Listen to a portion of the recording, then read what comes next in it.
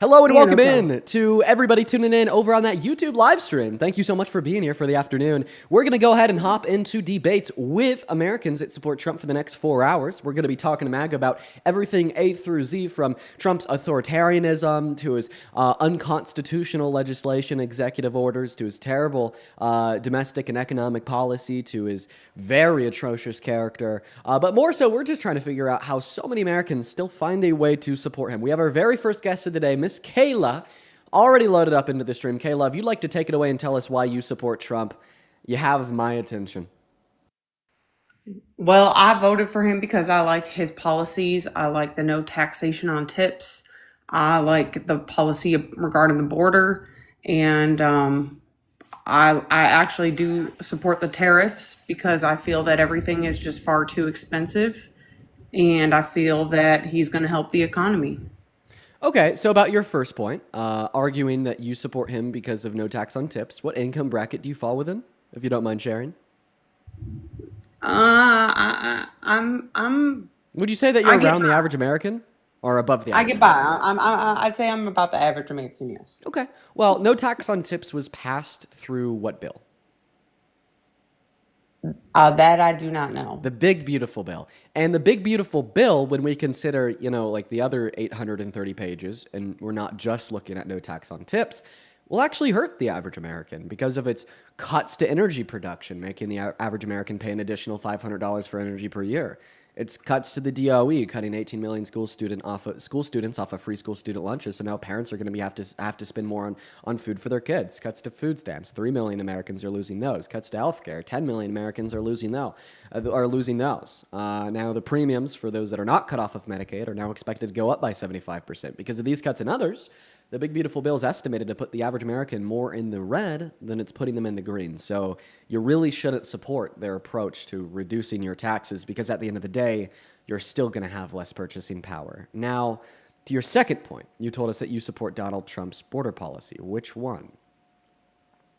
Well, I just believe that if you're coming into this country illegally, then there should be a process to get you, either back to the country that you came in from or to legally get you here.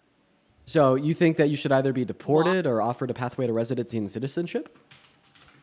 I do. I will say I don't necessarily agree with the way that people are being, handled and deported at this time, but I do believe that if you're coming in illegally into the country that you should have some type of system where you pass certain tests or you do what you got to do and then you get your citizenship. I don't think that just anybody should be allowed in.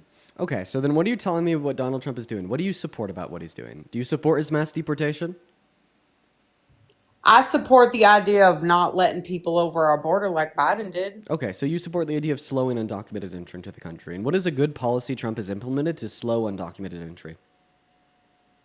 Well, I just know that he says that he is closing the borders. So you support him based upon something that he says. I want you to tell me something that you know he's doing, such as his policy, that makes you support him. Because as far as I'm concerned, I don't think it's been good policy that has slowed undocumented entry. I think it's been fascism. I mean, I know that my grocery bills at the store compared to when Biden was in office are better. I I know don't know that. why you're lying. I don't know why you're lying. You could go to bls.gov and look at inflation specifically for the price of grocery goods and other commodities, and you'll see that they've become more expensive in the last 200 days. Since January until now, the price of every single good in the grocery store has gone up outside of lemons and iceberg lettuce. So unless you're only buying lemons and iceberg lettuce to survive, you have been paying more for groceries. Well, I mean, I know what I spend at the grocery store, sir, and I don't believe that what I'm spending now is, worse off than how it was when Biden was in. Okay, so the country average is worse off. Now, if you're telling me that you're one of the outliers in the store that you specifically go to because of your local economy is more affordable for you, you definitely can't blame that on Trump. And if you can, well, then tell me why he's only made your groceries less expensive, but then he's made them more expensive for the average American. I mean, maybe they're all, I don't shop at Whole Foods or, you know, Neither does the average American. So I don't know why you're referencing Whole Foods. because I mean, if I'm shopping at Aldi, I'm shopping at Kroger, I'm shopping at, Yeah, I don't that's have where to the average go and get that's where the average organic. American shops, and that's where prices have gone up on average. So tell me, how has Donald Trump reduced the price of your groceries, but he hasn't reduced the price of the average American's groceries? Explain that to me. I'm just saying, I'm just going off of my personal life, and I know that my groceries and my overall life just feels So less expensive. you're just blaming things that are happening in your personal life but not happening to anybody else or the average American and saying that Donald Trump caused them. Like this is like if my girlfriend were to break up with me tomorrow, I could be like Trump caused that and my argument would be just as valid as your own. I just want to point that out. Drew, thank you for the motorcycle. I appreciate you for the love. Like, I feel like this is like just a sense of you projecting like your shit onto the president with no reason at all. Like, God, you know Well, what? There's a really good deal running on these Cheez-Its in my grocery store the other day. Trump must have caused it. Oh, I ran through the first Cheez-It box that I bought in literally 2 days. Trump caused that. You know, there's been less cars parked along my neighborhood in the last 200 years. It's been easier to get in and out of my house. Trump caused that. See, every single one of these positions is just as valid as your own. Why are you blaming random shit that's happening in your personal life on the president? That's insane. sir, you asked me to tell you why my life is better because of Trump. I'm telling you, my groceries are cheaper. My life is just better quality overall. I know that I'm safe. I know that, How has Donald drugs are Trump not made your coming. 1 second? How has Donald Trump made your groceries cheaper? I'm assuming the tariffs did their job because Tariffs make I groceries more expensive. You picked probably the worst industry of products to choose when referencing the implementation of tariffs. You understand that we would expect groceries to definitely be more expensive because of the tariffs, because there's a lot of groceries that we have to import since we can't even produce them here. Like coffee that you buy in the grocery store, more expensive. We can't even make coffee here. Mangoes in off season, more expensive. In off season, we can't even make mangoes here. Pineapples, same deal, right? Well, And we okay, could but just I'm not follow that down buying all the way. mangoes and pineapples. I live I buy bread and eggs and butter and those things. I'm telling you are less expensive Okay. than they were Yeah. when Biden was in Okay. Well, I have a office. question. What is a tariff? It's a bill. A bill? What do you mean by bill? It's a bill to make things less expensive when buying from overseas. So you think that tariffs make foreign goods less expensive? I mean, that's what he said he was going to do with them. So tariffs make goods produced in other countries more expensive, not less expensive. And they're supposed to make them more expensive. That's like how they protect American industries. Like the idea of a tariff is maybe like we can make bread in the US for $3, but you know, we can make bread in China for $1. So then China starts selling their bread for $1 in the American marketplace. And because it's more competitively priced than the bread made by American producers, because of maybe like a lower cost of the raw materials, access to more wheat, and like lower paid labor, et cetera, et cetera, et cetera, then they turn around and they sell it for $1 instead of $3, right? So then what the tariff will do is they'll just charge like either a flat fee or a percentage rate as a tax to the importer of that Chinese bread. And then the hope is that that importer will then pass that off to the consumer when they buy the Chinese bread. So then they're paying more for it. So instead of like paying $1 for the Chinese bread, all of a sudden they're paying $3.50, making the American made bread that still costs $3 the more attractive option, right? But either way you go, if you are still buying that Chinese bread, you're paying more. And if the increase in the price of the Chinese bread made you go and buy the American bread, you're paying more. There's no situation where a tariff will reduce the price of a good. And how do you prove this? I just gave you the proof. I explained to you how tariffs work, what they're supposed to do, their function in protecting American industries, etc. I just gave you the proof, right? How can Another way of proof is these tariffs are like 30%, right? I mean, yeah.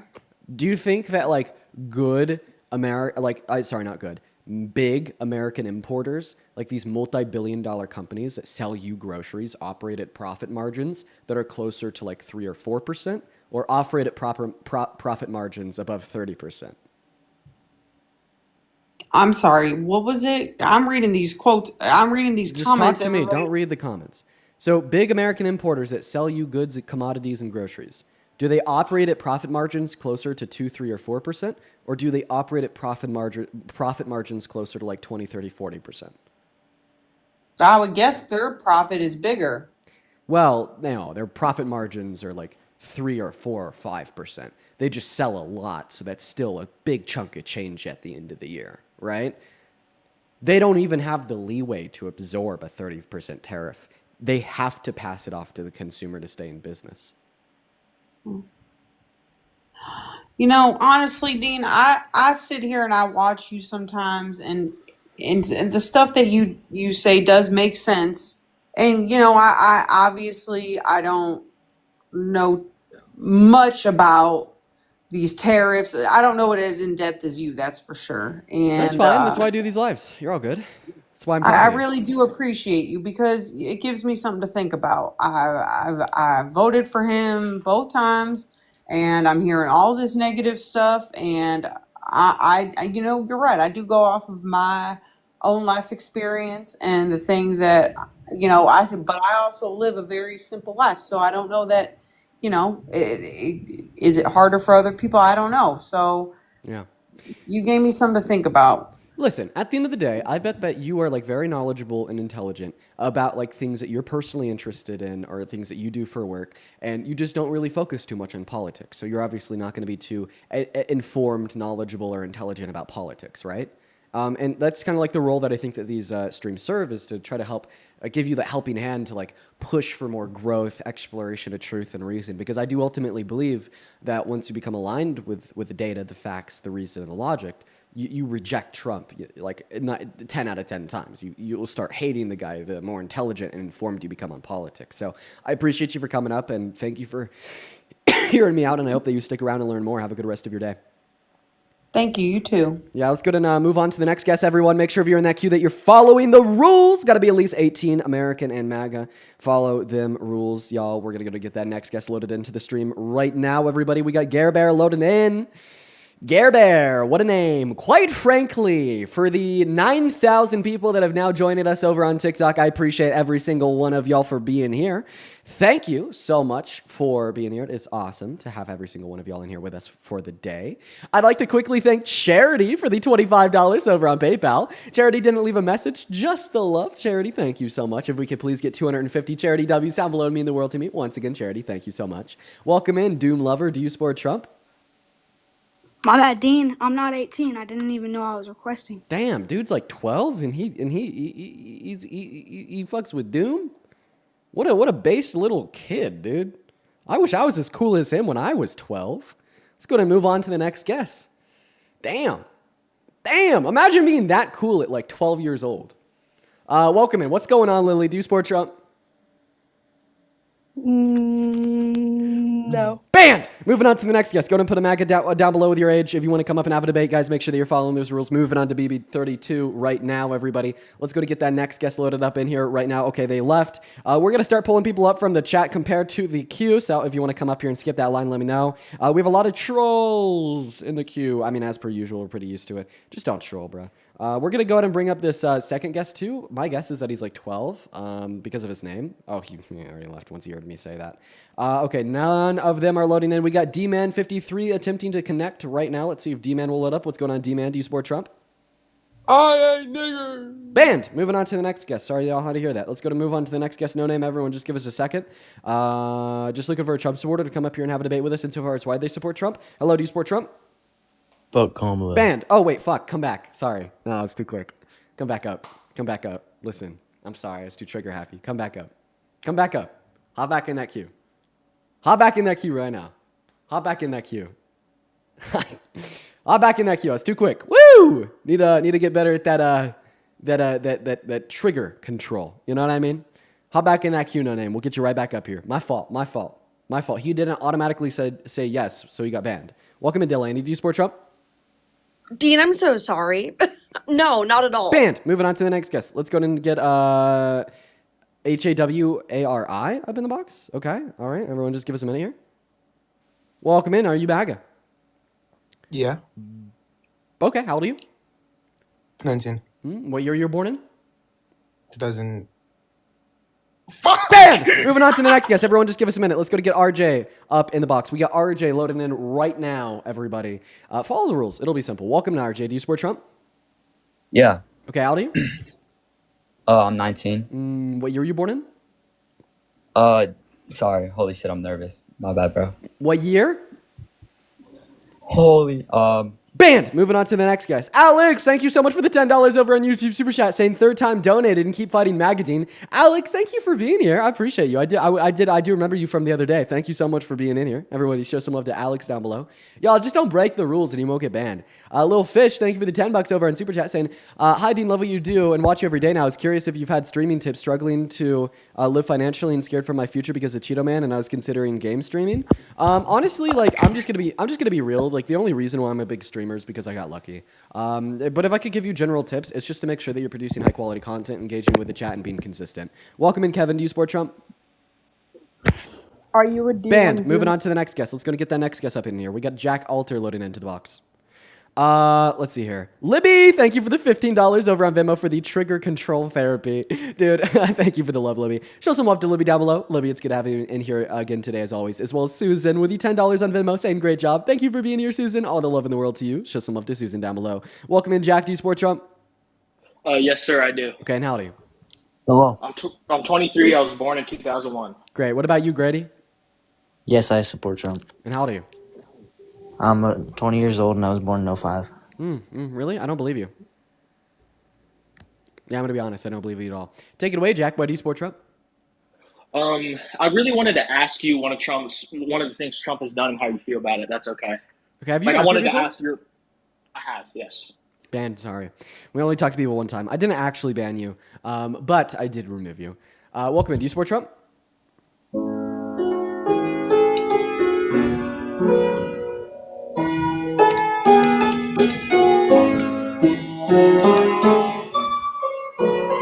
Dean, it's me, your favorite person to debate. I'm back. Let's go. And I just played a beautiful song. Is that La La Land?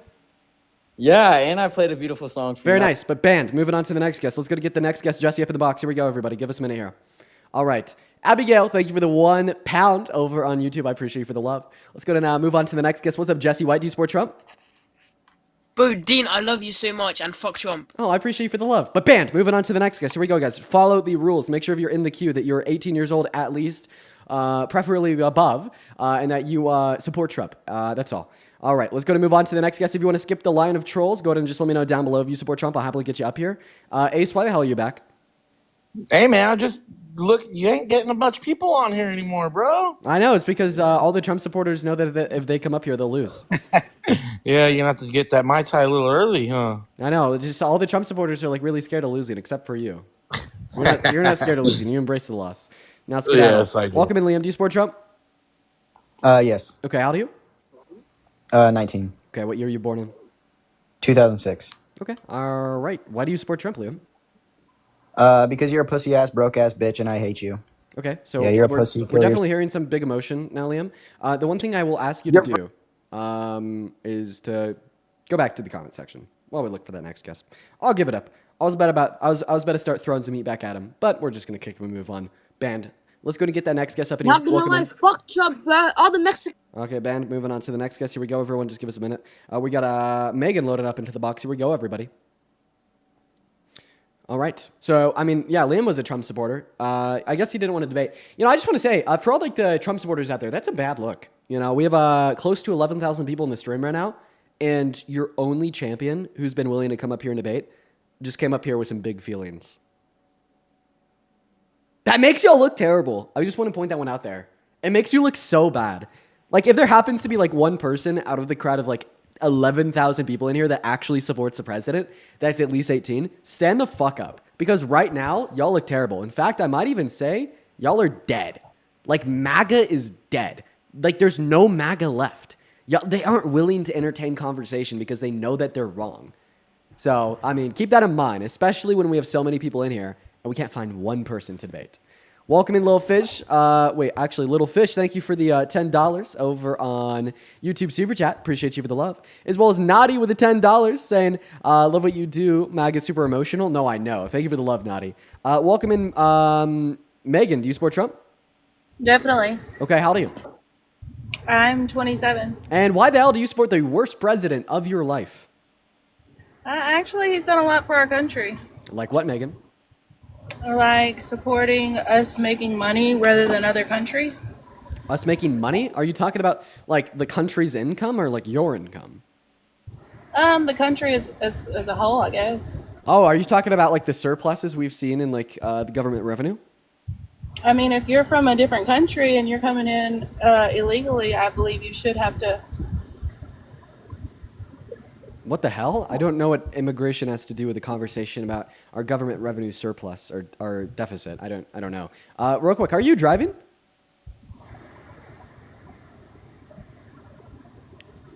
Megan, hello? Hello. Are you driving? I'm sitting in my car, yeah.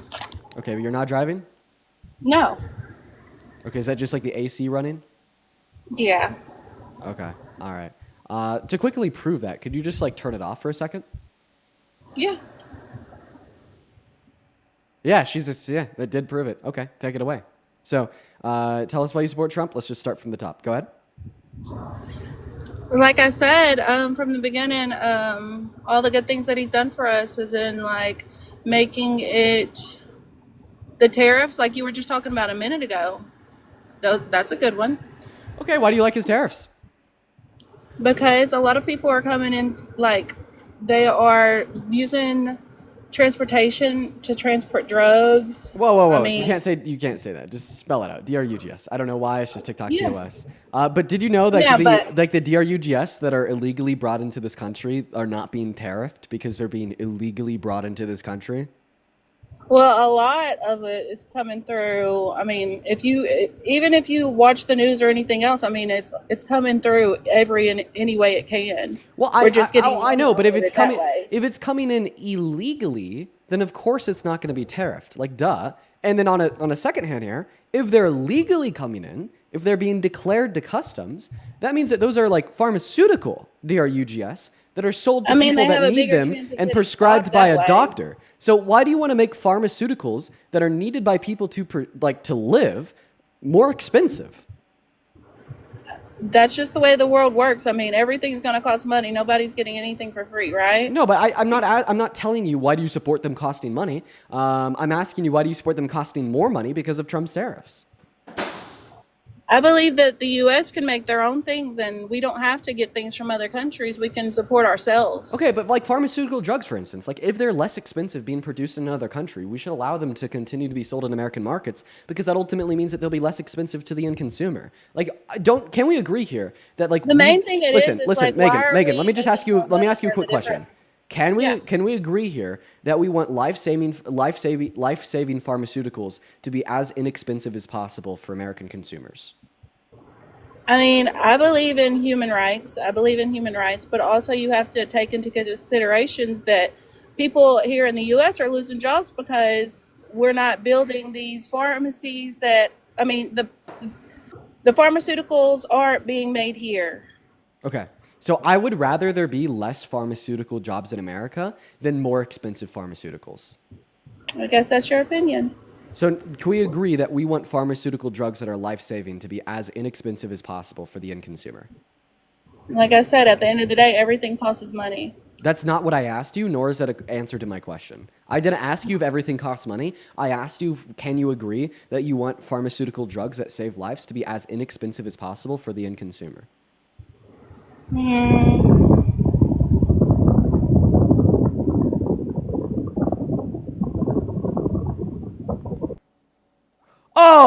Oh, that was too hard of a question. She just had to leave.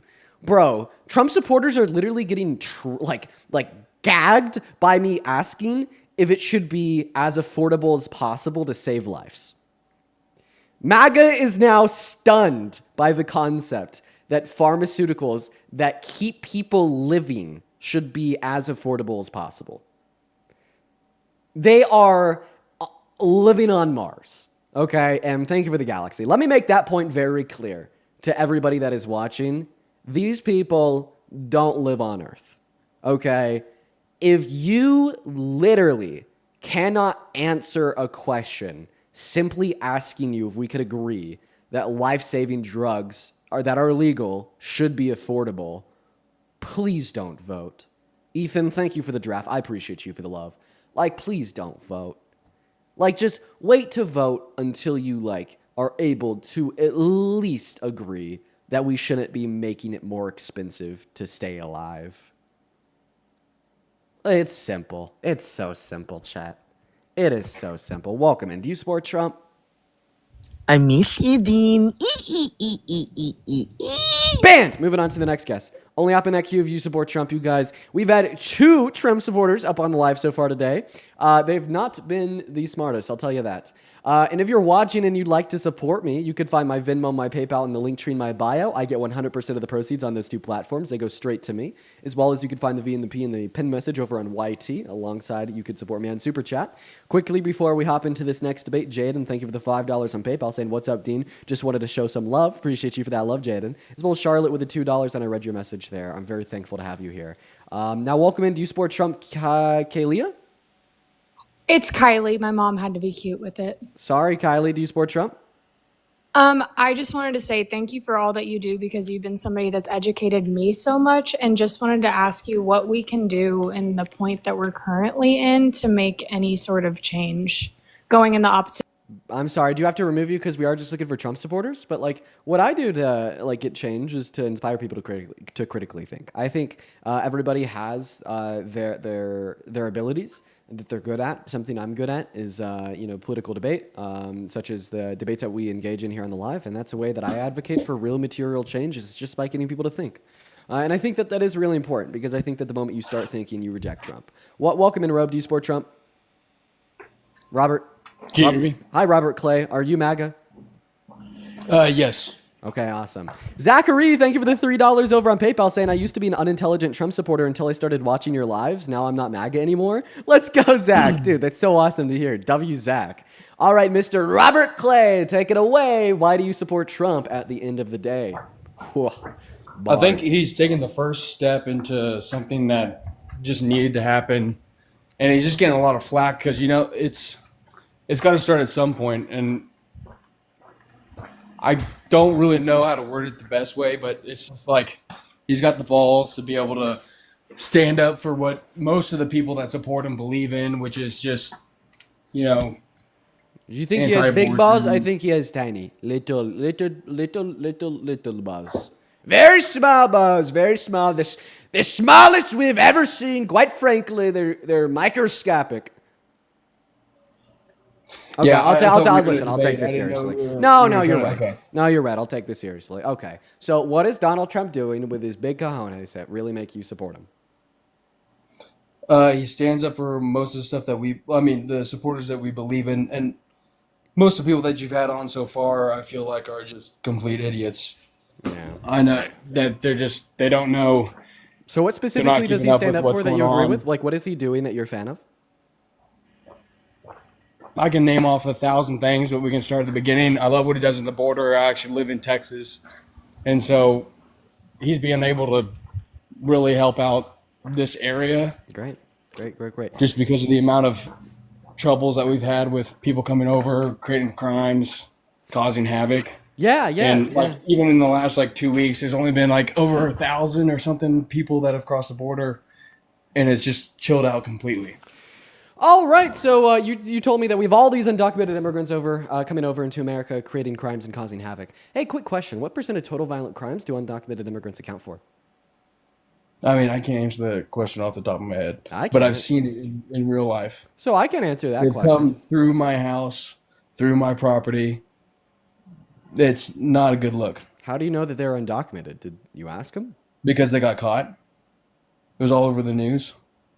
Like I didn't have like to you ask them. Police grabbed them because they were on my property. So. Oh, so like you had an undocumented immigrant on your property that was caught by the police? Yeah. Okay, if I have like a white man break into my house, is it okay for me to turn around and say, well, now like all white men are causing crime and creating havoc because one white man broke into my house?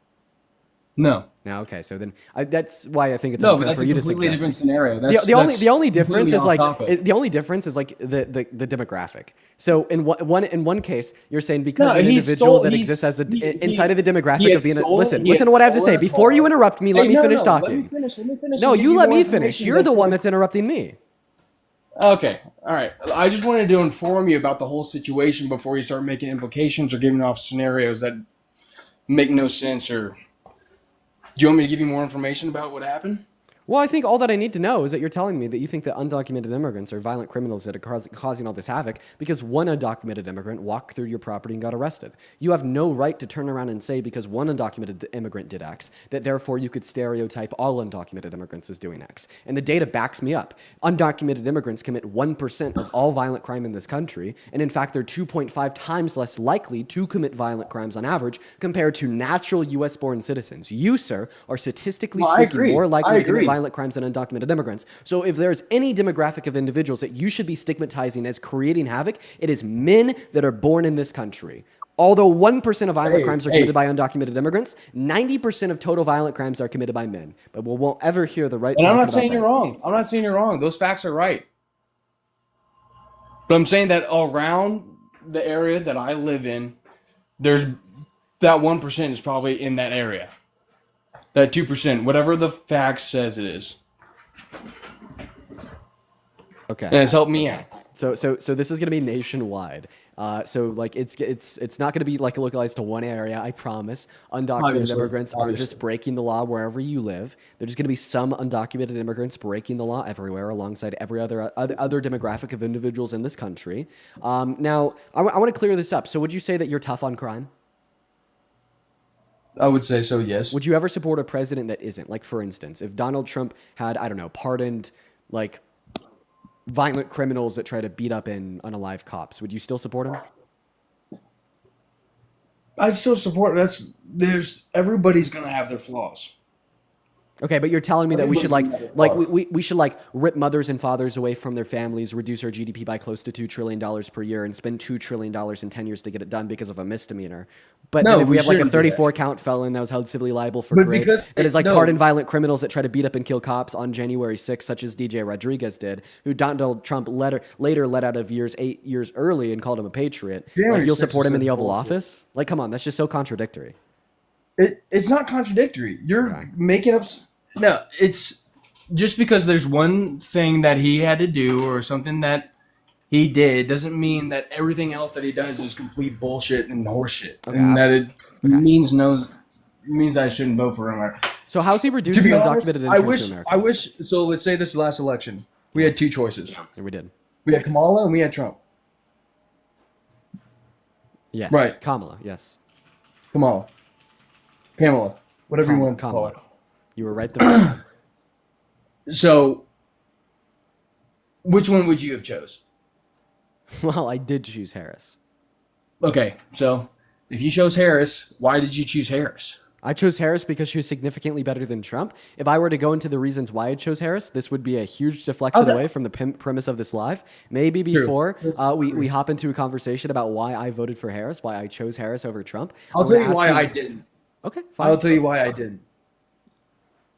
There is a big possibility that we'd be going into war no matter what. At some point in the near future, we already fired against Iran, correct? Yeah, Trump did that. So we're technically in World War III. It just hasn't been said. No, right? No, we're not technically in World War III because although there's a lot of global conflict, they're not connected. There's enough global conflict that if it were to be connected, would mean World War III. But they're just not connected. Correct. Right. It's borderline, not even close. One of those things. Okay. So now we're just getting like really far off the original premise. You told me that you voted for Trump. But I would rather have if we would be getting into war, I would rather have Trump as our leader than I would Kamala. Kamala's how you pronounce her name, and why is that? The very beginning, he has more balls. He's more I positive. do not Wait, trust are a you saying that woman he's a going man? through- You'd prefer a man Yeah. over a woman? Definitely, when it comes to making decisions in war, and there's no. Let me see. Let me see What studies skills? I have a question. What skills do you think are required in order to make intelligent decisions in wartime? People that have gone through those kind of I don't even know how you would say it, but like time and I don't know, like the amount of time you've done something. Okay, well, I mean, this is ruling Donald Trump Like- out from being a viable wartime president. He literally dodged the draft 5 times. So, like, once again, like, what skills are going to be required to be a viable wartime president? I think somebody that can make capable and strong decisions in an instance. Right, like Quick. rational decision making. I don't think Right, Kamala thinking more would make- logically. If, than if she, well, if one she second, would just go listen to on what I have a to say here. Listen to what I have to podcast say. and actually have a Please 3-hour just- conversation like Trump does, Bro, you're then I saying would believe wait. that You're saying that Kamala if could make a you're saying that quick the decision, standard. but all You're their saying stuffs are listen. just reading points Listen. on prompts. You're saying that the standard for determining who's going to be better during wartime is No, going on a don't- podcast. No, that is not it. I have saying a that question. Who's going to be he better can- for he can make who's up- going he to can be make up better? decisions- Who's going to be? He can make up oh my God. decisions by himself more than Kamala could. Kamala's once again how you pronounce her name. You I mispronounced would it for the last have time. a better I'm 4 idea seconds away from muting you. of- I want to be able to speak here. Okay, go. Once again, you told me that you think men are better at making decisions during wartime than women, okay? Right? And I'm trying to understand why you said that. Let's stay on that one specific topic without pivot nor deflection, okay? So I asked you what skills are required in order to make good decisions as a wartime president. Have you were been interrupting me. around? Have you been around a woman in her late? How old is Kamala? Kamala is how you pronounce it for the last Kamala. time. Okay, can I finish speaking? Kamala. I'm Texas. I've got an accent. All right. Just call her Miss Harris. Okay, can I Miss finish Harris. speaking without interruption this time? I was answering your question. No, you're not. You were asking me a question. You're asking me if I've Okay. been around older women. Like, dude, now I'm gonna go back to what I I was know. saying. I know. Okay. Dude, fuck. I'm gonna continue to speak now without you interrupting me. So Okay, I go. asked you why you think that men are going to be better at leading than women in like wartime, or just like what are the skills that are required to be a good president during wartime? And you talked about like decisive, rational decision making. So thinking more like logically and making decisions logically compared to emotionally. Do you think that women are more emotional than men, and that's why you think men would be better? Around her age, there's this thing called menstrual cycles, and if she is in one, that shit is crazy. Have you been around? No, around. That's where my Dude, question. dude, what the hell is going on? Could you just answer my question Their before we talk emotions about are menstrual insane. cycles? If you're in the middle of war and you need to make a split decision, you have some woman going through a menstrual cycle. How the fuck do you think she can make a split decision? She might, and it might be the worst decision of her life. Okay, so you're saying that women are more emotional in their menstrual cycles, really? I have a question. What hormone is higher inside of the body of a female on at the peak of their menstrual cycle? I don't know. You tell me. Testosterone. Exactly. Who has You more get too high- testosterone on average, men or women? Men. Oh. It doesn't answer the question. Oh, and then also about It's like- about like the hormonal cycles in stupidest general, way to- and then about hormonal cycles in general. Did you know that a man's hormonal cycle is 24 hours long? Oh, and then even just about the claim that women are more emotional than men. If women are more emotional than men, why are men so significantly more likely to engage in emotionally driven behaviors? Violent crime, men, 92%. Drunk driving, reckless driving, men. Self-unaliving, 72% men. Using hard D or UGS as a coping mechanism to deal with unprocessed emotion, 75% men. Whoa, what about things that are like less irrational and emotional and more logical and rational? Going to therapy to deal with your emotions, women. Scoring higher on EQ tests, which is just an academic way to understand how fit you are for dealing with your emotions. Women are higher on average. Oh, and like why? Why do we see that women are better at controlling their emotions on average than men? Because of evolution. What do I mean by this? Women give birth to children. And because of this, evolution gave them a a higher pain tolerance, and B, a higher stress tolerance to deal with childbirth.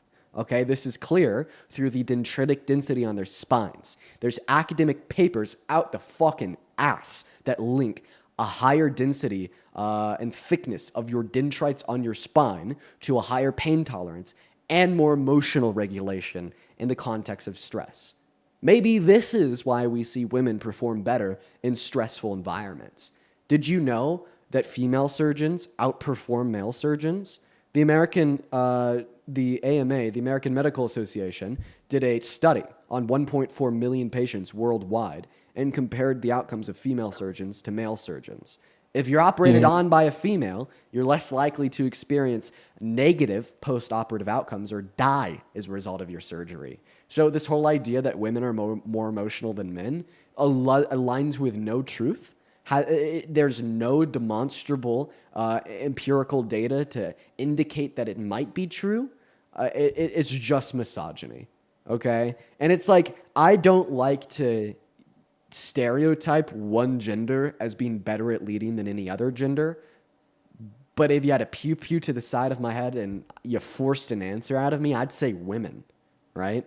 Because of all the reasons we just went over and more. Now, feel free to come back to the live. Can you hear me? Yeah. My phone's about to die. I wish I could stay on longer, literally at 2%. Then plug it in. But I appreciate what you've said. Why don't you just plug it in? What do you mean? I don't have a charger where I'm at right now. I'm at our winery. You're at a winery? Why are you like on your phone debating when you're at a winery? Because that's where I work. Well, you're obviously not working right now. I have to watch yeast build up.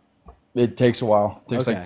Well, maybe, okay, you have 2% 45 left. minutes. You got to leave. One last question for you before you head out. If women are more emotional than men, then how come we see men being more emotional than women on average in every scope, sense of society, narrow and broad on the macro scale, countrywide, or individual on the micro scale, such as sending your fists through your computer screen when you lose a game of Fortnite, or burning your house down when your wife divorces you? And he's gone. And he's out of here. I guess his phone died, everybody.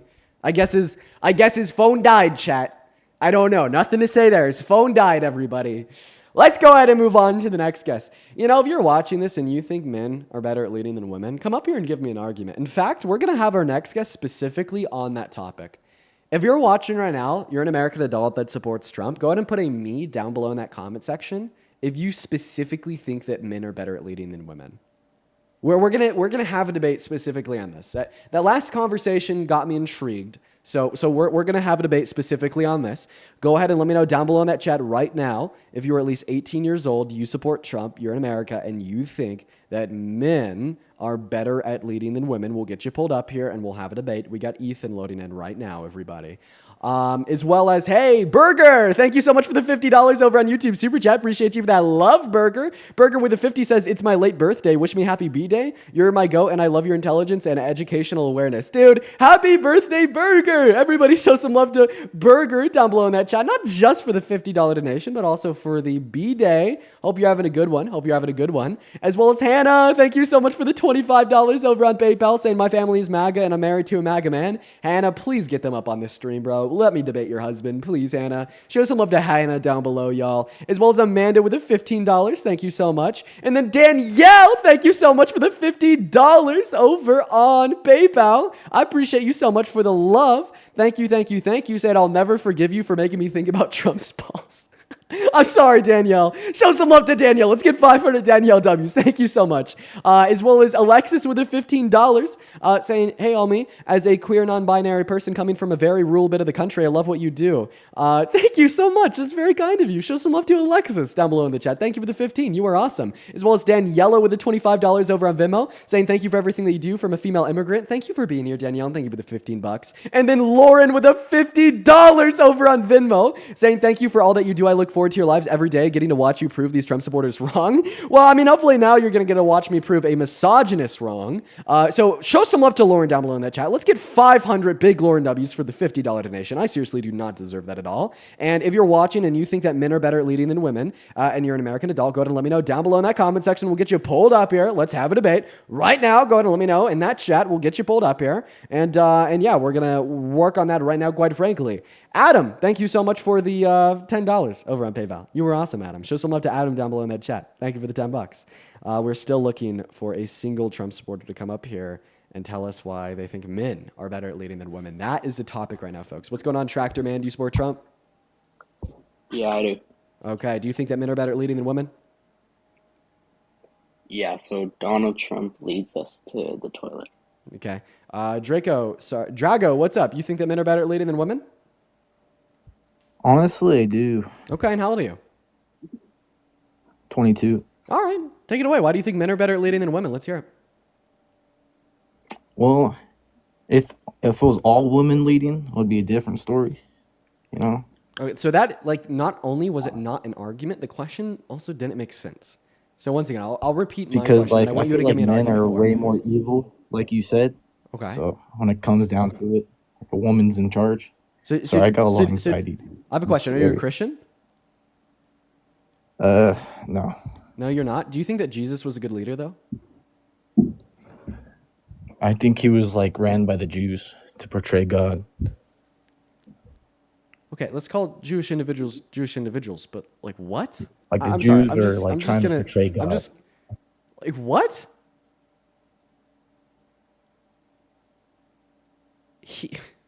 That is like saying that Jesus was ran by Jewish individuals is like so abundantly insane for about 1 billion reasons that are self-evident. In fact, Well, it's if you so look insane at that I'm like, just going to ignore it. Our parents. So why do you think that men are better at leading than women?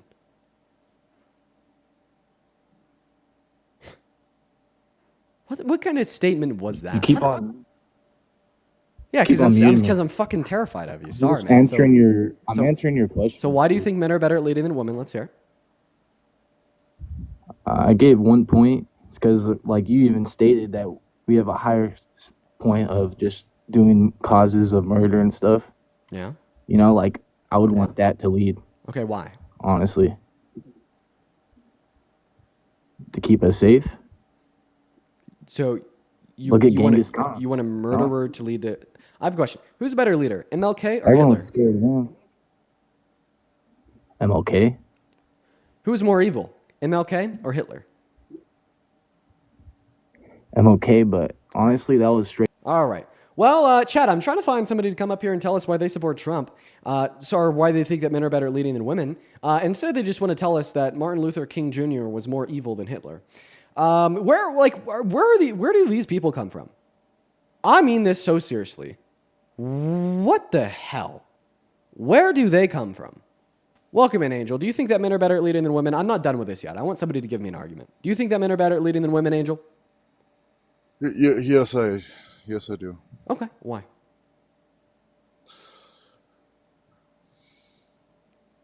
I feel that women hesitate when serious actions come to play. I feel that there's a moment of hesitation before action's taken. I feel that men just have a better reaction time when it comes to physical threats or I'm not going to go emotional because men are the emotional gender. But just purely on hesitation alone and just feelings towards physical threats is why I would say. Can you please give me an example of what you're talking about so I could better understand your point? Because even when you say that you think that men are better at leading than women because women are more likely to hesitate when faced with a physical threat, I'm not so sure that I understand what you're saying. So could you give me an example? So, okay. So let's say, let's just put this into paraphrase. Let's say Kamala Harris did win. Kamala. Sorry, I mess up her name all the time. But let's say Miss Harris did find out about the same thing in Iran that Trump did. What do you think that she would have done? I think that she would have stayed out of the conflict. You think she would have held up to the treaty that Obama had signed? No, because Donald Trump pulled us out of the treaty. Now, you're still not answering my question. Because remember, the question is, why do you think men are better at leading than women? And you said because women are more likely to hesitate when faced with physical confrontation or some shit. I'm asking you, like, just a thought experiment, an example to make that point clear so I could better understand what you mean. But, like, Just still, like, right now, confrontation. confrontation, you think that men are more confrontational than women? Yes, most definitely. Okay, most definitely. and by confrontation, what do you mean? Like they're more personal about it. The men take it to No, I'm a asking you, can you personal level. define confrontation? An aggressive action or Aggressive action. So you just think that men are more aggressive than women, and that's what makes them better at leading. I'd actually say that aggressiveness is probably a bad quality of leadership because you're replacing reason-based action with emotionally driven aggression, right? And I mean, who's going to be better at leading, regardless of what they're leading? Obviously, reason-based action is going to be preferable to emotionally driven aggression. And I can agree with that. Okay. I can agree on why you would see those values. Okay, so you and just agreed virtue. with that. So if you think that reason-based action is more preferable than emotionally driven aggression, and you think that men are more likely to engage in emotionally driven aggression than women, and women are less likely to, this just means on average that you actually think women are better at leading than men. Because you agreed qualities that are more true of women and less true of men would indicate one to be better at leadership. I think women seem to backtrack when confronted with confrontation. I think they back down. Now I think confrontation a lot. that now you're making an equivocation. When you say backtrack, okay, what do you mean? Because I just think that women are going to be less likely to engage in emotionally driven basis aggression, and this is probably rational to do. I would say it is rational to avoid needless aggression, right? To a point. I mean, if you rule with a firm hand, you more than likely are going to get results, right? Okay, but now I feel like we're talking about something else entirely. I don't think just because women are less likely to engage in emotionally driven aggression that they're less likely to quote unquote rule with a rationally firm hand.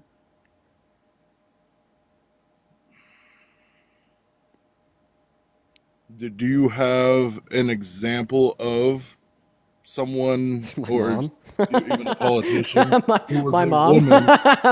my mom would who be an was a example. wo- There you go. Oh, okay.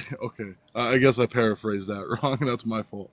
But can you give me an example of a woman politician who was confronted with a physical confrontation or verbal confrontation where she instead ruled with a firm hand instead of a soft I don't one? even know that the question, like, does anybody like truly understand the question he's asking?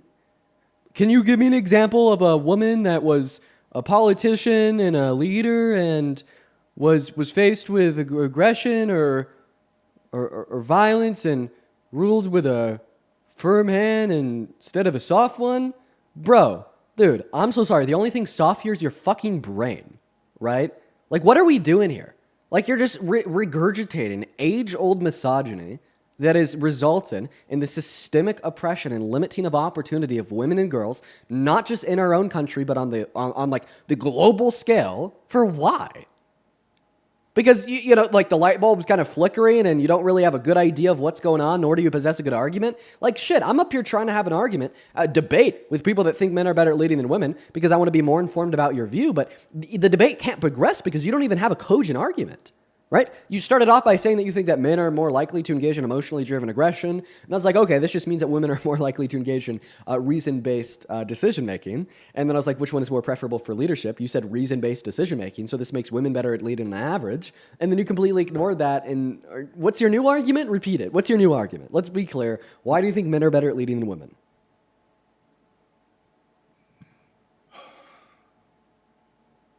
Can you tell me a time that Kamala Harris... Kamala is. How you pronounce her name? Miss Harris. Can you tell me a time during Miss Harris's vice presidency that she was confronted with conflict? I'm not going to answer your question. Why? Because it is the least relevant question you could possibly ask when I am asking you to give an argument that men are better at leading than women. And I'm getting to the point. Kamala Harris has nothing to do with the point. What the fuck does Kamala Harris have to do with the point? Because she was a woman. Oh, because she's a woman. Oh, because she's a woman. Yeah, I get it. Okay, so then I could say that men are more emotional than women because Donald Trump was more emotional than Kamala Harris. I could say that women are more intelligent than men because Kamala Harris was more intelligent than Trump. I could say that men are significantly more violent and morally grotesque than women because Donald Trump was an adjudicated rapist, she wasn't. I could say that women are better at policy making than men because Kamala Harris's policy was better than Trump's. Oh, okay, so see what we do when we isolate for one man and one woman? And then we use one man and one woman to speak for all men and all women? Okay, so like that's why I'm not going to answer your question, because it has nothing to do with an argument to indicate to us that men are better at leading than women. But there's no substantial evidence showing either or. Okay, so now you've just conceded the argument. Thank you so much. I asked you to come up because you support the idea that men are better at leading than women, and now you've told us that there's no substantial evidence to demonstrate that men are better at leading than women. So I have a question. Why do you believe in things without evidence? I think you misunderstood my statement. I said there's no leading evidence to prove that women were better leaders than men because there haven't been that many women leaders. I'm not arguing that women are better at leading than men. I'm arguing that we shouldn't be able to look at genders and stereotype them as a broad category for being better at leading than another gender. I think that your gender is just about as relevant to how good you are at being a leader as the color of your shirt or shoes. It's just says there's no inherent relation to your leadership abilities, right? So now you're just telling us that you don't think there's evidence to indicate that women are better at leading than men, nor do you think there's evidence to indicate that men are better at leading than women. You've now conceded the total point because when you came in here, you were attempting to argue that men were better at leading than women, and now you're telling us that there's no evidence for that, nor is there evidence for the opposite claim. So you've conceded. Thank you. Again, I'm still arguing fact over feeling here. Okay, no, you're not. If you were arguing fact over feeling, then you would acknowledge. If you were arguing fact over feeling, then you would acknowledge that you have no fact to demonstrate why men are better at leading than women per your own admission. Therefore, you wouldn't believe it. But that's not what you're doing. You're literally telling me that the facts demonstrate that there's no substantial evidence that yields the conclusion men are better at leading than women. Yet you still feel as if they are. You are not arguing fact over feeling. Okay, so let's argue the facts of men being better leaders. The fact that there's still a U.S. today and still running and operating, and solely based on the factor that we've only had male presidents and male leaders. Maybe not in the sense that you're going to interpret that statement. I'm saying as president themselves, there's only been male presidents. I'm not saying that there's never been a woman in power. That's not what I'm saying at all. But what I am saying that we've only had male leaders who were president within this country. We've finally yielded an argument because the U.S. has only had male presidents. Therefore, men are better at leading than women. Let me ask you a question. If we were to take a time machine back to 2007, would you say that white people are better at leading than black people because we've only ever had white presidents? No. Oh, okay. See how your logic fails? No, just because I'm not looking based on race. Oh, so you're saying that this can be true when applied to gender, but not true when as it could be applied to race. Why is that? Because race doesn't matter. Oh, okay. Race doesn't. So if race, I don't see. If race is irrelevant to leadership abilities, even though there's been more white leaders and black leaders, then how come gender is relevant to leadership abilities? Because there's been more male leaders than female leaders. And so when you speak of the black community, you also speak of your Rosa Parks, your Martin Luther Kings, who actually Rosa Parks is a woman. Who actually stood up.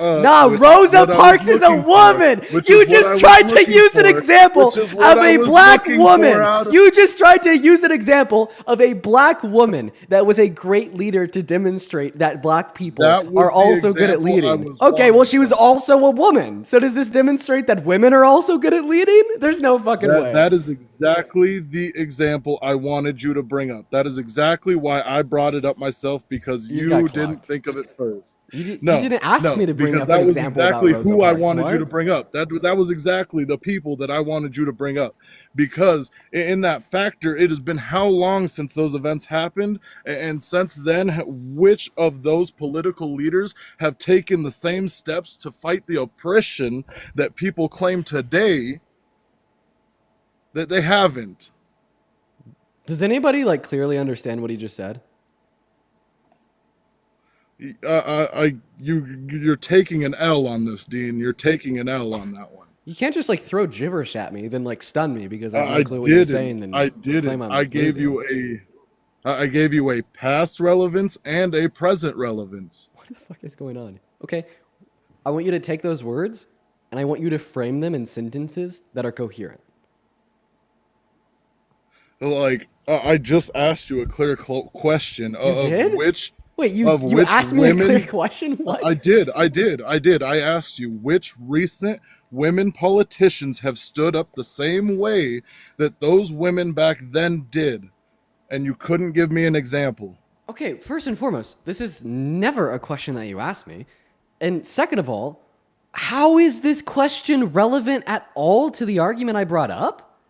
Like, I'm so sorry. You understand that the argument that I gave you in response to your claim that men are better at leading than women because every president we've had has been a man was if we were to hop in a time machine and go back to 2007, would you say that white people are better at leading than black people because every president that we've ever had is white? And you said no, meaning that you don't think it's true that just because every president we've ever had is X, rather that be a man or white, that therefore makes men or white people better at leading than non-men or non-white people. Right? And that was the argument that I gave you to coherently debunk your BS. And then you started spewing gibberish about Rosa Parks and women today compared to the 1960s. Like, okay, let's stay on track here. The point of my counter argument to you is just to demonstrate if a field is dominated by a specific demographic, doesn't mean that demographic is the best at performing in that field.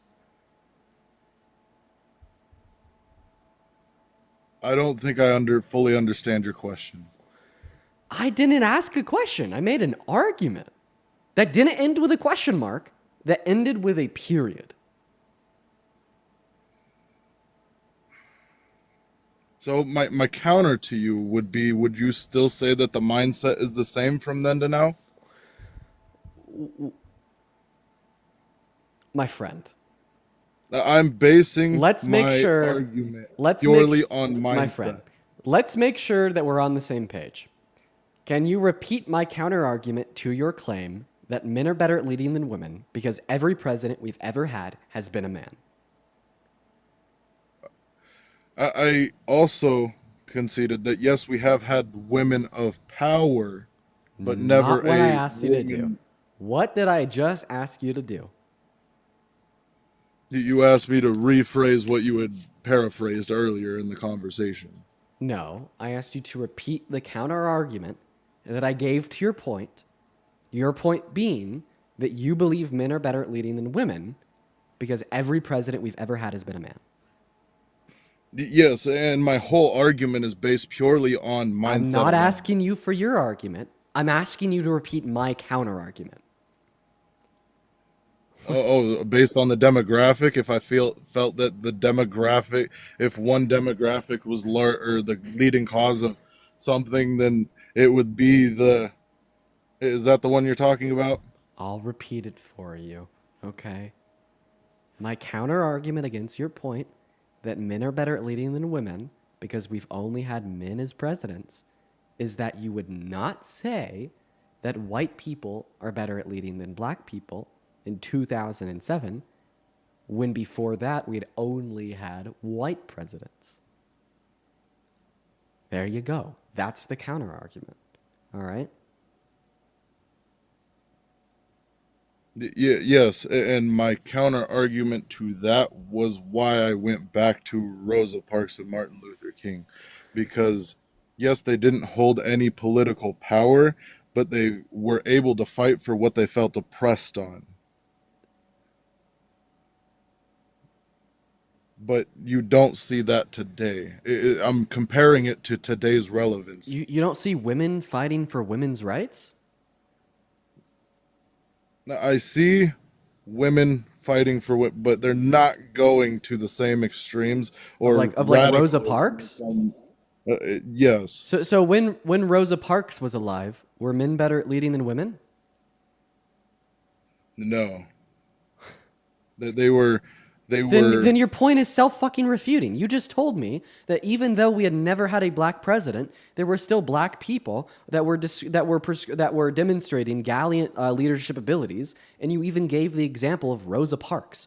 You literally used a black woman to argue your point to conclude that black people are just as good as leaders as white people. This right. would also therefore conclude that women are also just as good as leaders as men, because Rosa Parks was black, but she was also a woman. Look, I built you up to tear you down right now. I built you up to tear you down. Bam! I built it up to tear it down. It is a house of cards. I built it up to tear it down. Dude. And that is why I brought those examples to the table, because you didn't bring up those examples.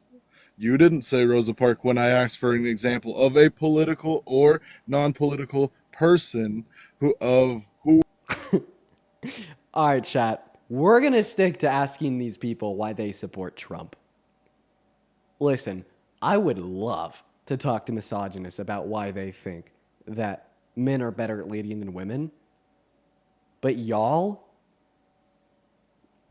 they're so DUMB, they can't even put it into words.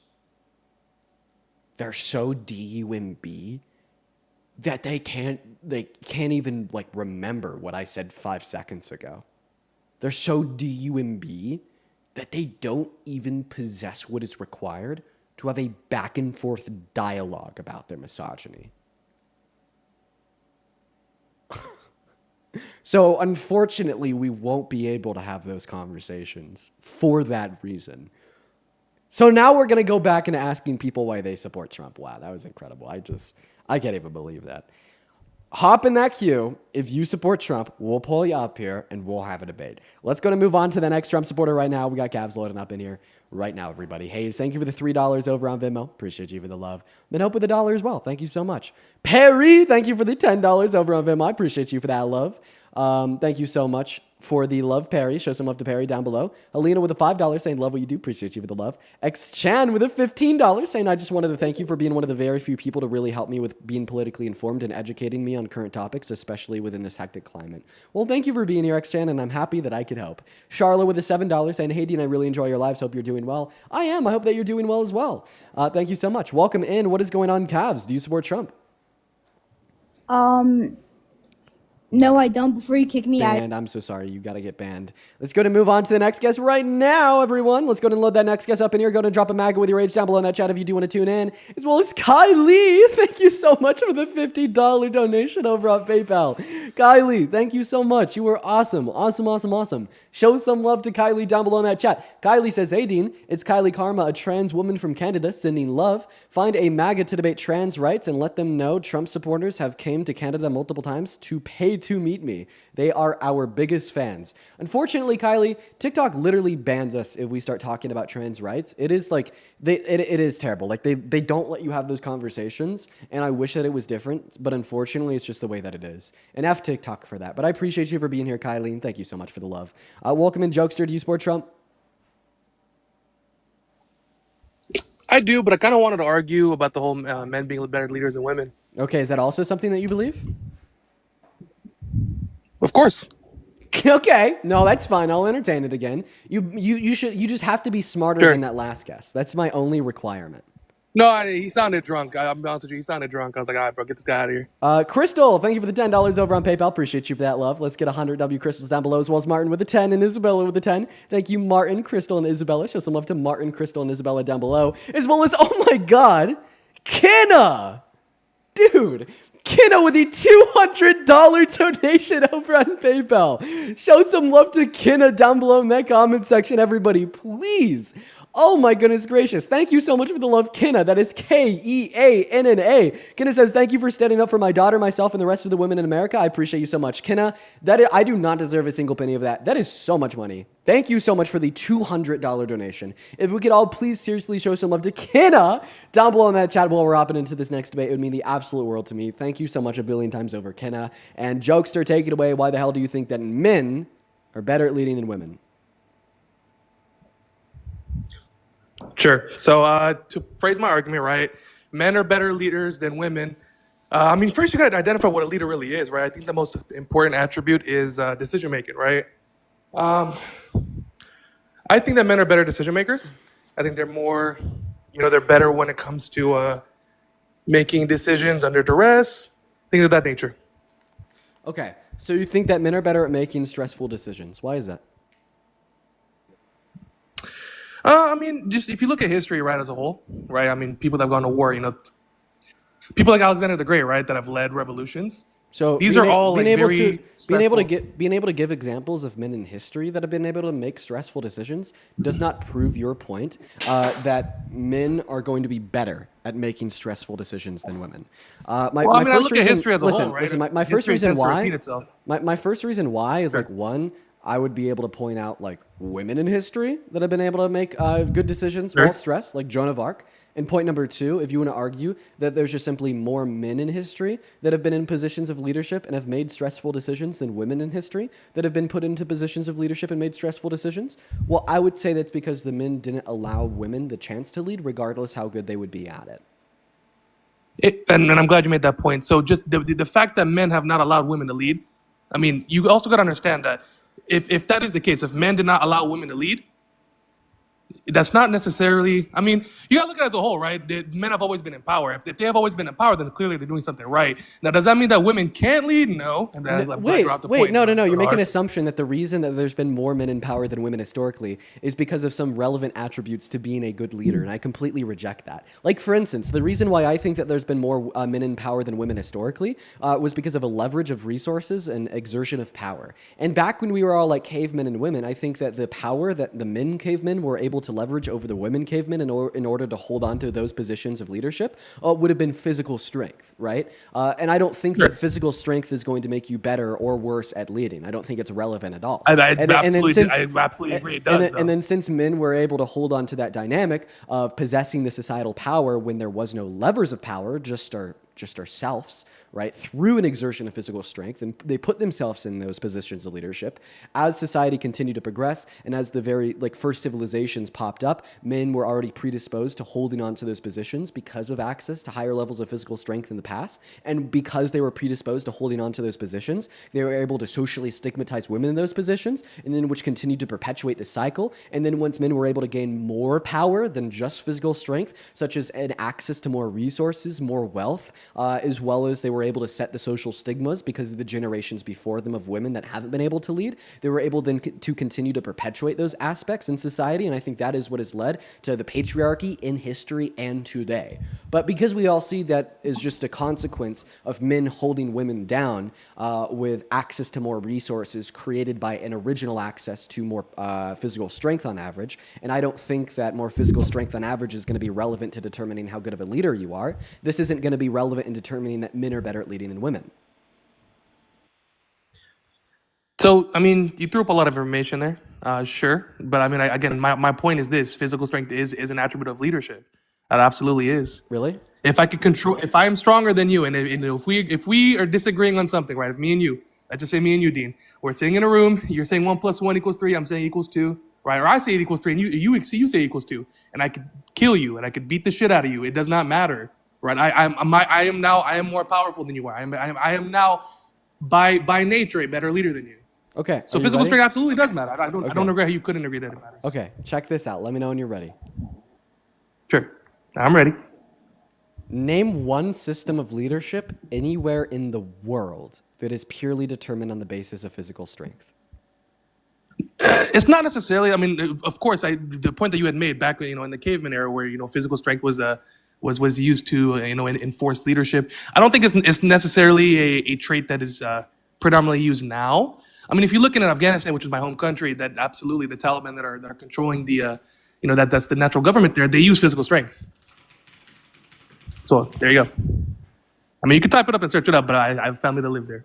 Okay. So the leader of the Taliban There's not now, a single leader, by the way. before he There's not a died, single leader. so he was the first leader of the Taliban from 1994 until his death in 2003. Keep in mind that There's been hundreds of others. Keep in mind that he was born in 1950. So that means upon his death in 2013, he was 63 years old. I'm sure that he had Taliban foot soldiers working under his leadership that were much younger than 63 years old and were probably closer to their prime of like 18, 20, 25, etc. Thereby, we can obviously assume that there's many foot soldiers working under him that were significantly physically stronger than he is. So even in you attempting to give me an example of a system of leadership that is determined on the basis of physical strength, you've just simply exposed another system of leadership that is not determined on the basis of physical strength get pushed. Not necessarily. No, I mean, no, that wasn't my argument. Wasn't that it was only it was only using physical strength. I was just bringing up a point that, like, yes, the Taliban is led by strength. Now, is it necessarily physical strength, like arm wrestling, like the physical structure strength? the No. structure of leadership inside of the Taliban is not determined by physical strength. I mean, And I asked you the question, can you name one structure of leadership anywhere in the world that is? How about this? Let me ask you a question. And I had told you, it's not necessarily. I mean, yes, we're not. Right, cavemen. who's better at leading? Who's better at leading? The football coach or the football players?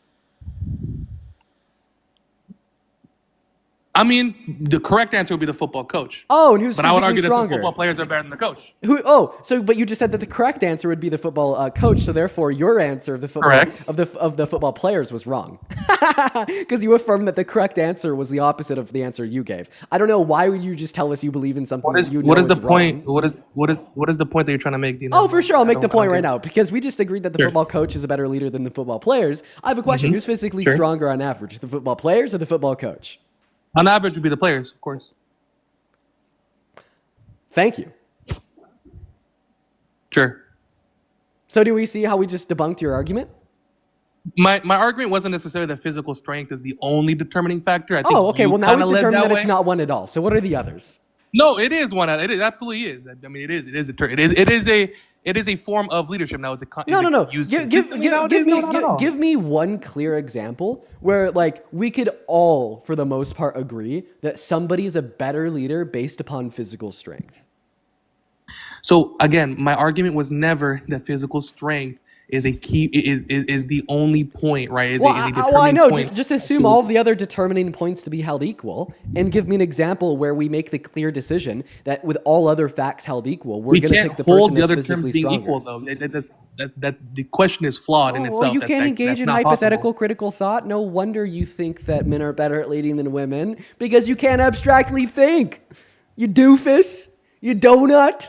Yeah. Okay, so what are the other relevant It doesn't make factors in sense. determining why I men mean, are better we at can leading name than call if women? you want. Let's hear it. We can name call back and forth all day long. It doesn't make sense. Hell yeah, But we anyway, will. what I was saying earlier is the ability to negotiate. The ability to make decisions under duress. So I mean, we've overall, already if went you through look- ability to make decisions under duress. You didn't Sure. have a sufficient argument in order to demonstrate that that's true. And once again, I'll just give you an argument from biology. Women literally deal with stress better than men. Did you know that? Yeah, evolution gave women that advantage because of childbirth, and we see this to be true in society all the time.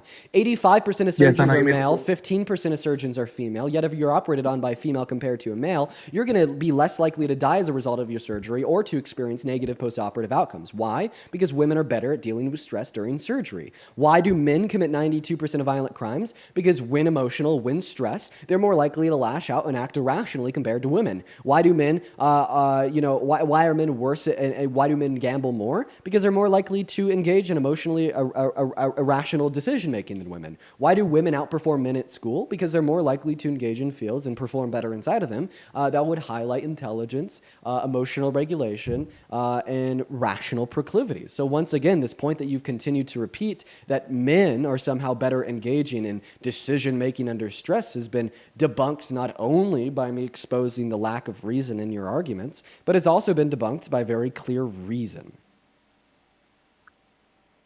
Sure. I mean, like, again, you threw up a bunch of information with no, clear point. What I was Yeah, trying to tell you was, the clear point is that you have no reason to believe that men are better at making decisions under stress than women, and if anything, we have more reason and evidence to believe that women are better I at look making at decisions history. under stress than History. men.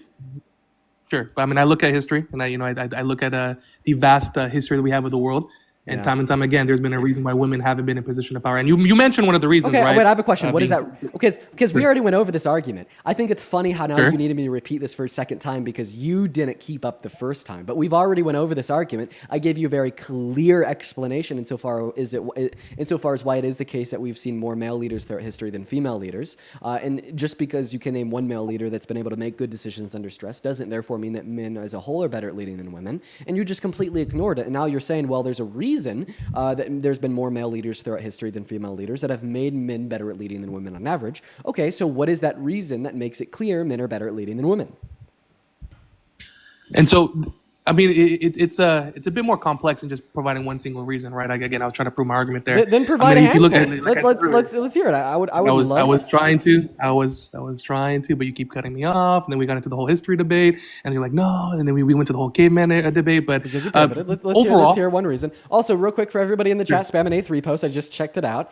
Yeah, totally expected from him. His 8-3 post reads, me when I haven't been able to manipulate, cheat, and lead multiple women on, then it's like a video of some dude crying. Obviously, he's a fucking gross misogynist. I don't know what to tell you guys. Like, this is No, the type of not at people that we're all, talking Dean. to. And I'm Not at actually happy all. that I have the opportunity to actually humble a little POS like this. That's why he's here, so he could be Why am I intellectually POS? humbled in front of like 15,000 people. why am I a POS? Oh, yeah, because if you existed as you are today, but you were born inside of the body Sure. of a woman, and you were systemically limited by men such as yourself telling you that you're worse at leading for no goddamn reason, meaning that you historically weren't able to open a bank account, own a business, own property, and until the 1920s when you Right. and your ancestors had to fight for the right to vote, you could even advocate for change inside of our society. When you couldn't report rape inside of marriage until the 1990s or get a credit card until the 1970s because of this baseless, misogynistic rhetoric We're going with off- no good reason to find it I to be never the said case women are- outside of men's own lack of an ability to recognize that they're not the most important people alive, rooted within a lack of self-respect, self-dignity, and perceived self-value. So instead of working on it in a mature, rational manner, you just project your own insecurities onto the women around you. And at the end of the day, you say, well, if I just gaslight myself into believing that they're less valuable than I am, at least I'll be more valuable, relatively speaking, at the end of the day. Like, I bet you could assume if you were born in the body of a woman, you definitely look at the men like you, like huge POSs, right? Sure. So, Good. Dean, I never said that women were necessarily bad leaders, though. Is what I was trying to say. I mean, you kind of inferred that, right? No, I mean, so it's that not necessarily the men women are better at leading than women. are better. Correct. I still. And agree. what are Men the better than reasons? women? And yes, and we had a big, a very big argument until you called me a POS. But I just wanted to make that very clear before we, dive in deeper. So what are the I don't reasons why necessarily men think- are better at leading than women? Sure, but you just kind of went on a whole tantrum. I kind of want to answer that. I want to rebuttal to that. Oh, I never necessarily I didn't made the go on a argument- tantrum. I gave you an explanation insofar as why you're a POS. No, I know you got on about women not being able to open bank accounts, own property, and then you just went on. You just kept going on, but and then you this is a common theme with you, right? This is your own live. Obviously, you're allowed to do whatever you want. If we were sitting face to face, the conversation would be much different. I'm just letting you know right now, it wouldn't be like this. But no, Yeah, absolutely. the conversation would be much different because I would absolutely intellectually whip your ass and then you try to flex your bicep on me, then get the cops called on you. The conversation probably would be much different. You don't have the brain power to sit down across the table with me and maintain a sense of maturity because you can't deal with the pressure. So then you try to get big and bad, and then guess what? You'd be pulled away in handcuffs. It'd be great. No, it'd be awesome. I'd get it on film. I'd post it on the TikTok. I'd say, look at this tough guy getting dragged away in handcuffs because he tried some shit, and I'd be laughing at you. You're right. The conversation would be much different. Now go ahead. Why are men better at leading than women? Another reason why is also you keep muting my mic, which I understand that that's what you do now. Now I realize why you're able to talk over people. You mute them and then you just talk over them. But going back to Oh, our look at the argument, big I'm strong gonna ignore man what you just whining said. like a baby. No, I'm just saying you mute mics and then you keep going on. But I'll let that slide. It's all good. It's all good, Dean. Another reason why men are better leading than women are is due to something that I think is very important in a leader, which is negotiation power. Such as Donald Trump. I don't even think Donald Trump is a great president. I just think he's better than Kamala Harris, right? But the art of negotiation. Okay, and why do you think that men are better at negotiating than women? I mean, if you look at, again, going back to history, right, time and time again, right, there's been several, and then I guess if you want to quote recent times, right? I think Trump. I don't think Trump is a good example. He is a good example, but not really, because he's done also a lot of bad negotiating. I don't believe in what the negotiations that have been done between Israel and Palestine. I don't think that Trump has done a very good job at all. But there's also other situations, right? So remember, I'm not asking financially. you about Trump. I'm asking you why you think men are better at negotiating than women. Well, I mean, there's several factors to that. So the reason why I believe men are better negotiating than women is also due to their ability to, work better under duress. And also, I mean, if you look again, my main point was history. My main point was history. Okay. So far, My main point was history. So far, you've told me that you think men are better at negotiating than women because they're better able. They're more better, quote unquote. They're better at working under duress. All right. I'm Correct. gonna need you to slow it down. I'm gonna need you to take a chill pill, and I'm gonna need you to listen to the words coming out of my mouth. Now, the reason why I'm saying this is because I've already explained to you how that's not true. Okay, and I'm gonna explain it to you one last time. Are you ready? Sure. We have no reason to believe that men are better at making rational decisions under stress compared to women. In fact, I would argue that we have a cornucopia of reason rooted within biological reality and societal empirical facts to believe the opposite. I'll start with the reasons rooted within biological reality that might demonstrate women are actually better at making decisions under stress than men. Women are literally biologically designed to deal with and handle stress better than men. Evolution has given this advantage because of childbirth. Okay, and where do we see this within the biological reality of the female anatomy? Thicker dendrites in the context of their spine. There's research papers dating back to the 70s to prove me right. So there's the reason rooted in biological reality to believe that men are not better at making decisions under stress. Now, what are some empirical facts to demonstrate that I'm right and you're wrong? Well, let's look at violent crime. Okay, 92% of violent criminals are men. Why is this relevant to my refutation of your point that men are better at making rational decisions when stressed and emotional? It's because violent crime is an irrational response to emotions, stress, desire, need, etc. There you go. All right. And we're going to keep it simple, and I'm going to leave it there. There's a fuck ton of other facts I could give you, but we're going to leave my refutation there. It's going to be simple. I gave you reason why you're wrong, rooted within biological reality, and I gave you reason why you're wrong, rooted within societal facts. Absolutely. Indeed, I'm glad you explained those terms very clearly. It makes a lot of sense. And so my argument to that would be, so because biologically, because women are designed to give birth, right? Biologically they're better at handling stress. You're pretty much quoting the fact that because they're able to give birth, right, that they're better at leaders. Is that your argument? No, the argument, or more so the fact that I reiterated to you, is because females give birth, not males. Females have an evolutionary advantage of possessing thicker dendrites on their spine, which neuroscientists, scientists, and academics have concluded with the use of the scientific method through peer-reviewed research, equip them to better deal with stress. Sure, stress when it correlates to childbirth, right? I don't understand why. There's different types of stress, right? There's emotional stress, physical stress. We could go down the rabbit hole if you'd like, but that's just one avenue of stress. Okay, so no, it's not just to better deal with stress during childbirth. That's not how the limitations of evolution and biology work. Like for instance, it's really advantageous for us to have like thick skin on the bottom of our feet because that's what we use to walk. But the moment we kick our feet up on the couch, that thick skin doesn't go away. We kind of have it with us all of the time. The same way, although the reason women are better equipped to deal with stress than men is because of childbirth, right? Their dendrites in their spine just don't shrink unless they're giving childbirth. They are always thicker on average, which means they're always better equipped to deal with stress on average than men, right? This evolutionary advantage doesn't just pop up when they're giving childbirth. then go away when they're not giving childbirth.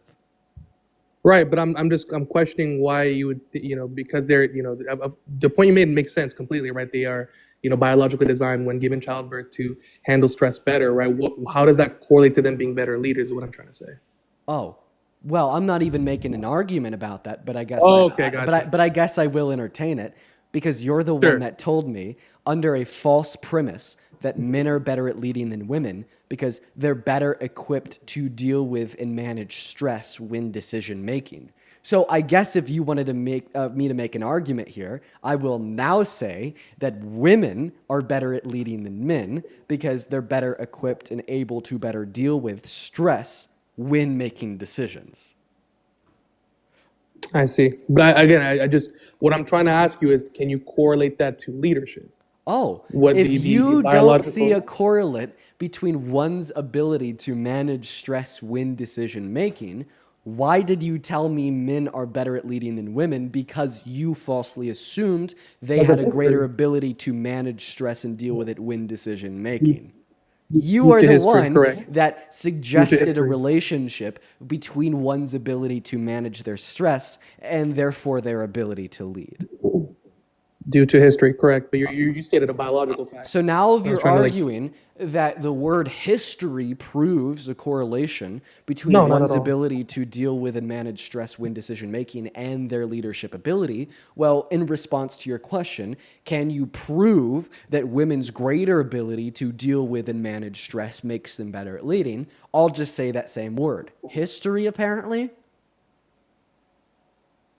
No, the point that I was trying to make, Dean, was that, I mean, time and time again, we've seen, right, the men were, we don't, there's a reason why, 90% of leaders that we talk about today are men, right? Because, and again, your argument was, well, back then it was physical strength. No, I think that there's, the world has been in an upwards trend. We've continuously grown through evolution, like you mentioned, right? We've continuously progressed in, as the world has, right? And it's been under male leadership.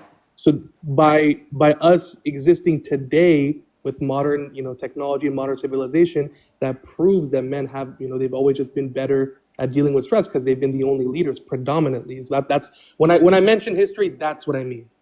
Okay. Not just the word history. So now you have what we like to call a circular argument. Are you ready for me to describe why your argument is circular? Absolutely, Dean. I'd love to hear it.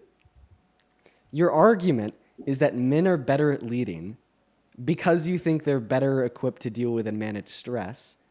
And then your argument that they're better equipped to deal with and manage stress is because you think they're better at leading. No. So I'd mentioned history, right? I was just mentioning history. That's not at all true. So okay, I misunderstood your argument. Your argument is that men are better at leading than women because you think men are better at dealing with stress. And then your argument that men are better at dealing with stress is that there's been more leaders that are men throughout history than those that are women? No, not necessarily that either. No, not necessarily that either. So what is it? In a No, sentence I or mean, less, no, what is 'cause your we- argument? Reduce it 'cause- down. okay. Reduce it down for All me. right. See, here's All my right, thing. dude, I will. Here's my I thing. will, dude, I will. Here's my thing. Y'all hate it when you have to clearly suggest a reduction of your position.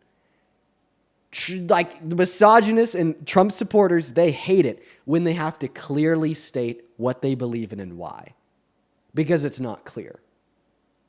It's maybe a little bit of this, and a little bit of that, and a little bit of this, but not that. And if you try to give me pushback on anything that I've said so far, it's not really that either. Just a little bit of this, and a little bit of that, and no, none of this, maybe a little bit of that, but none of that if you decide to give me pushback on it. See, it's very unclear. So make it clear. Give us a sentence or two reduction of your position without talking in circles why men are better at leading than women. I don't think you'll be able to do it. Prove me wrong. I got you. I got to prove you wrong right now, Dean. Okay. Men are better than women at leadership due to 5 different reasons. One of them that we've pretty much gone over a lot throughout this entire conversation is due to historical dominance in leadership, biological and physical traits, crisis leadership, performance outcomes, and anticipating your counters, which I will be doing so right now. But crisis leadership is one of them. That's kind of what Anticipating your counters? You just accidentally read off the last line on ChatGPT, you donut. You weren't supposed to read off that line. You weren't supposed to read off that line, my friend. No. You were Yes, I only was, supposed dude. to. You were only supposed to read off the lines of the reasons why. You weren't supposed to read off the second section that said anticipating your counters. Here's calling objections. No.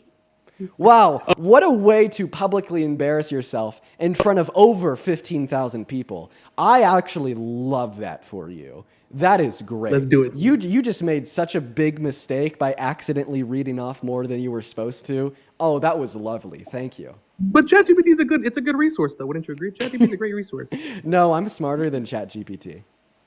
No, come on, dude. Come on.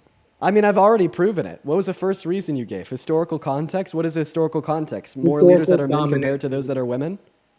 Correct. Okay, Yes. so if you think members from demographic 1 dominate members from demographic 2 within any specific field, that therefore members from demographic 1 are better at performing in that specific field than members of demographic 2, right? Correct. Okay. I could give you really good reason to believe that this is bad logic. Members of demographic 1 men dominate members of demographic 2 women in the field of surgery. 85% of surgeons are men, 15% of surgeons are women. Would you agree that if your logic were to be true, then we would expect men surgeons to outperform women surgeons? Sure. Okay. Sure. Yeah. And if women surgeons outperform men surgeons, then your reasoning is fallacious, right? I think that's an exception. An exception doesn't disprove a rule, in my opinion. I mean, Well, if there's- you make there's a- every single data point that refutes your logic an exception and you ignore it, then you are being willfully ignorant and very obtuse. Like, for instance, I'll give you an example. I think women are better at leading than men because of an historical domination of women in leadership. And if you were to bring up any leader ever that has been a man, I will call them an exception and I will ignore them. And by the way, the suggestions that an exception doesn't make the rule is false. Exceptions do make the rule. Principles are all-encompassing in all applicable contexts. If there is an applicable context of your logical principle where your logical principle is wrong or not the case, then the principle as a whole is wrong. I mean, not necessarily. Yes. I mean, I'd probably take No, time to think no, of one, but I would necessarily. I could definitely. Necessarily. What do you mean?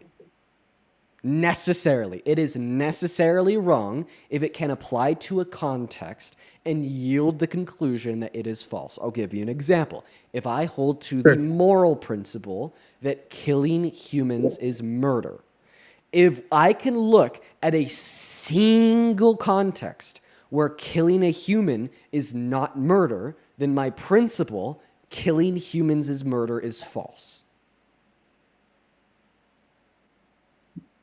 Sure, but I mean. So do we see there how exceptions actually do make the rule? Argument. Sure, but a better argument would be: is murder wrong? You know, murder. I guess it would be murder is wrong. No, the morality of murder has nothing to do with the description Absolutely that I does. just gave you. No, it doesn't, you idiot. Murder is wrong, but well, you know, let's say That bears no. In the context of our conversation, me just giving you an example about how like principles and moral rules are all encompassing is not relevant at all. What? No. I mean, you had said an exception doesn't. You're disprove so a rule, and I lost, told you kid. that. You're absolutely so lost. Even like with the moral principle that murder is wrong. If we could find a single context of murder that's not wrong, then you do not. But hold murder to the, is wrong. Well, but murder intrinsically is wrong. Right. So murder is wrong. Right. So if but your there principle, are instances. There are instances where murder is morally not wrong. Okay. So but then, you so know, then you again, don't hold to the moral principle that murder is intrinsically wrong. No, because I do hold to that principle. Murder What do you is think intrinsically wrong. the word intrinsic means? Do you want me to like Google the exact word? Like, what does intrinsic mean? Actually, I don't get it. I do. Okay, intrinsic definition: belonging, naturally, essential, access to the heart. Okay, so Essential. Yes. Do you know what the essential. word There you go. essential means? Yeah, do you want me to Google that too, or I mean, I'll just tell you. It means necessarily true or always the case.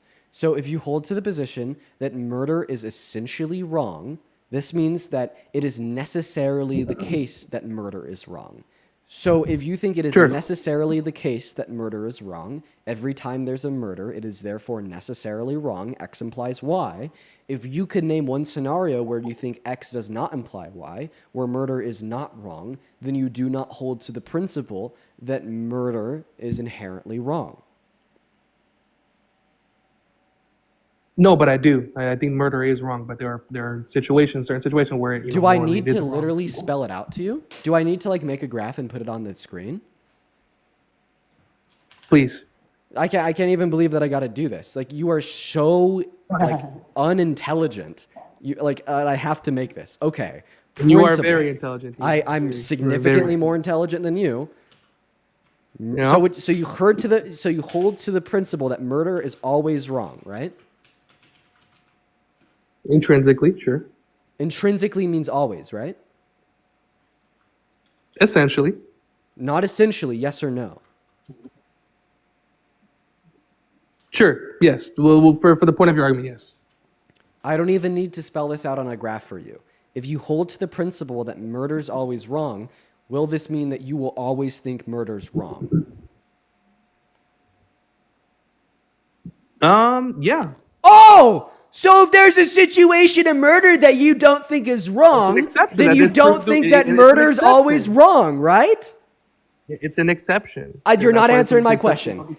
If you can name one scenario where you don't think murder is wrong, then is it even possible for you to believe that murder's always wrong? Say that again, sorry. I blanked out. What'd you say? If you believe that there is a scenario where murder is not wrong, is it possible for you to also think that murder is always wrong? Yes. What do you mean by always, if not all-encompassing? There's an exception. You're not telling me what you mean by always, then. Yes, I think that murder is always wrong. Okay, what do you mean by what do you mean by what do you mean by the word always? Always. What does always mean? Meaning forever. Meaning forever. In all circumstances, continuously. right? Continuously, forever, in all circumstances, always. Okay. So you just agreed in all circumstances. Well, if there's an except or a circumstance where you don't think this, then it's not truly in all circumstances. Sure. Okay, so you just affirm that means that you don't think murder is always wrong, so you don't hold to the moral principles. Why am I explaining principles to a 32-year-old man like a goddamn fourth grader? Do y'all see the shit I deal with on a day-by-day basis? You are literally seeing me explain and define the word always to somebody twice my age. Okay? You know, I don't take myself to be good at this, right? The idea of being able to talk to toddlers and teach them. Growing up, I never wanted to be a kindergarten teacher. I just didn't think I could do it. All right? But you've proven I can. You have. You have proven I can. I'm glad. So do you see now how you can't think that murder is always wrong if you don't actually think that murder is wrong in all circumstances? I mean, no, look, Dean, I was just trying to prove that there's always the No, you defined all circumstances as the definition of always. So I just literally repeated the sentence. When I just said you can't think murder's always wrong if you don't think murder's wrong in all circumstances, and you said no, I essentially said you can't think murder's always wrong unless you think murder's always wrong, and you said no. Right? Like, this is like me saying, Jokester, you can't be wearing blue shoes unless you're wearing blue shoes. And you just said, no, Dean, I can wear blue shoes without wearing blue shoes. You said, no, Dean, I can think murder's always wrong without thinking murder's always wrong. I'm not going to take it any further than this. You're going to sit here and you're going to say, I'm sorry for wasting your time, Dean. You are right and I'm wrong, or I'm going to kick you. All right, Daddy Dean, you were right. Dude, moving on. What the fuck, man? Go ahead and hop in that queue if you think that Trump is a good president. What is going on today? I'm cortisol maxing today, chat. Emily, thank you so much for the $10 over on YouTube Super Chat saying literally explaining sets/subsets is basic logic. Yeah, no, Trump supporters literally don't even understand basic logic. Thank you for the love, Emily. I really appreciate you so much. Everybody, please show some love to Emily down below in that chat for the $10. Hi, I'm not a Trump supporter. Sorry. No worries, Erica. Banned. Moving on to the next guest. If you're on that queue, make sure that means that you're at least 18 years old and that you support Donald J. Trump. As well as super duper quickly, Alexandria. Thank you so much for the $20 over on PayPal. Thank you, Alexandria. As well as Stephanie with a 5, Maria with a 3, and then Danielle. Thank you so much for the $25 over on PayPal. Saying that was incredible. Just incredible. Thank you for arguing against misogynist POS guests. And please keep cooking Jokester 2 cylinders. My guy is a pillar of ash. Love ya. Thank you for the love, Danielle. I appreciate you. Show some love to Danielle down below in that chat while we're looking for that next Trump supporter. Let's go ahead and move on to the next guest right now, everybody. Do just kind of take a minute here. As well as you let me. Amber, thank you so much for the $40 over on PayPal. Appreciate you for that love, Amber. Let's get 400 Amber W's down below in that chat right now. Amber says, not me listening to another man saying women can't lead while working at my job as a woman leader in a male-dominated field. Thank you for the support, Dean. Amber, bro, it is fucking like just common sense and human decency. Amber, I really appreciate you for the $40 donation. You were absolutely awesome. As well as Emma, thank you for the $20 over on PayPal. Appreciate you for that love, Emma. Laura, oh my goodness, Laura, thank you for the $100 over on PayPal. Laura, dude, I want to get 1,000 Laura W's down below for the $100. Laura says, please keep debating misogynists. I know you're sick of this. I know you're sick. Be quiet. Women need you. They literally can't hear us when we speak. Pipe down. Dude, it is so sad that a man has to say basic fucking common sense in order for other men to understand. And I love debating misogynists. It is so satisfying to watch them Just don't crumble. shut up. That's your problem. You don't shut up. I'm thanking donors. Pipe down, pal. As well as Adam with the $10. Thank you so much for the love. As well as now, we got all the donors over on Venmo. John, thank you for the $25 donation over on Venmo. Saying, my goodness, how do you deal with this shit? How do you deal with this shit? Oh, John, it's taken a long time to figure out. Thank you for the $25, John. Then Guari with the $5. Thank you so much. And then Jacob with the $34 and Shirley with the 20. Thank you, Jacob and Shirley. You guys are absolutely awesome. And then Romy with a $20 saying, misogynistic POS. I'm a business owner and successfully manage 2 businesses. Shut your pie hole. How are you better than me for being a man? Let's go, Romy. As well as Rita with the $30. Be quiet. Quite frankly, Rita says, thank you for all that you do, Dean. As a single mom, I definitely feel like a leader, a very good leader as well. I bet you are. Thank you for the love, Rita. And then Taylor with the 5, Joy with the 20, and Jonesy with a 5. Show some big love to all of our donors down below in that chat, everybody. Show some big love to all of our donors down below in that chat, as well as Art with the $10. Thank you so much for the love, Art. Happy you're having a good time hanging out with us. All right, Mr. Platform, go ahead and unmute. Yeah, you got wrecked on Steiny's podcast, by the way. There was no points that were made that were good when you were on Steiny's podcast, and the people you were debating were pathetic. And that's how I know that you only debate low-level IQ people, because you won't bring up me or people like my brother who actually understand the topic of abortion and things like that. You just want to debate low-level IQ people, and that girl smoked you. And she embarrassed you in front of the whole world, and that's why you fell off since, right, Dean? Fell off since, he says, in front of 15,000 people. How many of those 15,000 did you promote your page? What do you mean by promote? How much do you pay out of the people that pay you a day to promote your page, your live, for 15,000 people to be in here? It's fake. No, it's fake views, and you're a fake. You and Parker are both. It's hilarious to me. You guys make this little bit of money and then go spend it to promote your views. But we can get to the topic at hand. Are you driving? No, I'm not. I'm in the passenger seat. Have your driver say hi. Right there. Oh, Lion Platform back at it again? No, I told you I'm not driving. You don't want to debate me. You're going to drop me because you think I'm driving. Have your driver say hi. That's all I need to tell you for TikTok algorithm. I'm not driving. Just have your driver say hi real quick. I'm not driving, Dean. Well, then why can't your driver say hi? Because my driver does not want to be in the video or voice in the video. Hey, Platform, what do you do to a soccer ball? Hey, Dean, you sound...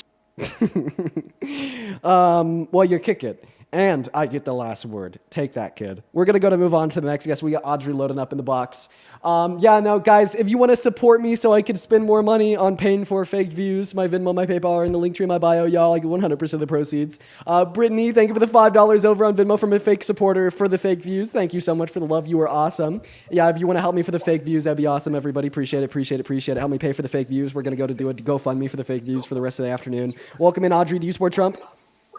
I do. How old are you? I'm 19. Okay, you have a slight echo. If you have any Bluetooth devices connected to your phone, please turn them off and then swipe in and out of the app. If you're screen recording, make sure to turn that off too. 2 seconds, my bad. Yeah, no worries. Take your 2 seconds. I'm going to put you on mute while you're figuring it out. Jada, thank you for the $2 on Venmo. For everybody else hanging out with us in here for the day, guys, make sure that we're double tapping on that phone screen, sharing it out with a handful of friends. Yo, Kristen, thank you for the $25 over on Venmo, saying is mayonnaise an instrument? I don't know what your question is in reference to, but thank you for the $25, Kristen. Show some love to Kristen down below. Rachel for the $5 for help to pay for the fake views. Let's go, Rachel. And then yo, sensitive Eladia, thank you for the $50 over on YouTube Super Chat for the fake views fund. Thank you so much for the love. Let's go, Eladia. I'm going to be able to buy so many fake views with that money. We're going to buy all the fake views with that money. Thank you, Eladia, for the $50. Let's get 500 Eladia W's down below in that chat. We're also going to go ahead and send Audrey an invite to unmute. Let's see if we can get Audrey on the mic. Hello. Do you support Trump? I do. Is that better? And much better. Very nice. All right. I'm going to go ahead and ask you why you support Trump. After quickly, I thank Val for the $10 over on Venmo for the fake Monopoly money for the fake viewers. Thank you so much. And then Libby with the $10 saying, I literally never watch you in this, and I'm just a fake viewer. Thank you, Val and Libby. Go ahead and take it away. Why do you support Trump? Well, I just want to start off with this is my first time seeing you in your content. I'm also new to TikTok, so this is kind of like all new for me. However, I do support Trump because honestly, there have been no better options. I could not find any legitimate reason to support Clinton, to support Kamala. I couldn't find any legitimate reason to support them. However, I do believe that Donald Trump being a successful businessman and his drive to create a better system is what I prefer to see in leaders. So what has he done to quote-unquote create a better system in the last 200 days?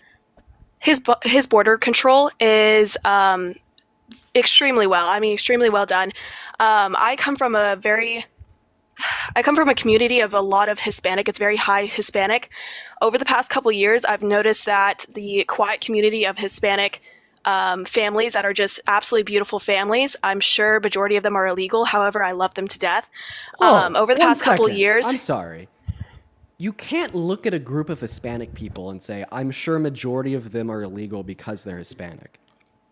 I live in the community, and I have communicated with multiple families. That's what gets people hate crimed. I just want to say, that's what gets people hate crimed. That attitude right there is what led to my grandma's best friend, who's also Hispanic, that immigrated from Mexico 30 years ago, to be told to go back to her country when just simply attempting to pick up her grandchild from their elementary school. You know, that's a bad attitude to hold. Go ahead. Logically, I don't see how that is, but I will let that slide. I come from a high Hispanic community, and a lot of them are very lovely people. However, the past couple years, they have become, but the community has become a lot more crimes, a lot more trash, a lot more aggressive attitudes in a way. And that's literally all just through Joe Biden's presidency. Okay. I'm also close to Atlanta, so during BLM, there was a lot of violence. I wasn't allowed anywhere near Atlanta. So I think that keeping a secure border and keeping the migration strict, but also we need to fix the system because it's not allowing for good families to come in. Okay, all right. So I think I'm going to use a question to rebuttal the foundation of your claim, because it sounds like the foundation of your claim is that undocumented immigrants are going to be more likely to commit like violent crimes, etc. So the more I did not say that. The reason I believe that's a foundation of your claim is because you're basically telling us the more undocumented immigrants that we have in any particular area, the more violent and criminal said areas become, right? No. Okay, so then you're going to have to repeat the claim. I believe that illegal immigrants are not violent by nature just because they're illegal. I believe that allowing a weak border has allowed violent criminals in. So it's not the illegal immigrants, it's by having a weak border that has allowed criminals in. I don't claim illegal immigrants to be criminals, violent criminals by nature. I claim that having a weak border has allowed criminals, violent criminals in. Okay, so thank you for the new updated claim, but I just want to point it out. If this was your argument from the beginning, then you would not have mentioned undocumented immigrants once. You would have mentioned the violent criminals who have came into this country through the open borders to commit crimes. And the whole time, your argument was surrounded on just the run-of-the-mill undocumented immigrant. Now, let's go ahead and test the second claim, saying that open borders have allowed a bunch of individuals that are now committing violent crimes into this country, right? Correct. Okay. So you think that we should keep violent criminals out of the country? Correct. So then why did you let a violent criminal run the country? Because he's not a violent criminal. He was held liable for SA and convicted of 34 violent crimes. Crimes. And he was only accused of those when it became a trend and it became like profitable for them. Oh, so you think our criminal justice system is unreliable?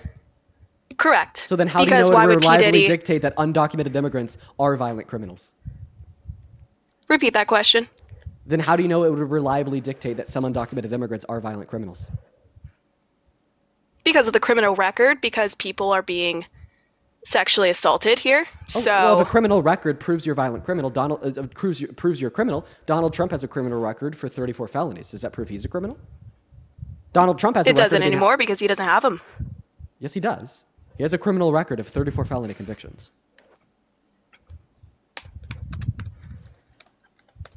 Wasn't he? Hold on.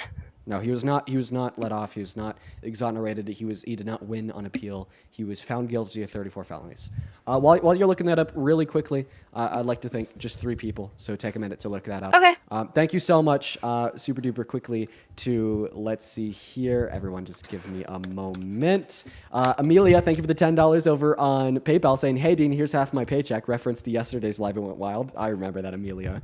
Anne, thank you for the $50 over on PayPal. Thank you, Anne. That is Ann. Show some love to Ann down below in that chat. That is so much money. Thank you, Ann. Ann says, thank you for all that you do. This is a contribution to the new chair. Fuck, I actually got to go out and get one today. So thank you. I appreciate that, Ann. I need to remember to do that. Olivia, thank you so much for the $20 over on PayPal. Thank you, Olivia. Thank you so much. Olivia says, I love supporting the fake views. Let's go, Olivia. Thank you so much. Then Kiana, once again, with another $50 over on PayPal. Thank you, Kiana. That is Keanna, saying, as always, I appreciate your intelligence and the way you stand up for minorities and women. I appreciate you so much for the love, Kiana. You are so cool. Thank you so much. Everybody, please show some love to Kiana down below, y'all. Please show some love to Kiana down below. Thank you, all 3 of y'all, for your donations. Go ahead. Okay, so he's still a convicted felon, and his appeal has not gone through yet. So I'm not going to really comment on that. But how about this? I will say. Can I ask you about something else? Of course. Yeah, so, I mean, it just generally seems that you want to be tough on violent crime. Would you ever support a president that willfully and intentionally let violent criminals roam free on the streets? I would need context behind that. Sure, I could give you context. Like, imagine that we had like a dystopian nightmare president that just literally started pardoning random violent criminals that pled guilty to like heinous crimes, like trying to like beat up and kill cops. And he just like day one pardoned them all, let them roam free on the streets of America, and even took it one step further and called them patriots. Like, would you ever support a president that would do that? Just willfully and Are you talking about intentionally? January 6th? No. Would you ever support a hypothetical president that like willfully and intentionally let violent criminals that try to beat up and kill cops out of jail to roam free on our streets? By the context you've given me, no. So Donald Trump willfully and intentionally let violent criminals that tried to beat up and kill cops, such as DJ Rodriguez, who drove a stun gun into the neck of a cop on January 6th and gave him a heart attack, out of jail 8 years early, called him a patriot to roam free on our streets. So you just told us you wouldn't support Trump because you're tough on crime. Out of all the research I've done, I have not seen anything about that. And to be honest, I don't necessarily believe that to be the full story. Okay, well, go ahead. You have Google pulled up, so feel free to fact check anything I'm about to say. DJ Rodriguez was at the Capitol on January 6, 2021. When DJ Rodriguez was at the Capitol on January 6, 2021, he took a taser, a stun gun, and drove it into the neck of a police officer at the Capitol by the name of Officer Fanone. That is Fanone spelled Fanone. After driving this stun gun into the neck of Officer Fanone suffered a heart attack and still has PTSD from the incident. Then, DJ Rodriguez was later arrested. He was brought into questioning by the FBI. When questioned by the FBI, he pled guilty. He admitted he did it. He then went to criminal court proceedings for his attack on Officer Fanone, and he pled guilty once again, as well as the supplementary evidence of Officer Fanone's body camera footage, which depicted DJ Rodriguez doing this to the officer, was shown in court, which then, of course, led to DJ's guilty plea and then led to a 12-year sentence in jail. Now, the day Donald Trump was inaugurated for his second term, January 20th of this year, Donald Trump issued a blanket pardon for 1,600 people that were convicted of crimes surrounding January 6th, and these pardons included DJ Rodriguez, letting him out of jail 8 years early. Then no, that's unacceptable. I don't believe that he should be defended by the fact that he is Trump. I believe that his actions are, there's justice. You need justice in every situation, and actions are actions, and I believe that they should receive consequences for their actions. If they are proven guilty, they deserve time. Okay, great. Well, I'm happy that you could admit that it was a bad decision of Trump, but I just wanted to be clear that earlier in this conversation, you actually explicitly said that this wouldn't just be something that you'd acknowledge as wrong, but this would be a red line that you'd hold against the president. I do hold it against him. If that's true, I would hold it against him as his judgment for pardoning criminals, but I do appreciate the fact that he does keep our border secure. Okay. Well, earlier you said you never support a president that has done these things. Now you're telling me that you acknowledge that it's wrong, but you still support him for reasons X, Y, and Z. That is a shift of the goalpost. Now, about border security, what has he done to make the southern border more secure to slow border crossings? The daily crossings have drastically decreased, so I wouldn't necessarily... Well, hold on, let me look up the numbers. They've fallen by like 95%, right? Yeah, which is incredible, which I think... Well, I not believe always. in a system that... Not always. The question is, what did Donald Trump do to cause that?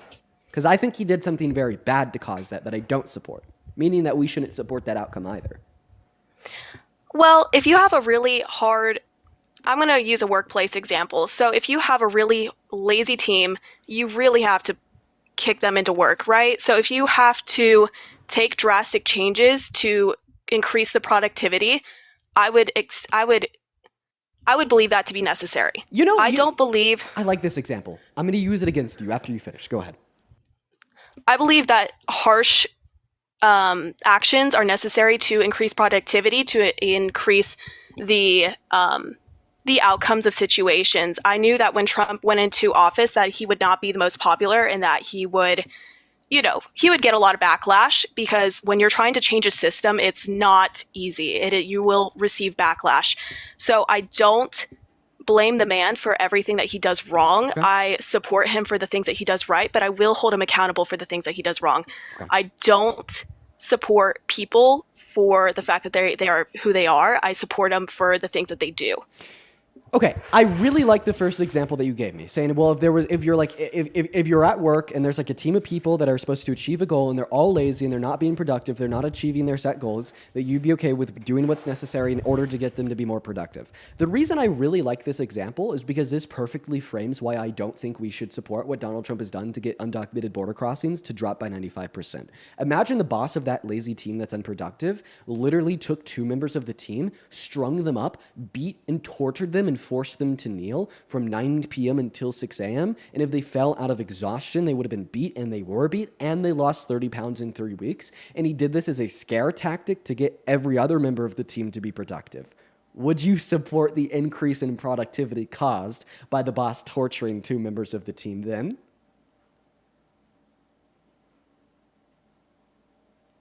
But would that really be an increase of productivity if the people that are Oh yeah, creating. no. Everybody else on the team was so scared when they saw 2 of their team members beaten and tortured for a month that they got into shape and they got productive and their productivity increased by 95%. Would you support the action of the boss by beating and torturing 2 members of the team to get it done?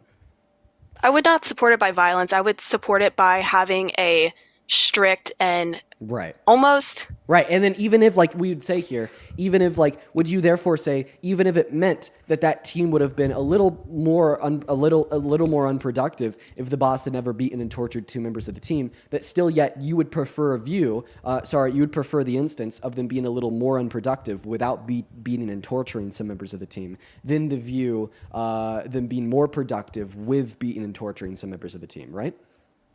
So do you believe that violence is the only way to being productive? No, I think that there's about 1 billion other ways that we could increase the productivity of the team that wouldn't necessitate the use of violence against 2 of the members, making the use of violence against 2 of the members to achieve said outcome all the more worse, right? Right. So what I'm saying is in workplaces. Can I give you the relationship to Trump now? Sure, absolutely. Because the way that I believe Donald Trump has been able to reduce undocumented border crossings by upwards of 95% is by literally beating, torturing, and violating the human and constitutional rights of undocumented immigrants that are already in this country. Think about all of the immigrants that attempted to come into this country the use of undocumented means and what they saw on the TV screen when they learned that the Trump administration illegally deported an undocumented immigrant by the name of Abrigo Garcia to Secot in El Salvador, where he was beaten and tortured and starved for 3 weeks after SCOTUS ruled that his removal was illegal and the Trump administration had to bring him back, and the Trump administration refused. Think about what the immigrants thought when Mahmoud Khalil, who was a legal green card holder, was kept inside of an ICE detention center for 3 months with no due process, rhyme, or reason. Think about what they thought when the Venezuelan immigrants that were deported back to Venezuela without any due process, and then the judge ruled that they had to turn those planes around because they didn't have their due process, and the Trump administration ignored them, thought when, the undocumented immigrants in the country had their constitutional rights violated. These are all things that have actually been happening, and I'm just scratching the surface. I haven't even started to talk about Alligator Alcatraz or the enactment of the Alien Enemies Act or Donald Trump's calling of undocumented immigrants, that they're poisoning the blood of this country, or that they're all just violent criminals that has led to an increase in hate crimes. Now, maybe this is why we've seen a massive reduction in undocumented immigrants into this country, and this is why we shouldn't support it, because it's literally because of fascism. Right? Incredibly immoral means to achieve said end. And then the second point here is that it's short term. The moment that we have a president that is not a fascist, we will no longer have this restructuring of the incentive of the incentives for undocumented immigrants either to come into the country or not to come into the country. So what you're saying is that you're upset about the results of a overworked workplace, basically, because what we're seeing with Alcatraz is the overpopulation of our illegal immigrants, and they're trying to get them back to their home country. So basically, everything wrong that has happened is because of the overwhelming amount of people. So I wouldn't logically say that it is wrong for all these things to be happening, because it is only natural. Wait. You wouldn't say that it's wrong for the Trump administration to illegally deport Abrigo Garcia to Secot, where he's beaten and tortured for 3 weeks, and then refuse to bring him back even after SCOTUS ruled he had to? Was he a legal immigrant? Yes. Was he an immigrant? He was an undocumented immigrant. Okay. So how is that wrong to send him back to his country? Okay. Yeah, see, I feel like this is a big difference between you and me. You literally lack empathy. You are asking me how it is wrong that a man was beaten, tortured, and starved for 3 weeks.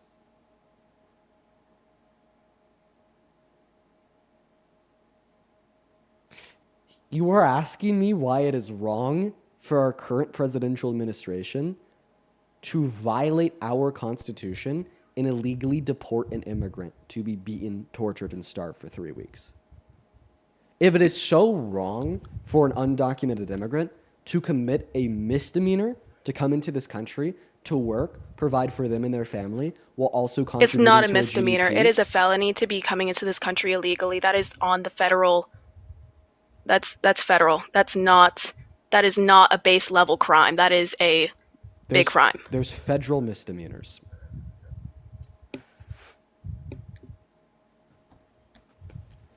Okay. That is a federal crime. It is a federal crime. It is. Yeah. So, Yeah. explain to there's me two why the categorizations. resources. One second. So There's two categorizations of federal crime. Federal crimes that are misdemeanors and federal crimes that are felonies. Let me know when I can continue. You interrupted me there, but I want to be able to address a point because you're wrong here too. And this point is simple to address why you're incorrect. I'm sorry. Like you're wrong here? I just want you to be able to address it real quick. You're saying it's a federal crime, not a misdemeanor? Yeah, some federal crimes are misdemeanors. They have two classifications, misdemeanors and felonies. Okay. But it's still a federal crime. So explain to me why illegal immigrants get more resources than our own citizens. I believe that is not fair and that we need to be prioritizing our own citizens. If a criminal commits a crime They and don't. gets deported, They don't. they One do. second. The ones that do, they are getting deported, and some that Let's play a quick game. Okay. Do citizens qualify for federal Section 8? I'm actually not sure. If citizens couldn't qualify for federal Section 8, then why the hell would it exist? The answer is yes. Okay? Can undocumented immigrants qualify for federal Section 8? Probably not because they don't have documents. Can citizens qualify for federal Social Security? Not all. Well, those that are can some citizens qualify for federal Social Security? Correct. Okay. Can any undocumented immigrants qualify for federal Social Security?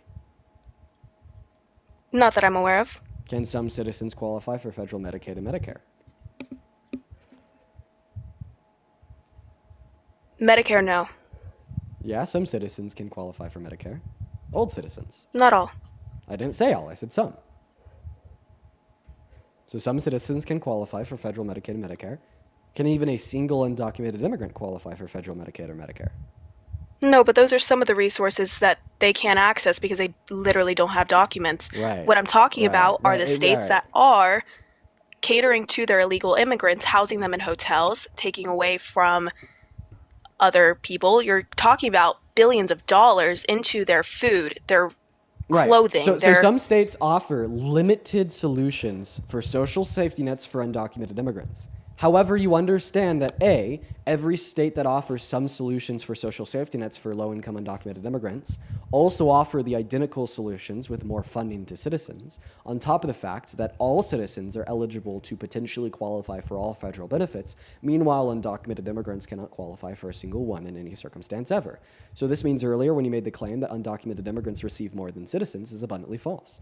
They receive some state benefits from some states, not all states, and no federal benefits. Meanwhile, citizens can receive all federal benefits and all state benefits in all 50 states. But you're talking about a portion of the citizens, which are not a very... There's barely anybody that actually qualify for these assistance. the same However, standards- majority the of the same illegal standards- immigrants the that same have standards- access to those. The same standards apply for undocumented immigrants. Like, for instance, to qualify for Medi-Cal in California, you have to be a low-income undocumented immigrant. Just like to qualify for Medicaid in California, you have to be a low-income citizen. It's still easier for them to get it. It would be just as easy for an undocumented immigrant to get state Medicaid in California as it would be for a low-income American. Right?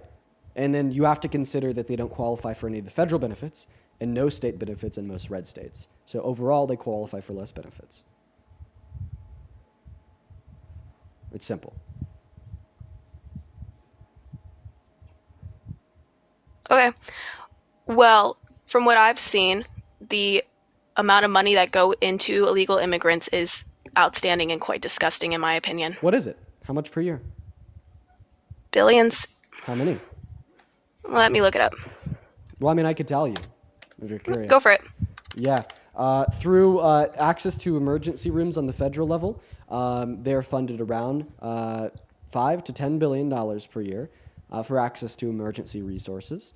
And then you have a couple billion in California, a couple billion in Illinois, a couple billion in New York, a couple million, I believe, in Colorado. So overall, I'll just make a happy estimate of around $50 to $60 billion that, it's a very liberal estimate, that they would receive for humanitarian needs in some social safety nets in some blue states.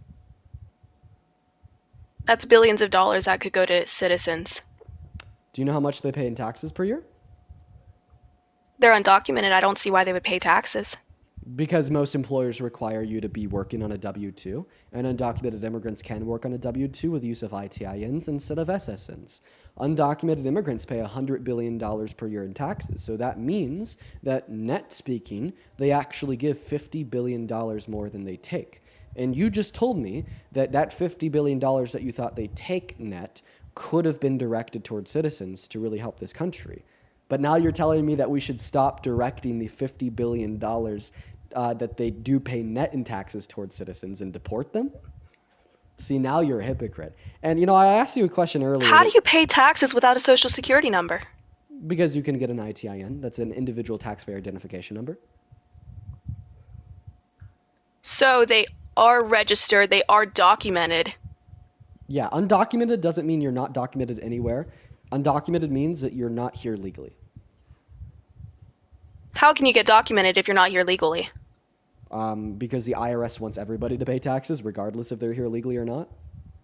Like, you understand that the IRS will even tell, like, people that, like, will, like, steal a car to, like, report that stolen car and pay taxes on the capital Yeah, the gains. IRS needs to be dismantled. That thing needs to go. Yeah, the IRS requires everybody who is in this country to pay taxes. Gosh, that's so weird. I didn't know that. Okay, so now does this change your view? I mean, No. it doesn't necessarily change my view as to the fact that I don't think illegal immigrants should receive resources outside of the government. Like, Listen, I want to go back to something I said earlier. Because you interrupted it midway through and started this tangent. So you said that you saw nothing wrong with the Trump administration violating the Constitution and illegally deporting an undocumented immigrant. So why do you think it's more wrong for an immigrant to commit a misdemeanor than is for a president to violate the Constitution?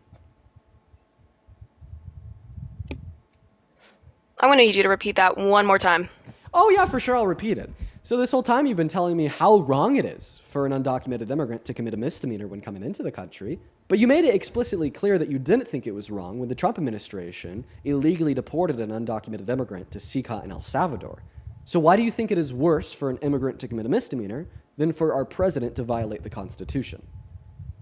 Because why would we care what our government does illegally when they were illegal first? They made a crime first. Why would we care about making a crime, sending them back?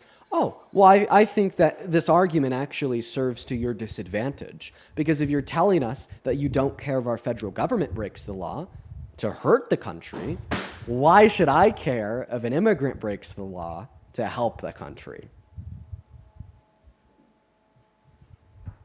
I don't care if we illegally deport somebody because they committed a crime first. Okay. So then the reason why you don't support undocumented immigration into the country has nothing to do with them breaking the law, right? And the whole eye for the eye, if you break a law, we'll break the law, that's not how the criminal justice system works.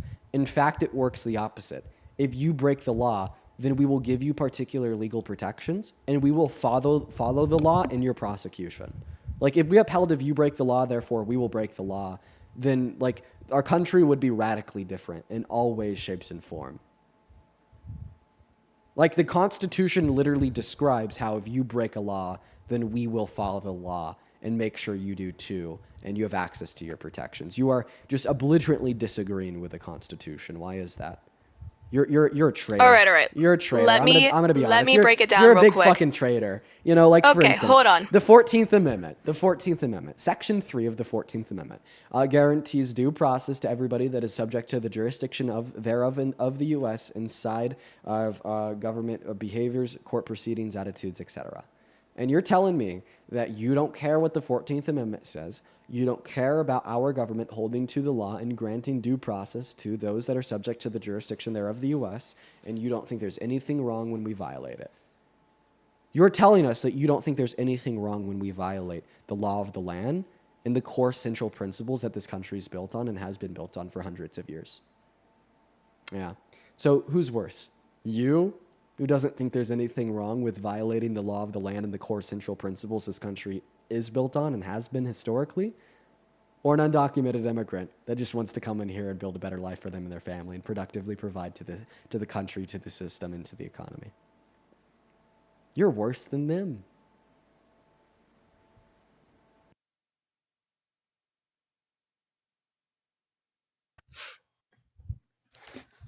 First of all, I'd like to break down my argument real quick. I do believe that they have the right to a process and that the government should uphold every single law. But in my personal opinion, I do not care that somebody is getting deported after committing a heinous crime to their original country. That's a very fun way to say, I care about our government upholding the law, but I was a lie. I don't actually care about the government upholding the law. The government should, by standard, uphold the law. But in my opinion, wait. why If you think do that the we- government should, by standard, uphold the law, therefore you would care when they break the law. Dude, if you yield any other implication, then you care when they break the law, such as you don't care when they break the law, then you don't hold to the virtue that they should, by standard, uphold the law. They should uphold the law. However, I'm stating that, in my personal opinion, I do not believe the country owes an illegal immigrant who has committed a crime the right to what's the word? I don't care that they go back to their country. You don't think that our country owes them legal protections? Okay, so which amendment of the Constitution says that? Because I could be very clear with the ones that make it clear they do. Like, for instance, the 14th Amendment, birthright, citizenship, due process, and equal protections. They all would say that if you're born in this country, and you're subject to the jurisdiction, if you're born in this country, you have a claim to birthright citizenship, given that you're subject to the jurisdiction thereof. You have a claim to the legal protection of equal protections, given that you're subject to the jurisdiction thereof, and you have a claim to birthright citizenship. You have a claim to due process, given that you're subject to the jurisdiction thereof.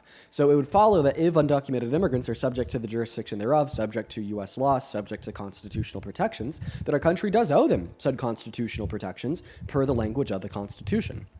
How do we know that undocumented immigrants are subject to the protections of the Constitution? Because SCOTUS has ruled that they're subject to the jurisdictions of the Constitution. In 1982, we had a SCOTUS case by the name of Plyer v. Doe. Plyer v. Doe was a lawsuit where undocumented immigrants had alleged that they were not allowed to go through to public education for free. The reason that they launched this lawsuit is because they argued that this was a violation of the 14th Amendment right to equal protections, right? If citizens get it, and there's no clear reason why we shouldn't, we should get it too. It made its way all the way up to SCOTUS, and then SCOTUS ruled in Plyer v. Doe that undocumented immigrants are subject to the jurisdiction of U.S. law and are subject to the protections issued by the Constitution, and specifically the 14th Amendment, meaning that our country does owe undocumented immigrants legal protections per the Constitution and the interpreters of the Constitution, that being the Supreme Court.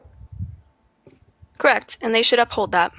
Okay, so in agreeing, in conceding, in arguing that they should uphold that, you do think that it is demonstrably wrong for our government to not uphold that, and you think that it's demonstrably wrong for Donald Trump to contradict that.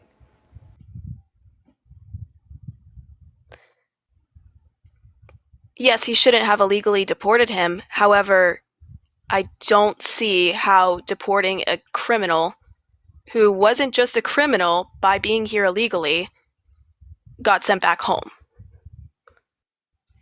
If you were illegally in any other country in the world, they would deport you in a heartbeat, and they don't give you rights. Hey. How do we know that they're undocumented if we don't give them due process?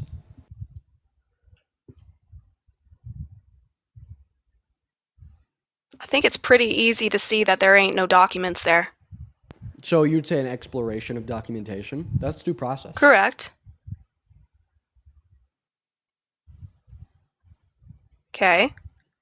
So you said the way to know that they're undocumented is by giving them due process. Well, you're arguing that you don't care if we do or not. So once again, back to the question. How do we know that they're undocumented without giving them due process? Was the person that was deported a citizen? No, he's an undocumented immigrant. So how do we know that an undocumented immigrant is an undocumented immigrant without giving them due process? Well, how would they deport him if he wasn't? Because they just assume he's an undocumented immigrant and deport him? All right, that's wrong. First of all. So then how do we know that an undocumented immigrant is an undocumented immigrant without giving them due process? You're right. I mean, I would say that the system needs to be fixed as for how fast these processes go because they are using resources. It's not cheap to keep people here in the United States trying to get them back to their country because their country doesn't want them back. People, Answer my these question. countries don't.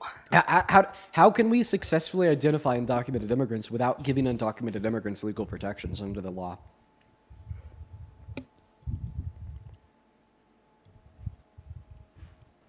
I'm going to be so honest with you. I kind of blanked out there. Can you repeat that? Oh, yeah, for sure. How do we know that undocumented immigrants are truly undocumented immigrants without giving them legal protections, such as due process? You can't. Oh, you can't. Great. So now you understand Correct. why we should give everybody, including undocumented immigrants, legal protection. We should for a certain extent, but what I'm trying Oh, to what to, I extent guess, should get we a not? point. To what extent should we not?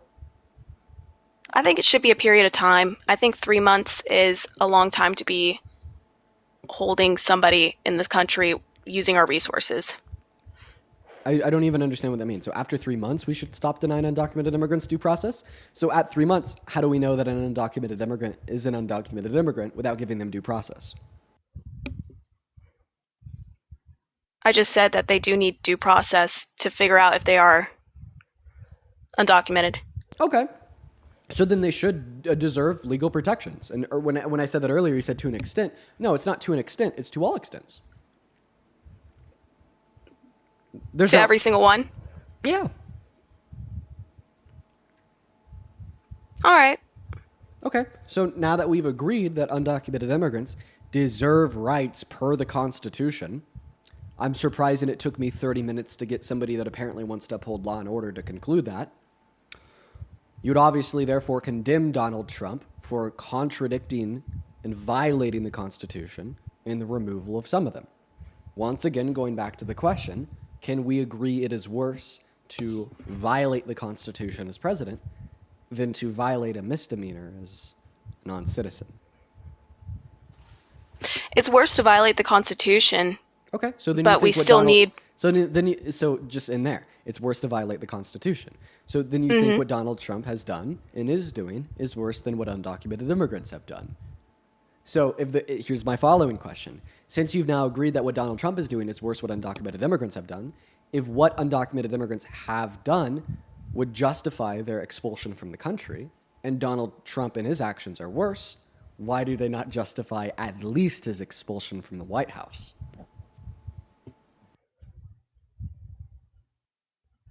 Because he's human, things happen, and I do not expect him to be a perfect president. In fact, there are many presidents in many situations where even Kamala herself have created issues, and I do not believe to holding people to perfect standards, but Okay, I will say so that there are if- consequences to actions, and I do believe that if there should be holding Trump- consequences. If holding Trump to a standard to not violate the Constitution is unruly, why can't I say that holding undocumented immigrants to not violate a misdemeanor is unruly?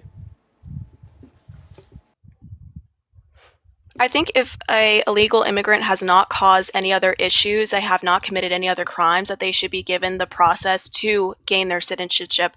I believe that the process in the United States should be easier for immigrants because our country is immigrants. We have a beautiful country that is so diverse, and I think that the system should be easier for these immigrants to get in and create a life for their family.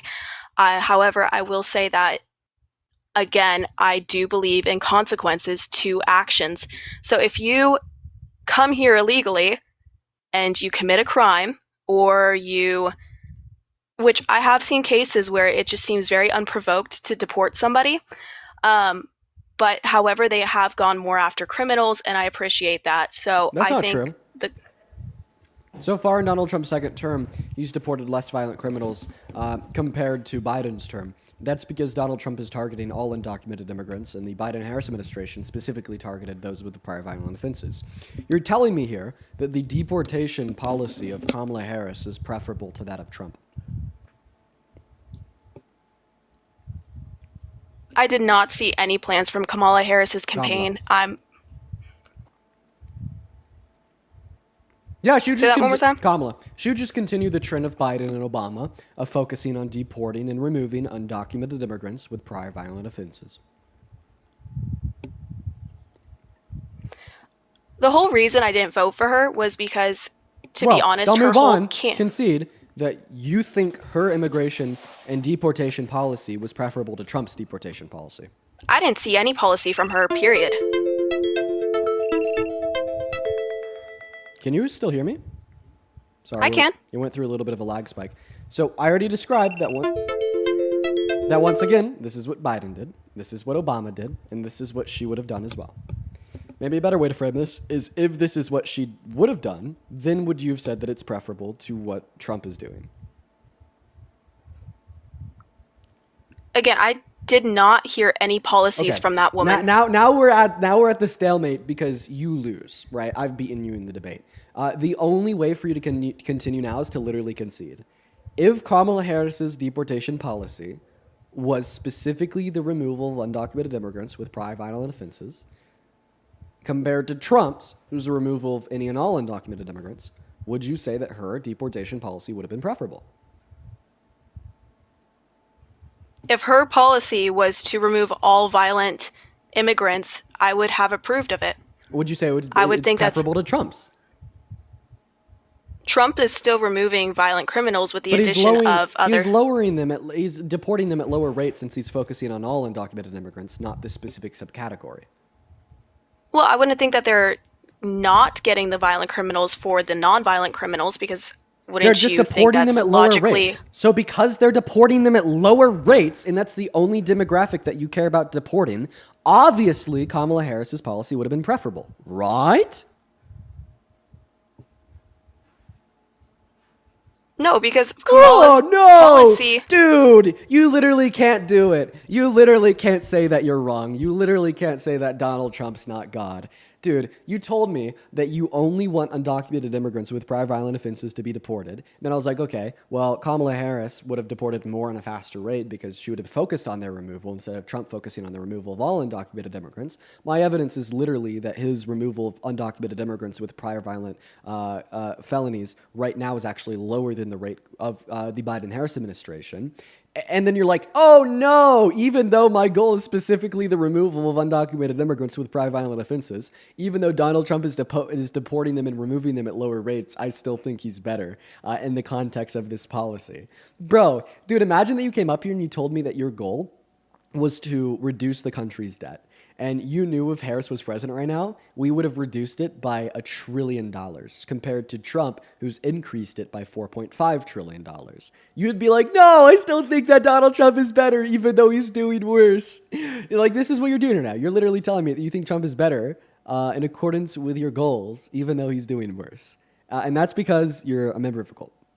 I mean, I don't know what else to say here. Like a good faith operator would have conceded, right? Well, to be honest with you, I did debate on voting for her, but to be frank with you, I saw absolutely no policy and no plan from her. All I saw from her campaign, not just complete deflection. All I saw from her campaign was purely just hate and nonsense.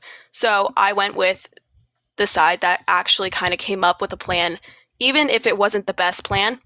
I will not sit here and defend somebody just because I voted for them. I believe that we as people, as the country, we need to be discussing these issues and not defending and putting somebody up on a pedestal just because they're a person. So just like putting Kamala on a pedestal, I wouldn't support you for that. However, I don't want to put Donald Trump on a pedestal. He's not perfect, and I don't think that he should be the exception to any of the rules. Quickly before I respond to that, Annie, thank you so much for the $50 over on YouTube Super Chat. I appreciate you for the love. Show some love to Annie down below. Annie says, remember how you started by saying how much you love the hard-working, undocumented families in your community? Mask slip, Audrey. Yo, good point, Annie. Annie, you stay cooking. I appreciate you for that. $20 as well. Show some love to Annie for a total of these $70 over on YouTube Super Chat. You're so cool. Show some love to Annie down below. Show some love to Annie down below for the $70. You were so freaking cool. As well as quickly show some love to Haley for the $25 over on PayPal. I appreciate you so much for the love, Haley. That's incredibly kind of you. And Jessica with the $25 saying here for my daily Dean dose. Let's go, Jessica. Show some love to Haley and Jessica down below. As well as Caden with the $10, saying thank you for educating adults who still act like children. Keep up the good work. Thank you for being here, and thank you for the $10, Caden. That's Caden with a K. Show some love. And then Zachary with the $2, saying stop paying for your fake views, you reprobate. You a throwback. As well as... let's see here. Rachel, thank you for the $10 over on Venmo. Thank you so much for the love, Rachel. And Jessica with the 8. Micah with a 1. Selena with a 2. And Nadi, thank you for the $10 as well, saying she's talking about how it's a federal crime to be undocumented when a convicted felon is running this country. He would be in jail right now if uneducated, sheltered people like this didn't vote for him. So real. Jamie with the $10 saying your patience with smug, ignorant people is impressive. It's been a skill that I built over time. Appreciate that so much. Then Laura with the $25 over on Venmo for the GoFundMe for fake views and therapy for dealing with dumb MAGA clowns. Let's go, Laura. Yo, let's go. You are awesome. I appreciate everyone for their donations. If you want to support me, you can find my Venmo, my PayPal, and the link tree in my bio. I get a notification on my phone when you do so I can read it out, like Maria with the $15 on Venmo saying Free Palestine. Appreciate you for that love, Maria. Show some love to Maria down below. As well as you can find them in the pinned message over in the YT, as well as you can support me over there on Super Chat. Now to respond to you. You're telling us that you thought that Kamala Harris ran on hate and no plans, right? Correct. Can you name one of her hateful policies? She was going for the Second Amendment, which I believe the Second Amendment is one of the biggest amendments that support women, because I think that her plans were very back and forth. I think there was another candidate on the Republican side. I don't remember what her name was, but she truly was probably the worst candidate. And if it came down to the Republican woman, which I don't remember what her name is, and Kamala, I would have voted for Kamala, purely because that lady was actually insane. Okay, so you value the Second Amendment? Of course I do. Okay. Out of the last 2 presidential administrations, which is the only one that has explicitly passed policy that has violated the Second Amendment?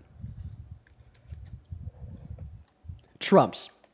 Oh, yeah, he passed that bump stock ban. It was unconstitutional. SCOTUS overturned it. As well as he said that he'd be okay with taking people's guns first, then giving them due process second. Ooh, what did the Biden-Harris administration do? Literally nothing.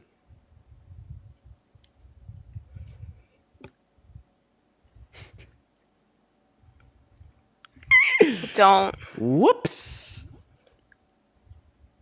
I don't know what you're talking about.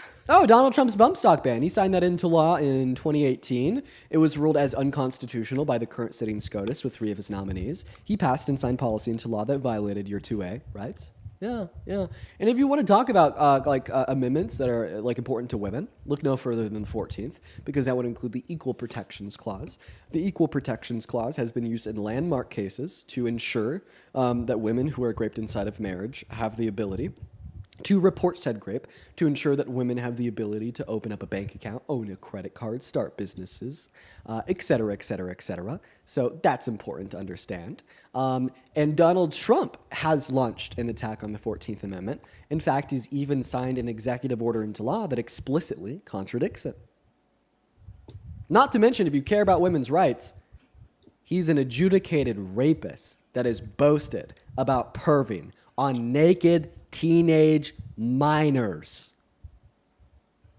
I'm going to need a source for that one because I have never heard of that. And honestly, I'm going to be real with you. I came on here because I wanted to learn and I wanted to have a good discussion. I don't want to act like I'm better than you, more knowledgeable than you, or like I have some superior whatever to you, because I truly do want to learn and I want to have a good discussion.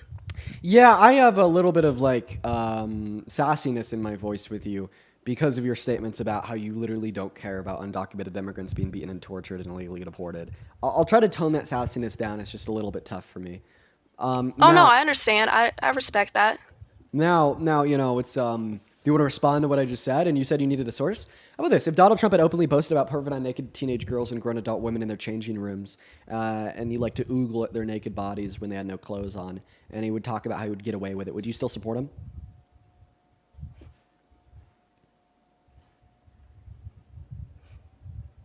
When was that? I'm just saying, hypothetically, if he did do this, would you still support him? Okay. To be honest, it really depends on the... course it depends. No, I get it. Everything depends. Go ahead. What does it depend on? I don't like to judge people by one statement they said. If they have changed over time, I will give them, that grace. But I have never seen anything like that. But if somebody did consistently say that and do those things, I would not support them. I judge them by their character and not necessarily character and actions. Some small comments that come out, I wouldn't really define them as a person just because of that statement. Because I can think of plenty of celebrities that have made some disgusting statements and are still being supported. So if a man walked into the changing rooms of women and girls to look at them while they're naked, you don't think that would define him as a person as a predator? You don't think that would define him as a person as a pedophile? You don't think that would define him as a person as a threat to women? By definition, that is definitely a predator, and that's where my Second Amendment comes in handy. So if Donald Trump had done these things, you would define him as a person based upon the actions? Based upon the actions, correct. So if you had certain knowledge that Donald Trump had engaged in these actions, would you still support him? I wouldn't support him as a person. However, I do believe in him as a leader. Let's go! I want my leader to be a predator! I want America to come back and be the best country in the world. And America's gonna be so much stronger if we make a predator our president. Get the fuck out of here about women's rights. Dude, shut the hell up. The day that we elect and support a admitted predator as president, a man that you believe has perved on the naked bodies of little girls, sexually exploiting them, and you still support him sitting in that Oval Office? One, never criticize an undocumented immigrant for committing a misdemeanor again in your life. And two, I never want to hear the phrase women's rights come out of your mouth again, either. And I feel like that's only fair. That's only fair. It's only fair. Jay Dunn, thank you for the $5 over on Venmo, saying Colorado here. We don't claim you, bro. Use it to get therapy. Jay Dunn, here's what I'm going to do instead. I'm going to multiply it by 10 and donate it to Planned Parenthood. You just funded 1/10 of a woman's abortion. Thank you so much, Jay Dunn. Deborah, thank you for the $5 as well, just because I appreciate that, Deborah. You are phenomenal. Daniela, thank you so much for the $7 over on PayPal, saying, I love your debate so much. Thank you, Daniela. And Amanda with the $10 as well. Thank you so much, Amanda. Then Amelia with the 4. You guys are awesome. Thank you, thank you, thank you. Then Feisty with the $10 on YouTube Super Chat, saying she hates women. I am inclined to agree.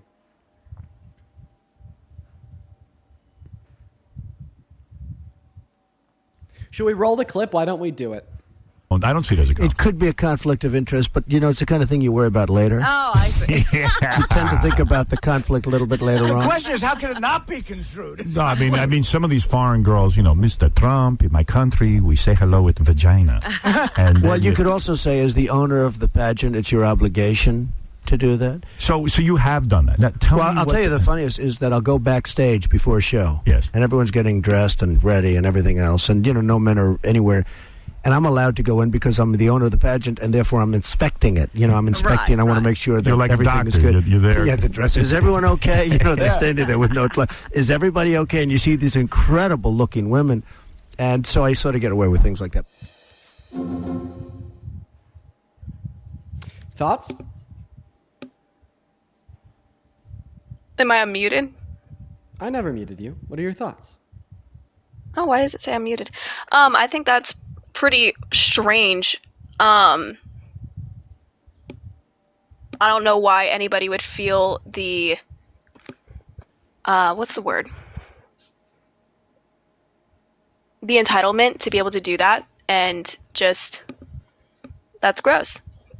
Okay. So do you still support Trump? As a leader, I do. As a person, I don't. Okay, why do you still support him? I support him because he's made good policies, not because that he... Good policies? Name one Trump policy that you like. No tax on tips. So what bill was no tax and tips passed through? Not totally sure. So that was passed through the big beautiful bill. And because of the other 831 pages, it's also taking 10 million low-income Americans off of healthcare, 3 million low-income Americans off of food stamps, and according to the Center Budget and Policy Priorities, even though it's giving no tax on tips to everybody, the average American and everybody below them will still be worse off at the end of the day because of the cuts.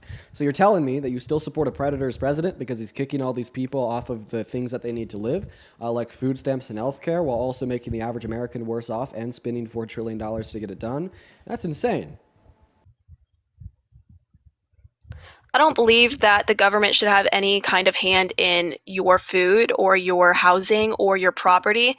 I believe that that should be state and that should be county or that should be city, and I think that should be community.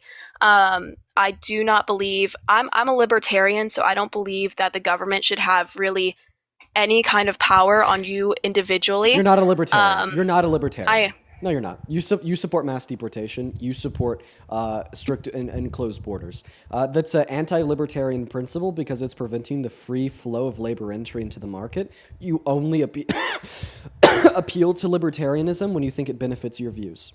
A true libertarian does not support borders, point blank period.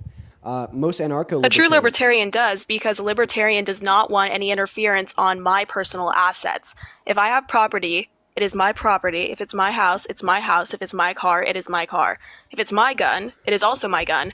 So I don't see how deporting would interfere with my beliefs of being a libertarian, as being a libertarian because it's interfering with the personal liberties and freedoms of the immigrant. Right? As well as preventing the labor entry into the market by enforcing borders in the first place is a restriction on the market. Libertarians don't support market restrictions. You're talking to somebody that was a libertarian for years and learned personally from some of the most intelligent libertarians alive, such as Michael Huemer. What made you not be a libertarian anymore? Were you a libertarian to begin with and you just realized that you weren't it, or were you... I don't think that the free market always generates the most preferable outcome. I think that some market controls can generate more preferable market outcomes, and I'll actually give you one of the arguments right now, such as offering food stamps or healthcare to low-income Americans will generate more preferable outcomes from the market by offering a stepping stone for them to possess more economic mobility, thereby scaling up income brackets, thereby contributing more to society, while having their own livelihood looked after better, while providing more into taxable revenue to then be spent on making this country greater. It makes our citizens richer, it makes our citizens happier, and it provides a positive ROI to the government's expenditure. So why wouldn't we support it? Support the government by paying taxes? No, why wouldn't we support social safety nets when they make citizens richer, happier, and they provide a positive ROI to the government making the expense in the first place? Because sometimes safety nets are not just safety nets, they're being fully relied on and not just a safety net to become better. How many recipients of food stamps in America get off of them in the first 12 months? What percentage of recipients of food stamps in America are off of them in the first 12 months, using them as a stepping stone? I'm guessing less than 10%. 56%. The average person on food stamps only stays on them for 12 months. Or is off of them before 12 months. 30% are off of them in the first 6, 20 are off of them in the first 2. You're saying that people don't use food stamps longer than 12 months? Yeah, the average recipient of food stamps is off of them in 12 months or less. Okay. Then what about the rest of them? About healthcare? Oh yeah, what are your opinions on healthcare? Yeah, I mean, talking about the big beautiful bill, I think that all low-income Americans in this country should definitely have access to Medicaid. Do you disagree? From my experience with Obamacare, it did not help my family. It actually made things a lot worse. So I don't believe that government healthcare is the solution. If you look at Canada, I don't think that it will help us in the long run because the wait times, the people are being overworked. I mean, if you look at the work situation for nurses, for doctors, I don't think our nurses are being paid enough. I think we're overworking them, and it's just, I don't think our healthcare system can survive government healthcare. So you would prefer more low-income Americans die because they don't have health care than them wait in a line for too long, up to your own subjective interpretation? That's because people are waiting over 2 years for a life-saving procedure in Canada. Okay, we're not talking about Canada. We're talking about the outcomes of Medicaid in America. Correct, but Canada is a perfect representation of how socialism and how the government controls the healthcare system. If you have a controlled healthcare system by the government in a socialist environment, you're going to have longer wait times for life-saving procedures. I have known many people personally that have come to America who have gotten procedures done because it is a shorter wait time here in America. You don't even know what you're talking about. Can we be clear that I'm not gonna engage with you in a conversation about universal healthcare because it's a fucking pivot from a brainless droid. We're talking about the 10 million low-income Americans that have lost access to Medicaid, and B, Medicaid in America operates just like any other health insurance. They go to any hospital, they give them their health insurance, and they get service. You understand that that's how it works. Correct, right? but they're overcharging the insurance for the same procedure. Have you not seen the bills that are... I just want to clarify. You're telling us that you support 10 million low-income Americans losing Medicaid for why? I'm really close to crashing out on you. Oh, I want more low-income Americans to die because of Canada. What? Because Canada is a perfect representation. Oh, because Canada. No, we're talking about the system that exists in America. Okay, Medicaid. then let's talk about the system. Why should 10 million... has created far more look problems. at the pivot. I like the pivot. Tell me why you think 10 million Americans in low-income brackets should lose access to Medicaid. All the bill did was cut 10 million low-income Americans off of Medicaid, and now they don't have health insurance anymore. Why is 10 million low-income Americans losing health insurance? You don't believe they had access to begin with? You're a fucking donut. They did. What? No, that's not good insurance. It's limited. It is not quality. They are not getting quality treatment. I have seen what Medicaid has, and even though it is cheaper and more affordable. Okay. They're not getting quality treatment. I'm not even going to give pushback on your claim. We're going to assume that it's true for the intents and purposes of this conversation. What is better? Treatment that isn't up to par or no treatment at all? Oh, Dean just had to ask one common sense question to break the MAGA droid's mind? Just one? Are you saying that they should have below standards You're not a procedures? A question is not an answer. My question was, what is better? Treatment that you don't think is up to par or no treatment at all? Come on, MAGA droid, what's the obvious answer? There is no answer. Yes, there is. That is a trick. That is a trick question. Oh, anything's a trick question when it contradicts your views. Holy fuck. Stop being a droid. Stop operating off of 2 lines of C++ on a Linux machine. What would you prefer? Fucking years would ago. You prefer? Dude, would you prefer bad treatment? I could literally have a more like cogent conversation with a 3rd grader responding to me with like pen on paper. Like, dude, I don't even know what's going on. Oh, it's a trick question. No, it's a question that's in reference to the lives of 10 million people. You are baselessly What would you prefer? Shut the fuck up. I'm speaking. You're listening. You are baselessly co-signing yourself onto policy to support excommunicating 10 million low-income Americans off of the healthcare that they use to live, that they use to stay alive, that they use to extend their life, that they use to support their family, that they use to stay out of generational debt, that they use to not subjugate their children to subpar quality and treatment, such as having to spend less on money, less on rent, less on school supplies, because they have to make a $500 payment per month because 3 fucking years ago their boss called an ambulance on them because they thought they broke their arm, okay? Like, this is the reality of the situation. And instead of engaging in that, instead of having some empathy, instead of having like the intelligence of like my family dog, instead your response is to say, but socialism in Canada, What does socialism in Canada have to do with a starving mother of five trying to get by that is now having to pay $500 a month until she dies? Like, dude, think about it. Use your brain for the first time ever. Your only critique of Medicaid so far in this conversation has been that you think that it's not up to par and that its quality is bad. You haven't provided any data to relay this point as being true. You haven't provided any evidence to relay this point as true. You haven't provided any reason for me to believe that you're correct. Okay? I just baselessly assume that you are.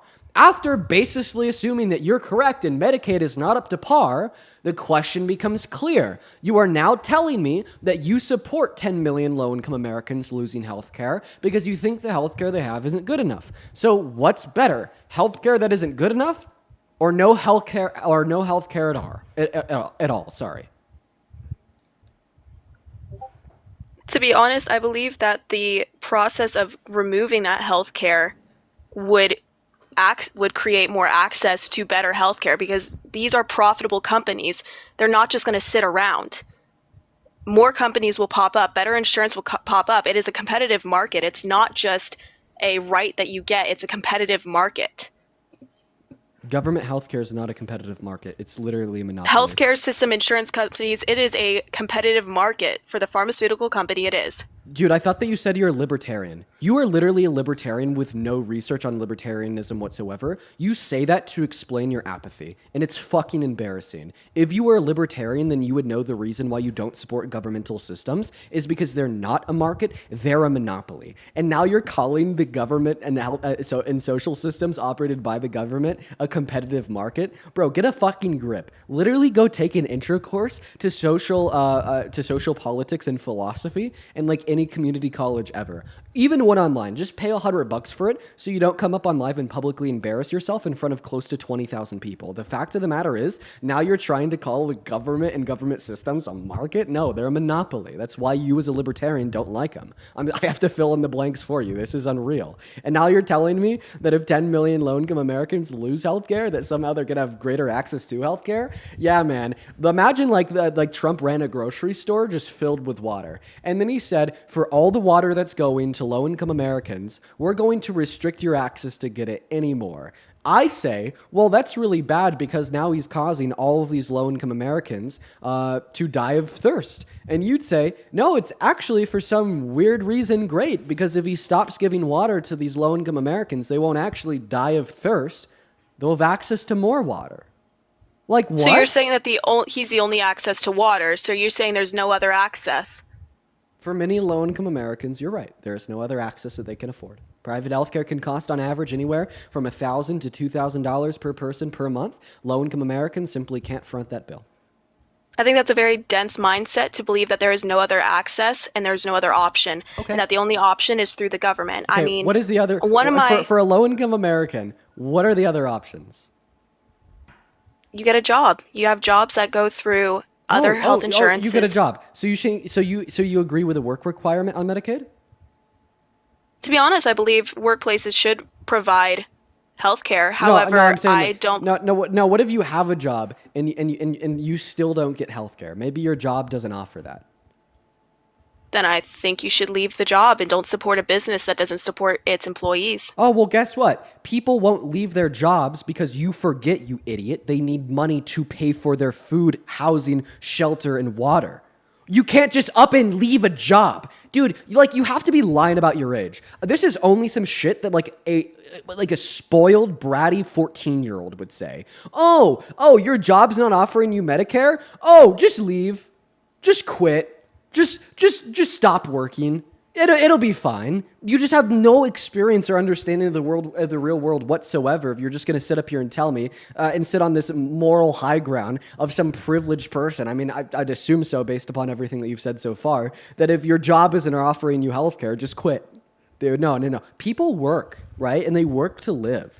So you're basically telling low-income Americans that are not being offered health insurance by their job that, oh no, the state shouldn't offer it at all. Fuck that. You guys deserve to die. But I guess if you want to live, you could quit and go without food and water and potentially get a better job that will offer you health care with no assurances whatsoever because of how tough the job market is right now, meaning that not you that has no assurance of food, water, shelter. It's also your children too. Yeah, I'm pretty damn sure that most parents in America that are low income, that are working jobs that aren't providing them health care, would provide a job with assurance that's not covering their benefits just to ensure that their kids can eat, instead of like holding to like this high ground of saying, I'm just going to quit, protest, and hopefully find something better. That's just simply not reality, right? And that's The where fact that systems you such think as that Medicaid everything come has into to come play. to a halt is kind of strange to me, that you think that everything has to stop. Everything keeps moving. If you want to leave your job, you don't leave your job until you secure another job.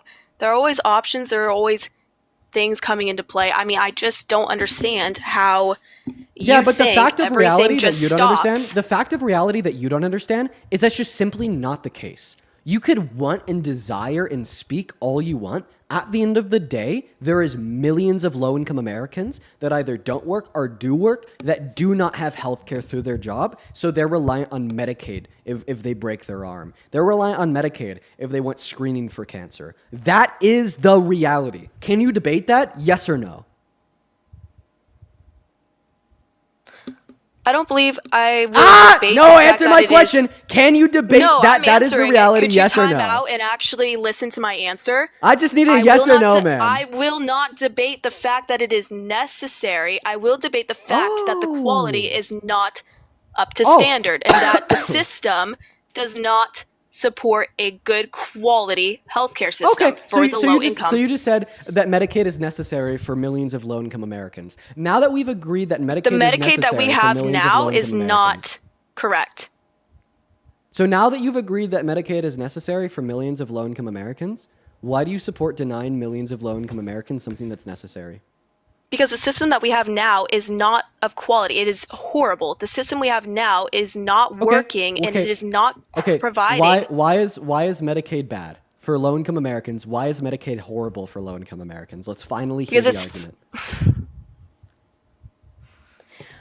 Because it's through the government. Anything through the government is not of quality. If you want something quality, you go to your communities, you go to your state.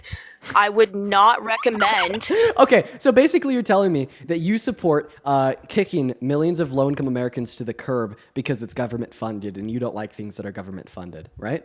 Correct, because I believe that Okay, it got controls people, and you're Got it, telling me got it, that got the it, got it, government got it. should control Do you know the that- low income's do you- healthcare. Do you know what else is government funded? What?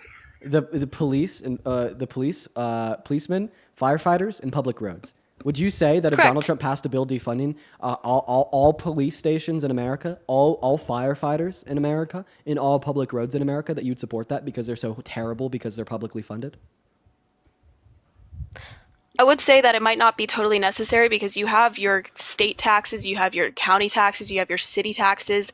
You're talking about communities here, that if you have a good community and you support your community, You're not answering my then- question. No, the interstates are specifically funded by the federal government, you idiot. So once again, go ahead. If Donald Trump passed a bill to defund all funding towards state interstates, would you support that? Because by proxy, you'd assume that they're horrible because they're funded by our government. Also, by the way, state and local governments are still governments. They're not markets, they're monopolies. By product, you would have no reason to support state and local governments while detesting the federal government. It's just simply on a different scale.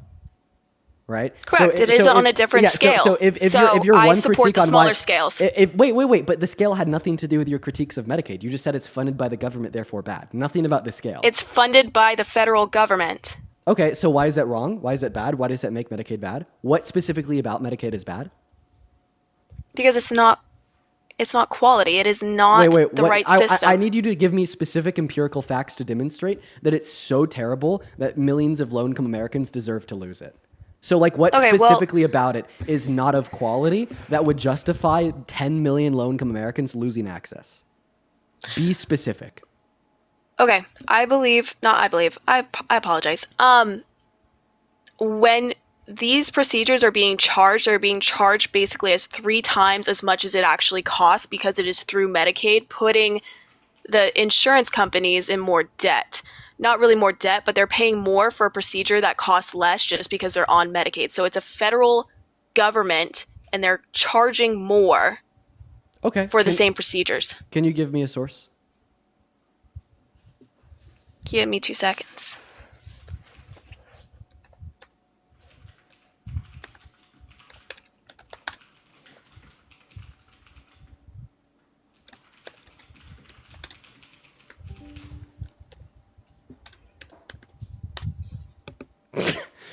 Generally, hospital charges for procedures are significantly lower under Medicaid compared to private insurance. Oh my goodness gracious. Yeah, they average 200 times. So if you're on private health insurance, the charges average around are 200 times higher than that of the same procedure on Medicaid.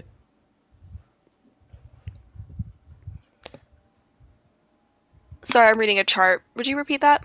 Yeah. So if you go on Google and you just type in how much more than Medicaid do private insurers pay, or review of the literature. Now this is going to be a conglomerate study that reviews multiple data points. So the key findings are: 1, private insurers pay nearly double Medicare and Medicaid rates for all hospital services. 199% of Medicare rates on average, ranging from 141% to 259% of Medicare rates across the reviewed studies.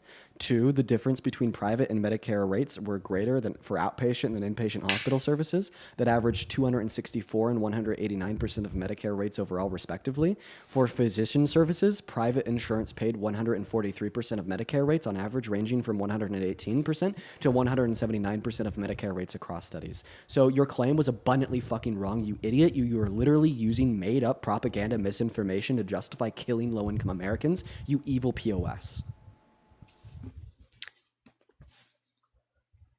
I don't know what propaganda you're trying to talk about because I don't pay attention to almost anything right wing because I simply don't care.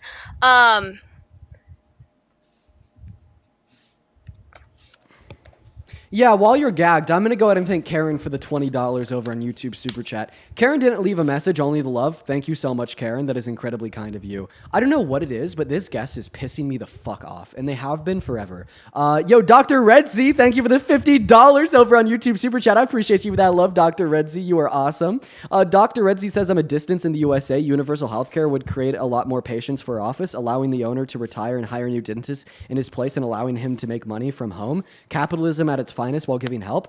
Dude, yeah, universal healthcare is like typically supported by like physicians, doctors, nurses, etc. because it's very beneficial to them. Because individuals will have more access, more individuals will seek access, meaning more individuals will make fucking money that work in the field. That is a perfect byproduct of the invisible hand effect that is just generally like good, not only for like the incomes of the doctors and nurses, but like also for us, right?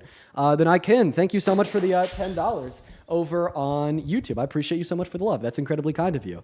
But everybody, please show some love to Doctor down below in that chat for the $50. I really appreciate you so much. You are awesome, awesome, awesome. As well as Aubrey. Thank you so much for the $100 over on PayPal, Aubrey. You are awesome. Aubrey says with $100, that is insane. Let's get 1,000 Aubrey W's. Hey, Dean, curious about your thoughts on the Trump DC cleanup. I'll happily go over that once we're done with this debate. I got it. I will not forget about that, Aubrey. Thank you so much for the $100. As well as Kat with the $5. Thank you. Jada, thank you so much for the $5 saying that we need more people like you in this world. I appreciate that, Jada. And then Jessica with the $5. Thank you so much. And then Mark with the $20 saying she got pushed. Yeah, bro, she is getting pushed. Thank you for the love, Mark. That is MARC. Thank you. Rachel with the 2, and then Liana with the 5. You guys are awesome, awesome, awesome. Thank you so much for the love. EJ with the $1. Thank you so much for the love. Alani with the $5 saying please crash out on her again. I'm trying to hold back from the crash out. She's just pissing me off so much. Torin with the $5 saying gagged holy. Yeah, she's literally still quiet. Rachel with the $20 saying I work in medical billing. What gets billed is not what insurance pays. Audrey can get pushed. Thank you for the love. Rachel, show some love to Rachel down below for the $20. Justin with the $10 saying I got life-saving open heart surgery surgery at Mount Sinai Hospital while on Medicaid, and it literally saved my life. I wouldn't be here if it wasn't for my Medicaid. And that is the story and the testimony of millions of people, Justin. Christy, thank you for the $25. My son is a type 1 diabetic and has $3,000 worth of supplies covered each month by Medicaid. If I didn't have Medicaid, my son would be dead. Once again, another testimonial. Thank you for the $20. Audrey Maga Bot can go fuck herself, according to Christy. Adriana with a $5, Caitlin with a 5, then Kalia with a 1, and then Anonymous, thank you so much for the 10. I appreciate you so much for the love. Don't say my name, please, but I work in billings, and we can't even bill Medicaid patients a balance if Medicaid denied it. Yeah, so they still have to get service. Matt with a $5, thank you so much for the love. Jolly with a $6. Brittany with a $15. She won't admit she's wrong, but deep down she knows it. She better fucking know it now. Appreciate everyone so much for all the kindness over on Venmo and PayPal. Maria with a $5 over on Venmo. Thank you so much. Krista with the $6. I appreciate you for the love, Krista. And then Nancy, thank you for the $25 over on Venmo. Show some love to Nancy down below. Nancy says, I've worked in healthcare for 42 years. Medicaid is insurance, not the provider of healthcare. Recipients use the same providers as those with private insurance. The providers get less reimbursement for services. Yeah, that's exactly what is now defeated her point. So Audrey, your first point was that the service sucks. So it's not the provider of healthcare, it's the insurance. They use the same providers as those with private insurance. And then your second point was saying that it's significantly more expensive in their billing and whatnot. And actually, via the studies that I just gave you, as we've already pointed out, when you're on Medicaid, you typically get billed around half as much than those that are on private insurance. The reason this is our government has more bargaining power to negotiate lower price through Medicaid than individual private insurers do, since they're larger and have more people under their services. So you're wrong on both points, Audrey. Are you going to concede and apologize to me and everybody else listening for being one of the most insufferable people that has been on this live in the last 30 days? I've been trying to be as respectful as possible, and I think that we could have had a better conversation here. But I will say that after looking on Google here, that you are correct and that Medicaid is half as expensive. But I will say that it doesn't. Okay. It doesn't. This is how debate works. You told me that you support 10 million low-income Americans getting fucked and kicked off of Medicaid because you thought it was more expensive for our government. You've now learned that you were wrong and you told me I was correct. This makes the implication that you would no longer support 10 million low-income Americans getting fucked and kicked off of Medicaid. Correct. So you actually now disagree with Trump kicking 10 million Americans off of Medicaid, right? Inherently, yes. So this all relates back to me playing you that clip where Donald Trump admitted to the fact that he's a predator, and then you said, well, I don't care that he's a predator because I support his policy. You brought up the policy that kicks the 10 million people off of Medicaid. Now you're telling me that you don't support that, meaning that the policy is bad. So we are now going to go back to that argument where you told me that you're okay with the fact that he's a predator because he's passing bad policy, right?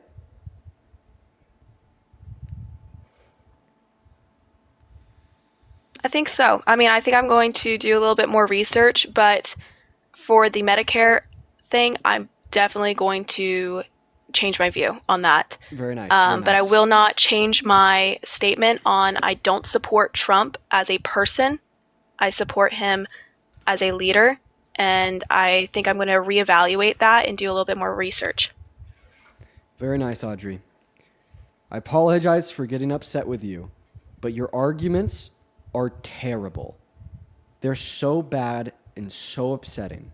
Okay? I understand that. I tried to put myself in an uncomfortable situation to kind of learn. So I apologize for being insufferable. Okay. I just wanted to learn.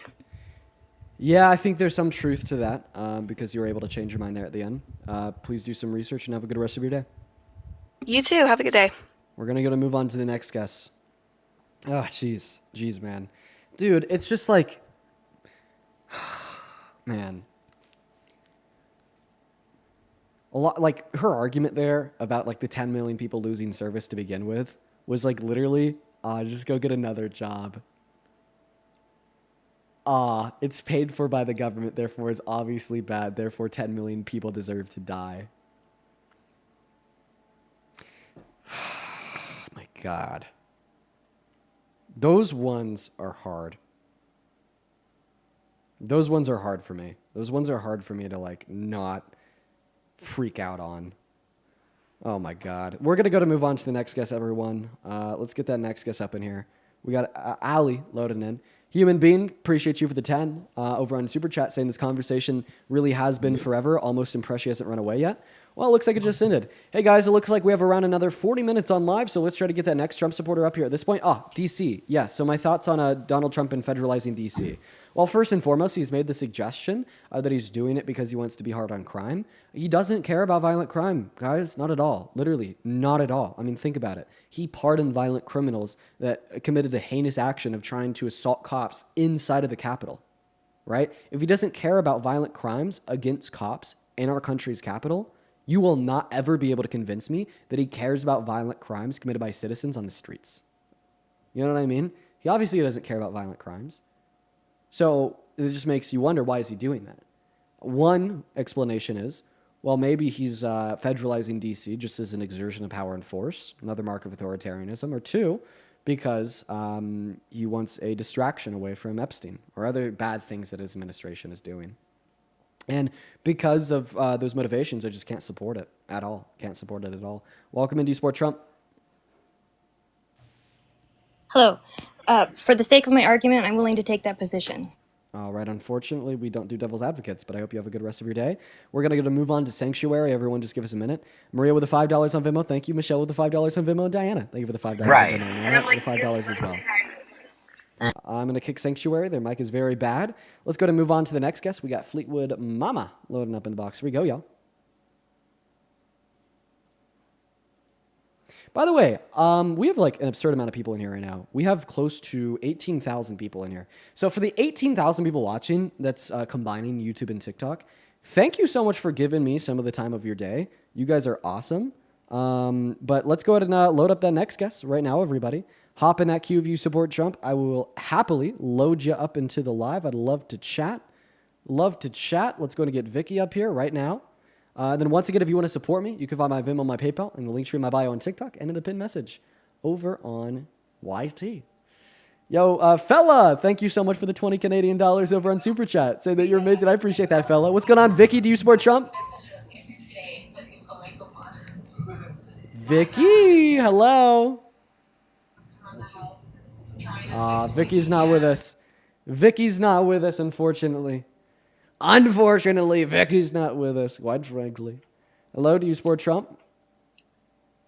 Oh shit, I must have bumped the button, my fault. Yeah, no worries at all, man. Have a good rest of your day, Lucas. No worries, man. Laura, thank you for the $10 over on YouTube Super Chat. What's going on, Alyssa? You support Trump? No.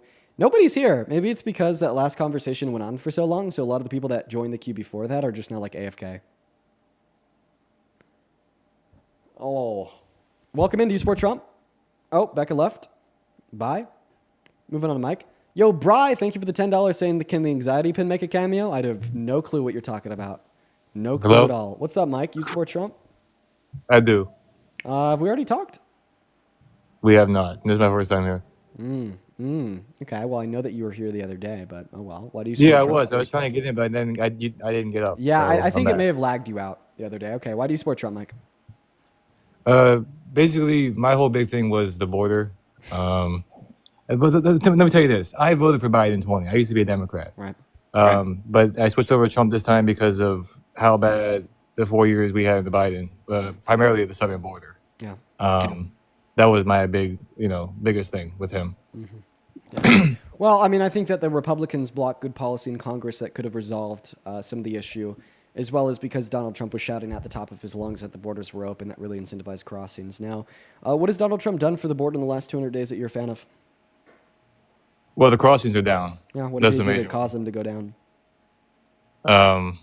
Well, just the presence of ICE agents in neighborhoods and what have you throughout the country, Exactly. I think that it hasn't been fascism that's reduced, hasn't been policy that's reduced the crossings. It's been fascism. Treating undocumented immigrants like animals, illegally deporting them to be beaten and tortured in CCOT, and rounding them up for mass deportation while calling them the poison of the blood of this country. Like, that is what has reduced crossings. And I disagree with every single one of those things. I think they're very immoral, very bad. Well, it's not very well. Here's the thing, because you understand, if we actually arrested them and housed them in, American jails, what have you, we pay for that as taxpayers, and I didn't want my taxpayers going to that type of, thing.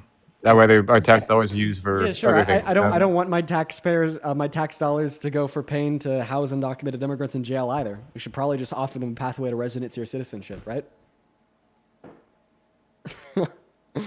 Yeah. So we're not going in the red, we're going in the green. Yo, John, thank you for the $20 over on Venmo saying sheesh. Appreciate you for that love, John. Everybody show some love to John down below in that comment section. Thank you so much, John, as well as Jacob with the $5. And God bless your impeccable eloquence. I'm not too eloquent sometimes, but thank you so much for the love. And then Diana with the $5 saying, I'm a disabled woman. Please crash out on this heartless B. This is dehumanizing.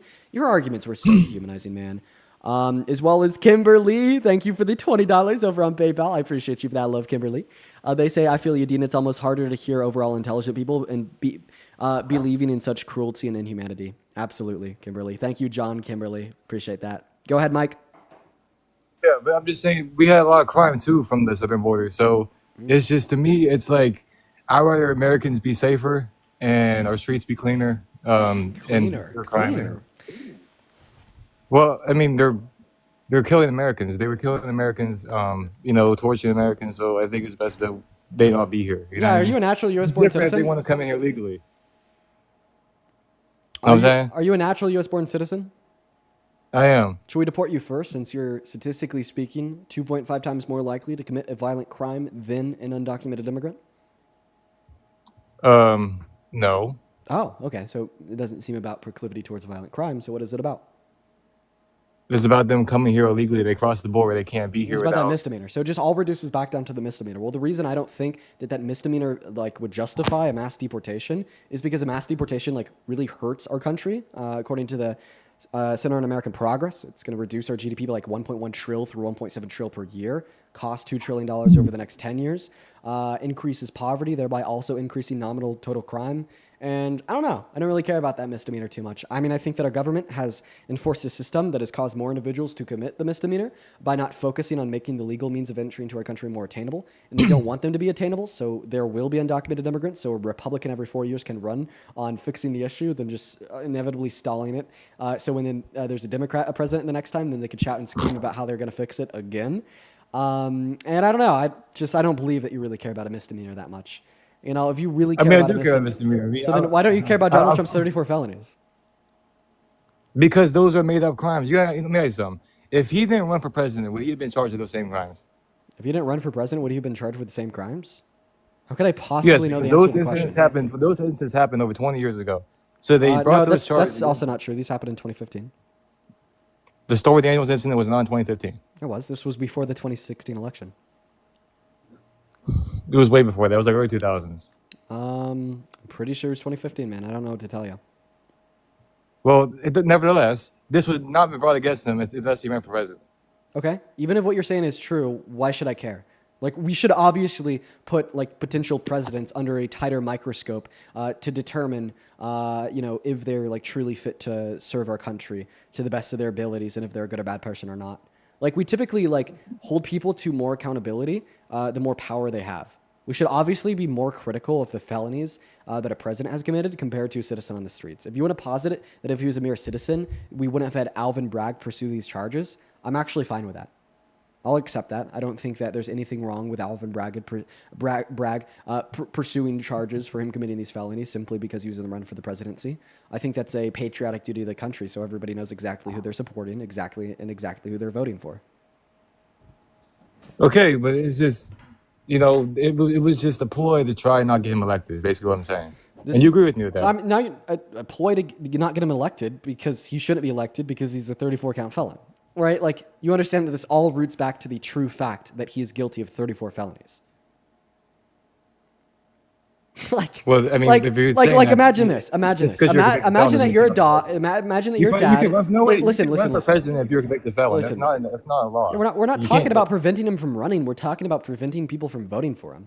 And I'm going to give you a way to understand this. Imagine that you're a dad with a 20-year-old daughter, okay? And this 20-year-old daughter has a new boyfriend. And you really care about your daughter's safety. So you do some background research on your new boyfriend, and you figure out that he has a charge for domestic violence, okay? You then take this charge to your daughter. Keep in mind, you wouldn't have taken this charge to your daughter if she wasn't interested in dating him. And you show this charge to your daughter to look out for her safety, to hopefully get her to stop supporting her boyfriend and to break up with him, right? This would just be a ploy to get your daughter to break up with her boyfriend, but it would be good. It'd be good to enact and execute on this quote-unquote ploy because you're just looking out for the safety of your daughter. You want her to be informed about who she's in a relationship with. The same way that, okay, fine, whatever. Maybe if you never ran for president, there wouldn't have been these charges pursued, and they were only pursued because he wanted to run the country. So then Alvin Bragg wanted everybody in the country to know exactly who they were supporting, exactly who they were voting for, and exactly who might be sitting in the Oval Office. Okay, that's good. That's good. We want that transparency. We want that accountability with our leaders. It's like everybody has a past, right? So if you want to talk about this, like it happens in every profession. Like with Bill Clinton, right? They say Bill Clinton was with Epstein. Does that make so? Bill Clinton shouldn't be president either, right? Because of his past, correct? Yeah, actually, yes. If Bill Clinton touched children with Epstein, I would never vote for him in a million years. He should be in jail till he rots and dies. Right, but that wasn't proven that Trump did. Like you're trying to say that he was a domestic, whatever he did. That wasn't even proven. It was a civil issue. That was not. We haven't even talked about the civil court yet, but it was proven. Yeah. No. Hey, wait. If we found out that Clinton, like perved on like naked girls while they were undressed in their changing rooms, do you think he should be in jail till the day he dies? Should he ever be able to be our president again? If it was proven, but then again, here's the thing. What if it was Trump? I mean, yeah, but it was proven. You're a guy who likes to have everything, right? Well, couldn't that be construed, however, as I'm hearing something different in your video. Yes. I don't see it as a conflict. It could be a conflict of interest, but it's the kind of thing you worry about later. Oh, I see. You tend to think about the conflict a little bit later The on. question is, how can it not be construed? No, I mean, some of these foreign girls, Mr. Trump, in my country, we say hello with vagina. And Well, you could also say, as the owner of the pageant, it's your obligation to do that. So you have done that. Now, I'll tell you the funniest is that I'll go backstage before a show. Yes. And everyone's getting dressed and ready and everything else. And, no men are anywhere.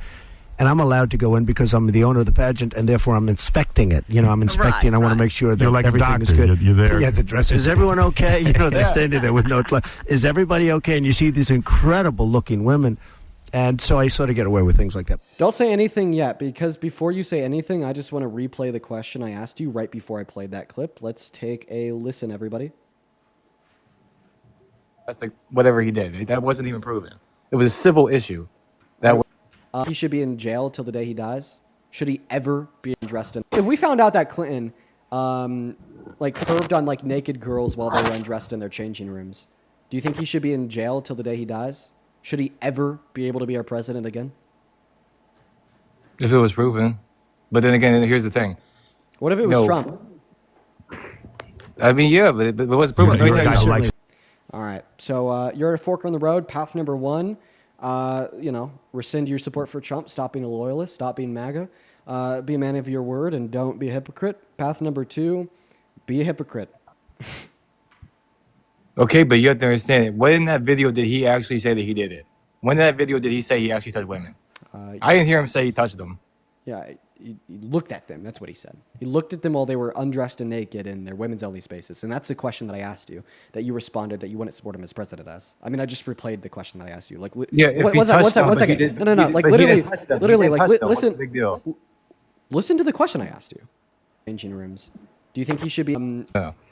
Wait. If we found out that Clinton, like perved on like naked girls while they were undressed in their changing rooms, do you think he should be in jail till the day he dies? Just like perved on them, sexually exploited them by looking at their naked bodies when they were in a space for women only? Are you asking me what the big deal is with that? No, because you're not answering my question. So when you go to an STRI fill in the blank club and you look at the girls there, is that illegal? Is that legal? Is that legal to do so? Can you look at those girls? Yes or no? It's legal to look at strippers in a strip club, and there is no big deal with looking at strippers in a strip club. Why? Because they're adults that consented to it. You are now equating naked 13-year-olds just simply getting dressed in a changing room to actual strippers.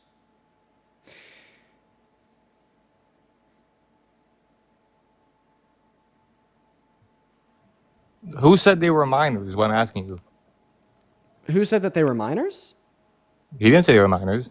I said girl. Girl is a minor. But, I mean, even if you want to say they're adults, because he also did this to adults, there's still a difference between a stripper and a strip club and a non-consenting adult woman getting dressed.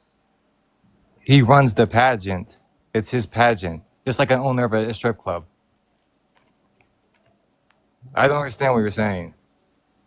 If you own a business with a bathroom and you employ women, do you think that you'd have the right, because you own a business with a bathroom and employs women, to walk into the women's bathroom and peep under the stall of one of the women you employ using the bathroom? You're talking about bathrooms. We're talking about strip clubs and pageants. Yeah, what's the big difference between a woman being undressed in a bathroom and a woman being undressed in the changing room? That one is ethical and one's not. Okay, why is it ethical to sexually exploit women in changing rooms, but it's not ethical to sexually exploit women in bathrooms? We're talking about strip clubs and bathrooms, my boy. We're not talking about strip clubs. We're talking about changing rooms at a beauty pageant. So why is it ethical to sexually exploit women in changing rooms, but it's not ethical? Changing rooms and locker rooms are basically the same thing in strip clubs. You think that so changing room is basically a strip club. Okay. So the strip club, they have changing rooms. If you took your wife to a Kohl's to get her a new dress, and she's trying on a new dress in a changing room at Kohl's, and then a floor manager brushed past you, used their key to unlock the door on the changing room in Kohl's where she was trying on that dress, and looked at her while she was naked and liked it, would that be okay? Would that be ethical? No, because you're changing the subject of the matter. I'm speaking about what happened. I'm actually not, you absolute doofus. I literally just gave you an example of some man with authority perving on naked women in changing rooms when that's exactly what Donald Trump did. The only difference was that one was at a Kohl's and one was at a beauty pageant. So why is it okay to sexually exploit women in changing rooms at beauty pageants, but it's not okay to sexually exploit women in changing rooms at Kohl's? I'm not talking about little girls. I'm talking about women, right? Yeah, I'm fine with even granting you that because I don't think there's a difference. Both are not consenting. Teenagers, little girls aren't consenting because they can't. And even though the adult women can, they're not. So I don't really think there's much of a difference.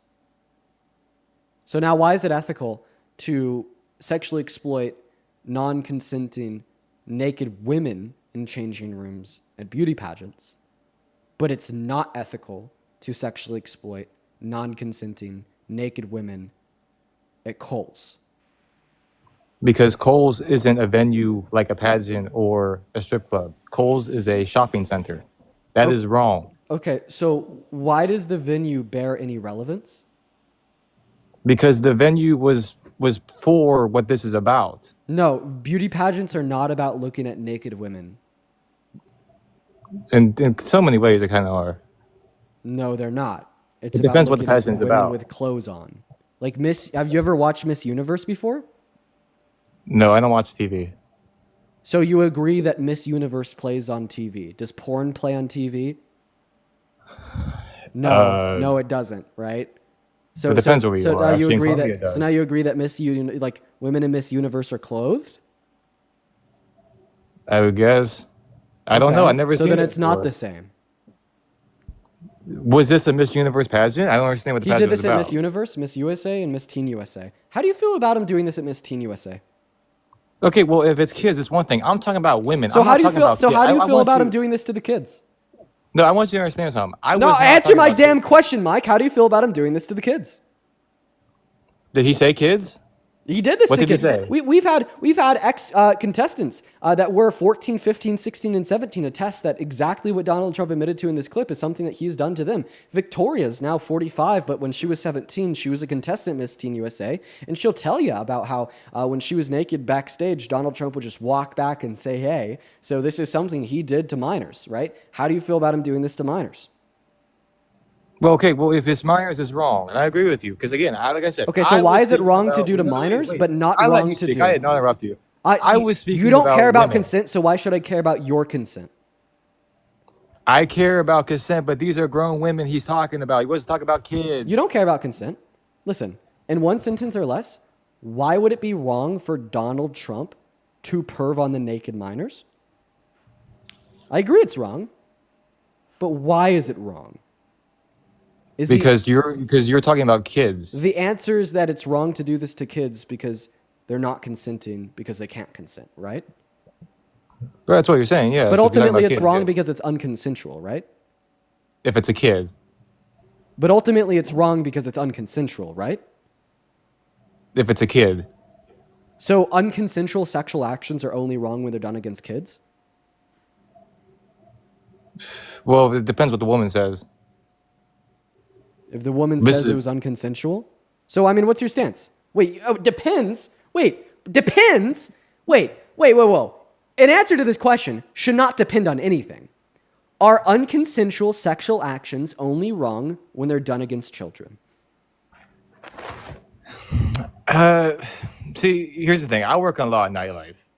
And we have different, You're going like- to answer the damn question, Mike. Are non-consensual sexual actions only wrong when they're done against kids?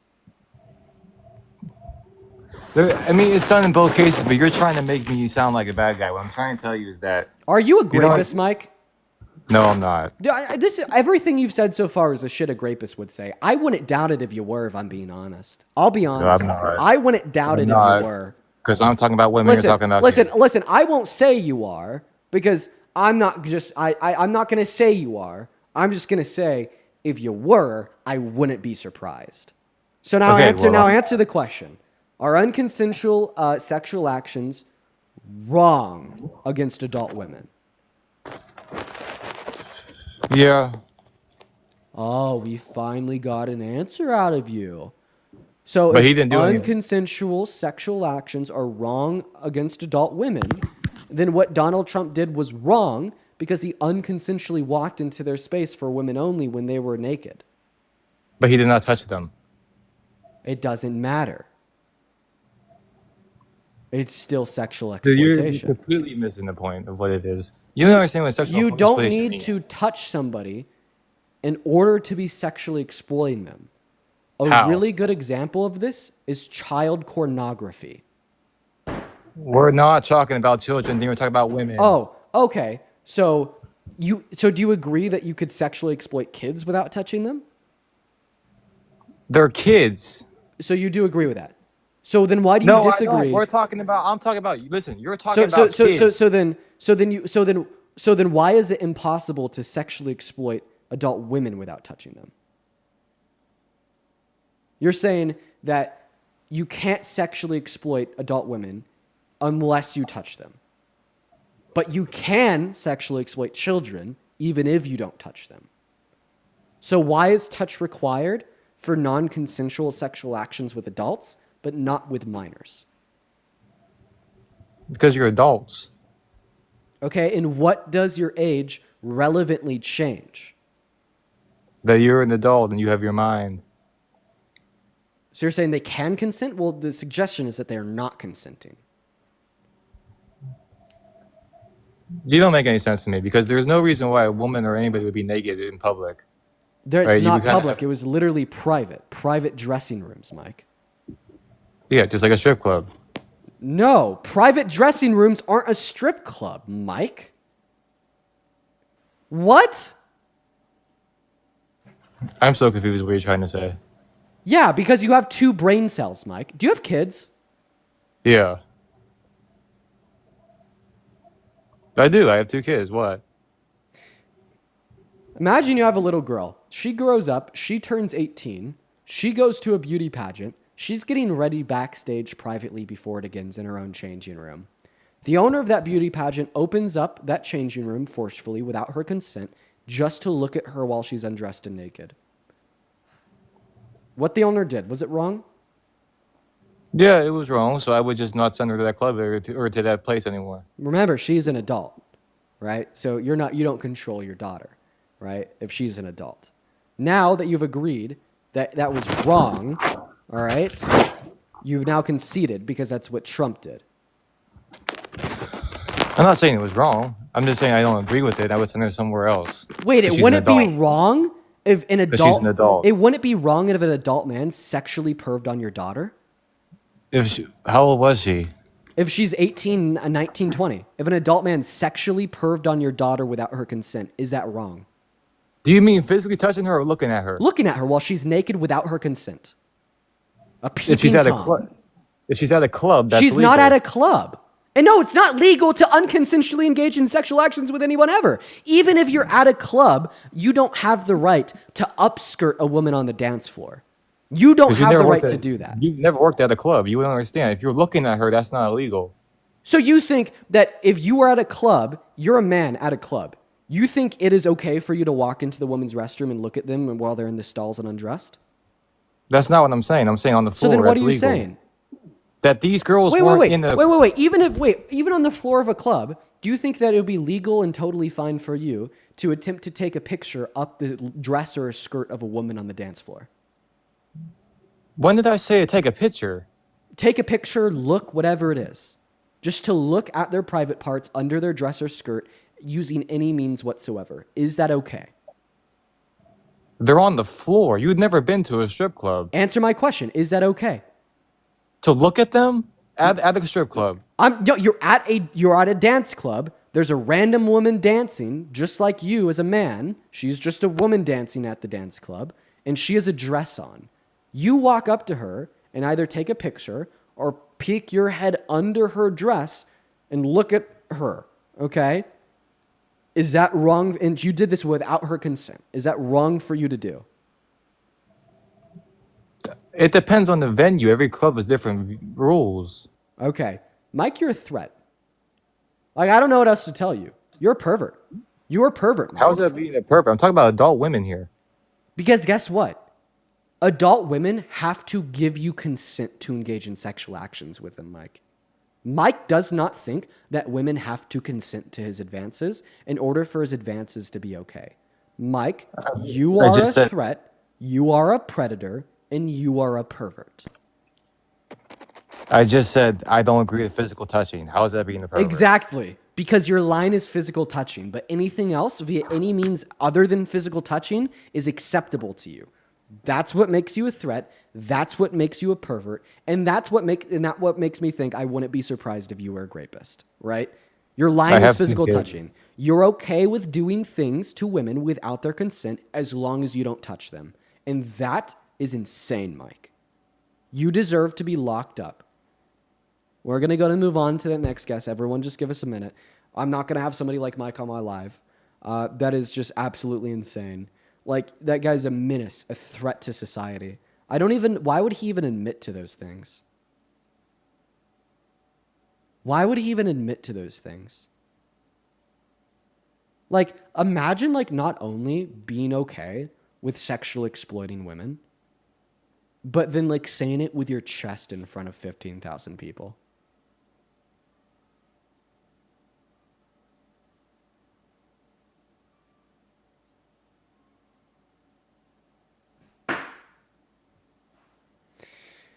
I need a minute, man.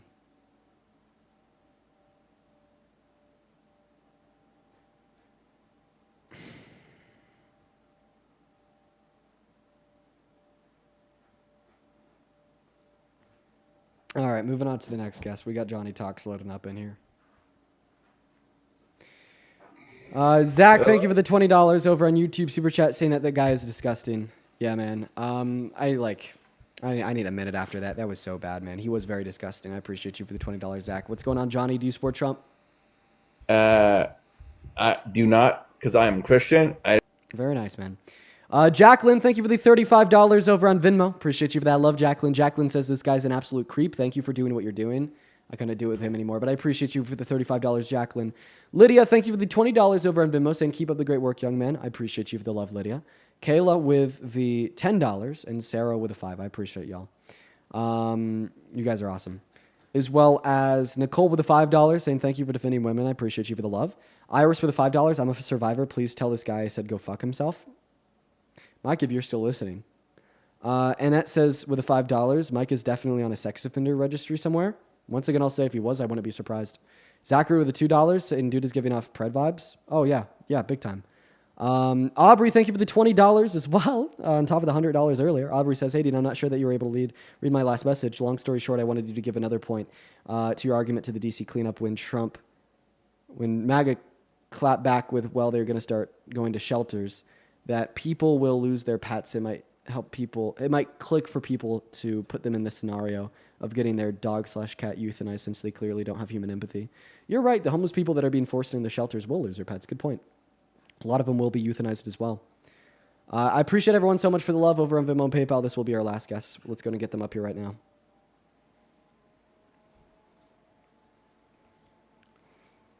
Yeah, man. You know, I should have just asked Mike if no means no.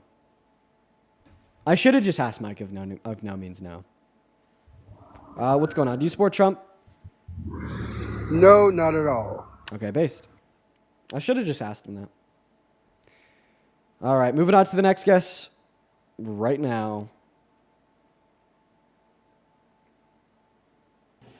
Hey, Chip, are you still obsessed with trans people? Dino, no, I'm not really obsessed, but I still think they're crazy. I think you're crazy. Are you still gay? Are you still attracted to biological men? You're asking me if I'm gay? Well, for your information, I'm straight, but, you know, whatever. I think you're crazy. So for everybody that's curious, Chip, his existence is dedicated towards hating trans people. Like, he's been on this for months. Did you come up here today to talk about trans people? No, I want to talk about food stamps, actually, and like the big, beautiful bill. Oh, I bet you support a bunch of people getting kicked off of food stamps too, right? No, I got a hypothetical, though. You big on hypotheticals, right? Yeah, I got a reality for you. You ready? Well, can I ask my hypothetical? Sending you back down to that comment section to see a Chip. Let's gonna get that next guest up in here. We got really loading in. Oh. Wait, Chip, hop back in that queue real quick. We're gonna bring you back up. What's up, really? Do you support Trump? Down here, but it's what? $3.95? Really is not here? Really, hello? I mean, it ain't cheap. Yeah, 1 second. Hey, Chip, why were you sending gifts to the Predator? I just send gifts to anyone you debate, honestly. Yeah, but why were you giving money to a Predator? Bro, I probably gave him like a total of 10 cents. Yeah, but like, why? I just told you I donate to anyone you debate, brother. Even if like they're like saying that no doesn't mean no? Even if they're saying like they're okay with like sexually exploiting women? Nah, towards the end, I stopped donating. I'm not going to lie. At first, like, I was down, but then it kind of got a little, he was tripping. It's crazy. There's some Trump supporters out there that are just like so insane. They would rather send like gifts in protest of me, even if it means giving money to a Predator. Let's go to move on to the next guest. Like they hate me more than Predators, man. What's going on? Do you support Trump? They're not here. Moving on to the next guest. We got Addison loading up in. Gage, thank you for the umbrella. I appreciate you for that love. Very kind of you. What's up, Moonrock? You support Trump? All right, everybody. We're going to try to get a last debate here. We are trying really hard, y'all. We'll try with 5 more guests. If we don't find a debate in the next 5 guests, we are going to go ahead and hop off for the night, unfortunately. Welcome in. Do you support Trump? Yes, and I support Trump because he's pro-Israel, and I love everything that he's doing for the Zionistic movement. Okay. Yeah. I don't know why you trolled about that. Trolling? How am I trolling? Yeah, look at your bio, buddy. You got a Palestinian flag down there.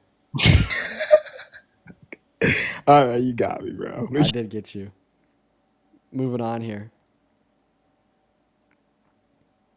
It's going to get Sigma loaded in here. All right, here we go. Welcome into Sport Trump, Sigma. Sigma, hello? Sigma W? Hi. Sigma! I accidentally kicked you because you didn't respond quick enough. We're going to move on to the next guest, everyone. Just give us a minute. We got Cal's McKenzie loaded up in. Yeah, that guy was Sigma as fuck. All right, everyone, just give us a minute. Yeah, we got Evil Dean loading up in right now. Let's see if Evil Dean connects. Evil Deanna. Hello, do you support Trump? No, Deanna left. All right, there's 4 guests down. We'll try a couple more times. I'll give it another shot or two. I will say I'm pretty tired out. After the last 2 guests were pretty crazy. We had a predator and like some apathetic person. What's up? Do you support Trump? Everybody is leaving. All right, 3 more guests. 3 more guests. We're going to load Emmeline up. By the way, guys, thought I would tell y'all. Oh, welcome in, Emma. Do you support Trump? Do you have your pen? Do you have a pen and paper? Age? Okay. Can you... Child. 2 more. By the way, I just thought I'd tell y'all. Listen, dude, I'm back in the gym, and I've never felt better. Let me tell y'all. Before I am doing what I do now, like politics and stuff, my life was centered around the gym. Very health-centric. I looked good. I felt good.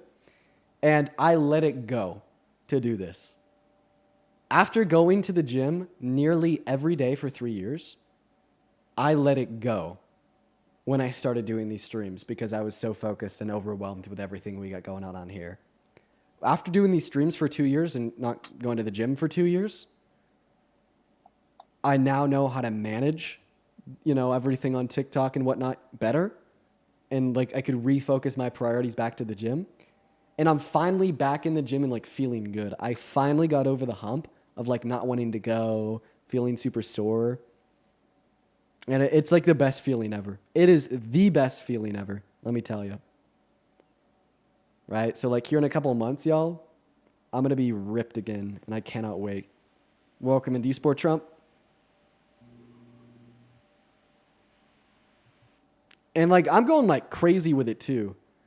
I'm like getting on top of the diet as well. By the way, I also just like wanted to thank you y'all. Like let me tell you guys, like a couple years ago when I was going to the gym, I was just kind of like the average 18-year-old. And it's really hard to live and like eat really healthy, like meet the protein goals and stay consistent in the gym and like pay for the membership as like the average 18, 19, 20-year-old, or even like the average American. And now because of y'all and your support and your donations, I can like spend the money that's required to on like healthy food and to meet those protein goals and to get that gym membership and to get everything that's required. And I just wanted to like personally thank you guys for that. It's like, it's insane. It's so insane. Just know that I really appreciate everyone in here. And like that is y'all's doing. Let's go to move on to the next guest. Like, what's up? Do you support trying Trump? to like show through the window. All right. We're going to try with one last guest here, everybody. Jessica, thank you for the buddy gun. Thank you. And Olivia, thank you for the $5 over on PayPal. We need you to be healthy for these debates. Well, like, honestly, like, dude, like the motivation, like the big motivation with getting back in the gym is, it's like a lot of people on the right like to look at the left as like soy boy, liberal, beta cuck, right? But if I was like noticeably jacked, maybe like I used to be back in the day before I stopped going, it would refute that narrative. And it'd probably piss off a whole lot of Trump supporters in the process. Like good trouble. Yeah, somebody in the chat said like good trouble. Exactly like good trouble. Right? As well as I want to incentivize like more young liberal guys to get in the gym. Because I'll be honest, I go to a public gym, right? And 9 out of 10 of the men in this public gym give me the nastiest looks. They say, "Oh, it's Dean Withers. He's a stinky liberal." You know what I mean? So I'm trying to change the culture for us all, but also so I don't get that side eye from 9 out of 10 men in the gym. Welcome in. Do you support Trump, Mitchell? Yeah, I do. How's it going? It's going great. How old are you? I'm 25. Great, great, great. I have two people to thank here. Then I'm going to pass you the mic and we'll hear your argument. Sure. Yo, Joy, thank you for the $20 over on Venmo. Saying started as a political debate, ended up to be To Catch a Predator. Literally, Joy. Thank you for the $20. Then Ivy with the 35. Appreciate you for the love. Ivy says, this is crazy. Sounds like he just hates women. We went from pageant changing rooms to strip club. Bro, literally insane. As well as Skyler, thank you for the $2 over on Venmo, saying please stay on until 8. This is all I have to look forward to after work. I'm surrounded by uneducated Nazis all day at work. Skyler, go to the YouTube account if you're on there and just watch it back. I'm probably gonna have to end after this discussion, but I appreciate you for the $20. As well as Karen, thank you for the $50 over on Venmo, saying thank you, Dino. Thank you, Karen. You are awesome. Thank you so much, Karen. Everybody, please show some love to Karen down below. As well as Owen with a $20 saying I'm a teacher and you give me hope for the younger generation. Well, thank you for teaching the younger generation. That is so important, Owen. You do something so necessary. Thank you for the $20. As well as Layla with the $10 for the protein shake. Yo, let's go. Appreciate that, Layla. All right, Mr. Mitchell, take it away. Why do you support Trump? Sure. I think the main reason is probably the Maha movement. RFK was kind of a driving force in getting me over to listening to Trump's arguments, but mainly RFK and his mission to kind of re-incentivize good health standards as opposed to prioritizing profits with the pharmaceutical industry, I think is the big reason. Right. Well, I mean, and I think that you're coming in after I just went on a spiel about how I think health is so important and whatnot. So, I mean, obviously, you could assume that I agree with the idea of making America healthier. But the reason why I don't think Trump is achieving that goal is because of how far he's set back low-income Americans and how far he's set back the average American. It is just a fact, the less money you have, the worse your health outcomes are going to be. And because the Big Beautiful Bill is taking so much money from low and middle income Americans and giving it to the rich Americans, it's just ensuring that more people are going to be less healthy and live for shorter periods of time.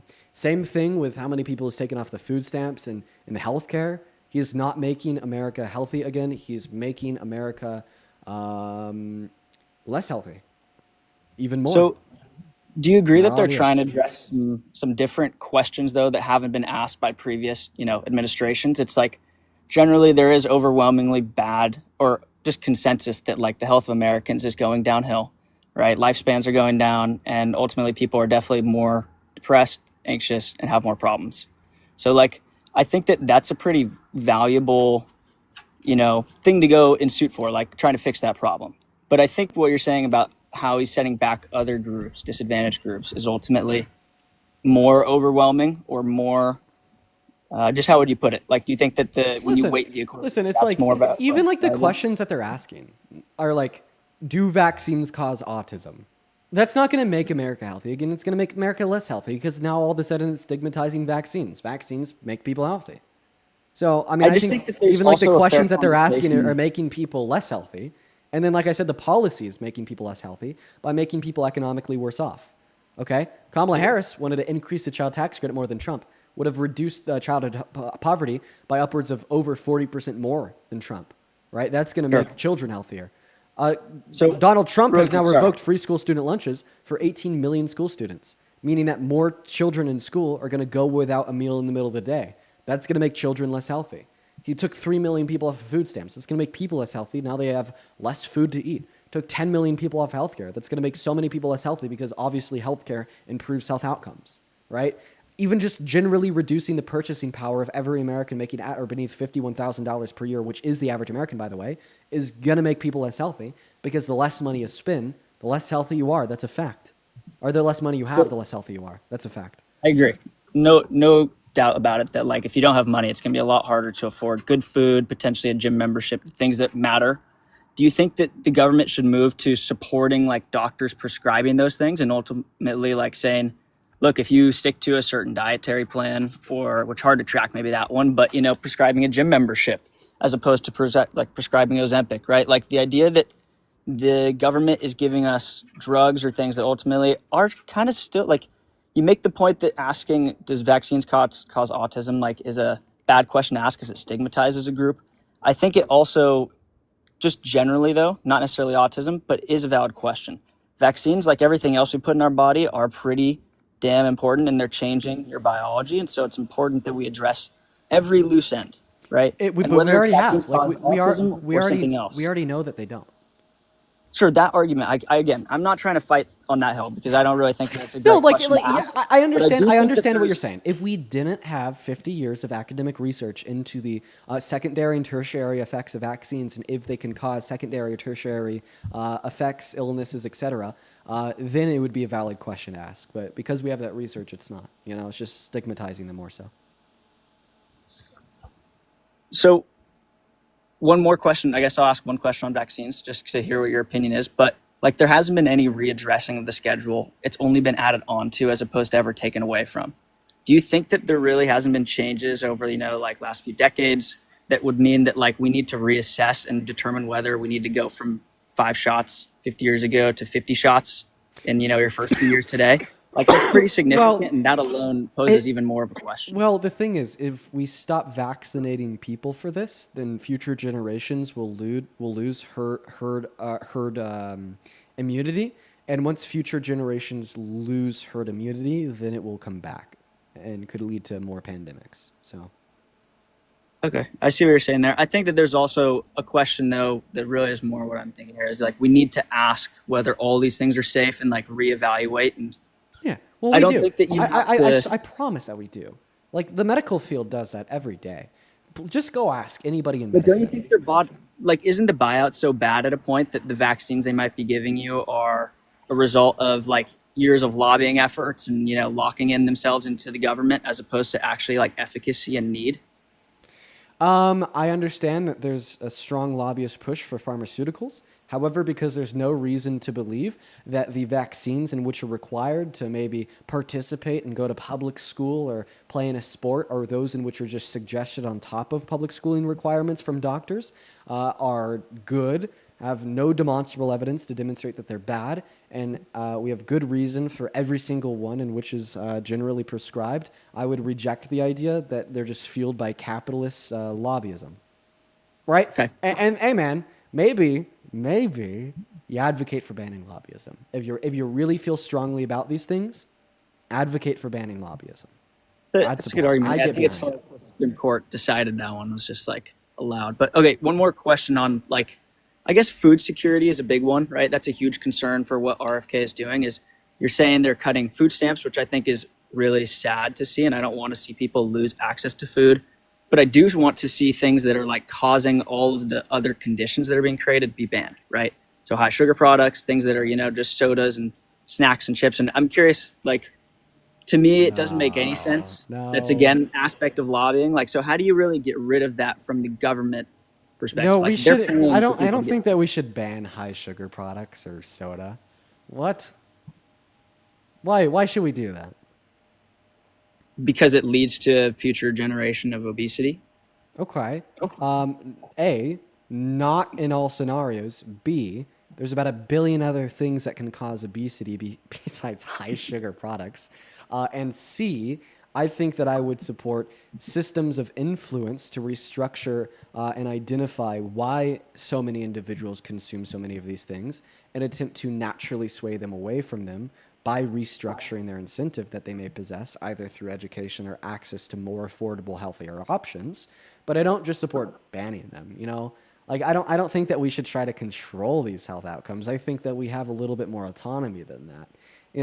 The moment my government tells me I can't enjoy, a fucking Dr. Pepper with my dinner is the moment when, that government becomes quite the tyrant. I mean, I don't think to a certain degree, I think a separation between government and our personal liberties and freedoms are incredibly important. And I think that the moment we allow our government to infringe so much upon our personal liberties that I, as a 20-year-old man, can't drink a Dr. Pepper is insanely I'm saying on food absurd. Oh, on food stamps? I didn't catch that. Sorry that I didn't get that moment in there, but I was specifically meaning on food stamps. I feel like that's where I'm saying the government is paying for you to get sick and then paying for you later. Okay. Right? So even about food stamps, I've gone back and forth on this. For a while, I upheld the view that I'd be okay with banning access to high sugar products on food stamps or whatnot. But I conceded that view for the following reason. I think that even individuals on food stamps have the right to enjoy a Dr. Pepper. I think that even individuals on food stamps have the right to enjoy some Doritos, right? And if we want individuals on food stamps to be preferring healthier foods over less healthy foods, well, we must remember that people on food stamps don't have a lot of money. They're typically in poverty, and they're typically looking for what's immediately available to them to sustain their life. If we were to make the healthier options cheaper than the less healthy options, everybody on food stamps, for the most part, that is using up a majority of the food stamps and the less healthy options, would definitely all of a sudden switch to the healthy options simply because it's more affordable and their food stamps would be able to go longer. Just think about, instrumental rationality and how at the end of the day we want to do what's best for us. Well, I mean, if that food stamp is going to stretch further and get you more food, because that less expensive food is healthy, well, then they're going to be more incentivized to use those stamps for healthier products. So here's my only real problem with this is that I know that bad food leads to bad outcomes. And for the government to say, we're okay with you taking bad food on our dime. Now you're saying that, for example, this is an argument that I think really makes a lot of sense, is you can't do good school as a kid if you're not eating a good meal, right? If you're eating Eggo waffles and, donuts for breakfast, the sugar in your body doesn't allow you to regulate properly to learn in the morning. And that's a huge disadvantage.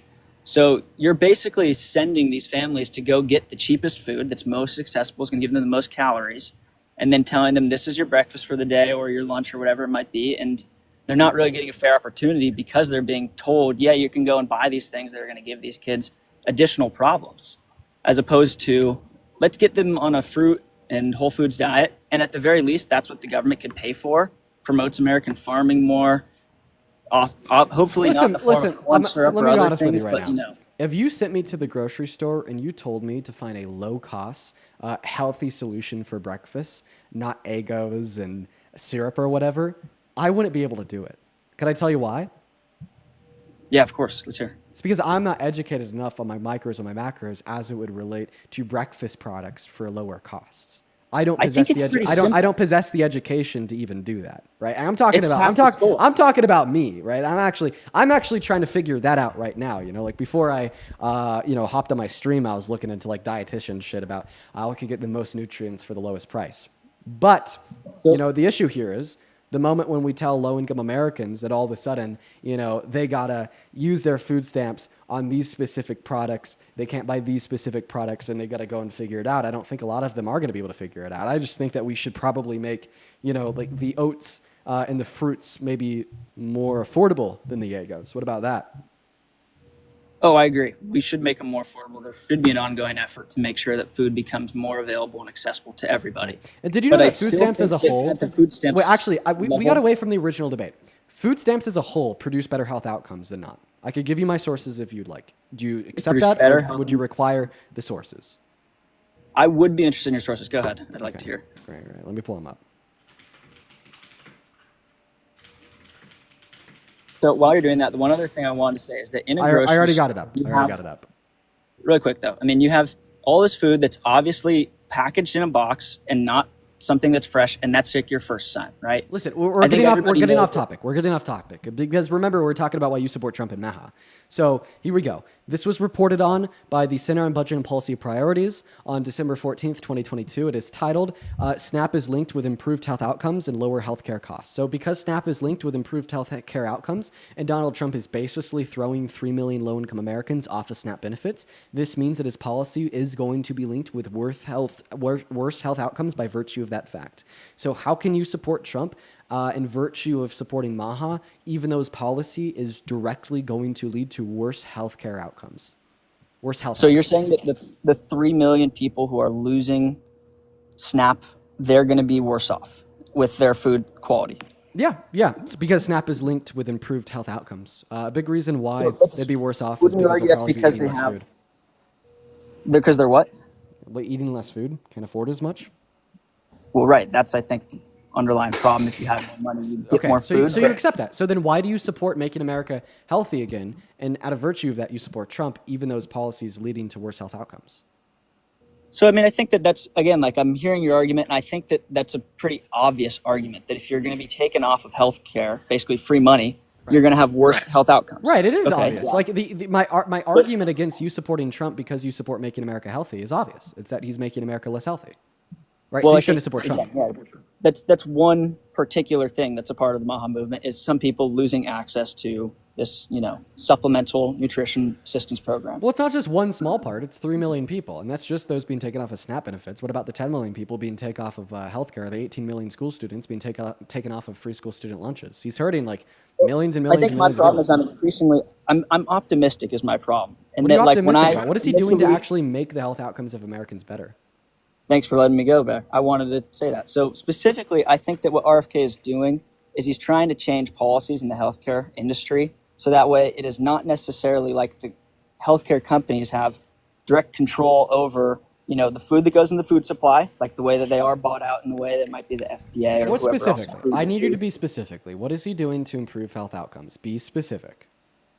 Well, okay, have you not been reading about like the many news articles that have been listed from all sources about him trying to cut deals with the pharmaceutical industry? That way they're do going to what? change things like health record plans, managing people's data better, because that alone can get you to better health outcomes. Has Right? any of this been materialized? Is any of this materialized yet? I mean, obviously, I don't think that you change the healthcare record system in 3 or 4 months. So 200 no. days. So Well, I in do think 200 in 200 days, he passed economic policy to ensure that hundreds of millions of Americans are worse off. That's going to So, lead I mean, to worse health okay, the outcomes. economic And in policy 200 is days, coming from he passed the healthcare protest, policy right? to kick 10 million people off of Medicaid. Then all of those that are remaining on it are expected to pay premiums that are 75% higher. Worse health outcomes there. 200 days, 3 million people kicked off of SNAP benefits, worse health outcomes there. 200 days, 18 million school students kicked off of free school student lunches, worse health outcomes there. So in the last 200 days, he's hurt the health of hundreds of millions of Americans. So But this he is hasn't where I helped think it. the objectives is. Right, I understand. I totally see what you're saying. Yeah, you're concerned that all these things have been negative so far and there's no positive to show for it yet. Like, this is where my optimism comes back to and the reason that I voted for Trump, and mainly because I wanted to see a change in this thing. And that's Okay, what I what? think Tell me people what are the being objective forced- here is. Tell me what the objective is here that is very clear, well articulated, Transparency and being one, overrules the obviously. harm that he's already done on hundreds of millions of Americans' health outcomes. Okay, well, I think hundreds is, an exaggeration. No, that's because what I'm not. gonna say It's is not that an exaggeration. Hundreds. It's not an exaggeration. It's because the big beautiful bill is ensuring less purchasing power to everybody making at or beneath $51,000 per year per the Center on Budget and Policy priorities. It is hundreds of millions because when you have less money, your health outcomes are worse. And because this bill is ensuring that the average American and everybody below them will have less money, this means that their health outcomes are going to be worse on average. So me saying hundreds of millions of Americans is not an exaggeration. Okay, I hear what you're saying. I want to see more people have access to cheaper and better funded healthcare. But I think that and everybody else knows that the healthcare system is broken. Okay, right? I'm not asking you. I remember my very clear question is, what is the goal of the Trump administration to make America healthy again? Make it clear, articulate it plainly. Tell me what they're going to do. I think start is transparent healthcare costs, right? There's a bunch of objectives aligned with making sure that you know what you're paying when you go in to see a doctor, when you go to get a surgery, and after the fact, you're not blindsided by insurance. The insurance is also working hand in hand with healthcare, and it's obvious that, RFK has taken a huge stand against the insurance companies having complete leverage over basically people's healthcare costs, right? And now it comes in the form of the prescriptions from internationals, right? Or if you're talking about the most Okay, so making the insurance American system Plug better? program, for example. Okay, so he wants to make... Insurance is absolutely a part of it. So that we have far he's transparent only made costs. insurance worse. Okay, because what's more important? Trying to get the prices to be more transparent or making the prices higher? Transparency leads to lower prices. Oh, you know that with so every you think that the industry, Trump right? administration will lead to lower insurance prices? Healthcare prices? I do think so. Okay. I think over time they will. The big beautiful bill is now increasing premiums for those left on Medicaid by upwards of 75%. How many? I'm just curious. I don't know the numbers here. How many people are on Medicaid? How many are Medicare too as well? There's over 70 million people on Medicaid. Okay. And you're saying their premiums are going to go up by as much as 75%? Yes. What are the other forms of basically payment that people on Medicaid have to pay, for example, with their drugs or other things, if not just their premium? Don't they have additional expenses still? Premiums, sometimes copays. Yeah, they're all There's not obviously additional things what about obviously prescriptions there's- or Obviously, there's additional expenses. So those are the things that I think have the opportunity to go down. If your actual visit cost goes down. Did you know that Kamala Harris wanted to limit the most amount of money that any private citizen could pay out of pocket to $2,000 per year for private pharmaceutical drugs? I mean, I think that sounds beautiful, but at the same time, I just think that rules like that don't necessarily work, and you have to drive change from the inside. So Donald and Trump's making the premiums more expensive. Kamala Harris wanted to limit it hard to $2,000 per year out of pocket. Come on, who's better for health outcomes? I understand that what you're saying is that, like, dude, when you I feel like these numbers to this level, that you're going to get better outcomes for people. But I just don't think that the system works that cleanly, and you can't. If you do that, healthcare companies. When you say I don't think the system works that cleanly, what do you even mean? Any responsibility. Wait, what do you mean when you say I don't think the system works that cleanly? I'm giving you the facts, and you're like saying the system doesn't work that cleanly. If you just assign a $2,000 label to the maximum level that you're going to say that you have to pay for all of your healthcare in a year, then what? So the government's either paying the rest, or the healthcare company isn't getting their money. The government's paying the rest. Right, but that's just unsustainable, right? How's that you're just unsustainable? Increasing debt. Are you kidding? Like, if you only say $2,000 a year increasing and people start debt, backing up, you understand that the Congressional Budget Office indicated that all of her economic policy, including her cap on the most money that any private citizen could pay for out of pocket for private pharmaceuticals, was a little over $2 trillion over the next 10 years. If you care about increasing debt, that would have been preferable, because Donald Trump has already signed close to $5 trillion into debt in his first 200 days. Right? Yeah, that's so totally even about different adding to the debt. Kamala Harris's policy, including the policy we're talking about right now, was less expensive than what Donald Trump has already implemented. Like, for instance, the bill that it cut 10 million people off of healthcare, food stamps, and is now increasing the premiums for the other 70 million Americans on Medicaid costs $4.5 trillion, right? He's paying more to make the health outcomes worse, and should have paid less to make the health outcomes better. Who's preferable? Mr. Maha? I understand where you're coming from, again. But I think when you actually have the significant change that you can with like something that is coming in from a government level that is trying to say, we need to make health outcomes associated with basically a pharmaceutical or healthcare company and an insurance company's ability to make money. The worse that Americans' health is getting, the worse that, it's like the system continues to decline and the cost of healthcare goes up because the government, like you're saying, if the government's You're going to describing Trump's presidency right now.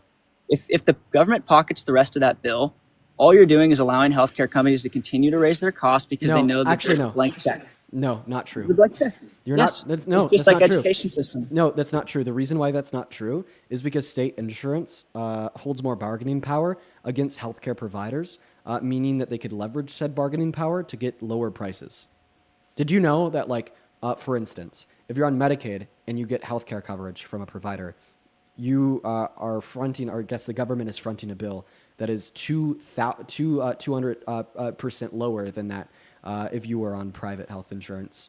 I think I still have that source pulled up. Go on Google, type in how much more than Medicare do private insurers pay, a review of the literature. One of their key findings was that private insurers pay nearly double Medicare rates for all hospital services, ranging from 141% to 259% of Medicare rates across the reviewed studies. So I agree. They're probably getting a better rate then, but that doesn't mean that it just makes no sense to not make them potentially really change their cost structure. I think that's what the government has the potential to do here. I don't know why you're pivoting. I don't know. Now you're just completely changing the topic. You continue to do that. You get put in a corner, and then you try to make a counter argument. I prove it wrong, and then you change the topic. Let me demonstrate this by doing a quick recap of our conversation. I reduce it down to Kamala Harris wanting to spend less to improve health outcomes, and Donald Trump wanting to spend more to make health outcomes worse. Okay, then you try to argue that, well, actually, you think Kamala Harris would have spent more, hey, Parker, because if the government did cover more of that burden, then the providers would have just, taken that as a blank check and increased their prices. I gave you evidence to prove you wrong, a review of literature demonstrating that prices fronted by Medicaid for the same service are lower than if they were fronted by private health insurance, and then you completely changed the topic and just moved on. So at the end of the day, here's where we're at. Kamala Harris wanted to spend less money for better health outcomes. Donald Trump is spending more money for worse health outcomes. Mr. Maha, who's the better option? I can't agree with you that Kamala's a better option because I just don't know that she would have been. But I appreciate what you've all had to say here. Honestly, like this has been a really, I think, good conversation. I like that we can have this and not feel like you have to go down each other's throat. Like this is an important thing, and that everyone here who is like, listening and talking to, I think it's just important to be civil when you have these, because otherwise emotions just come in the way.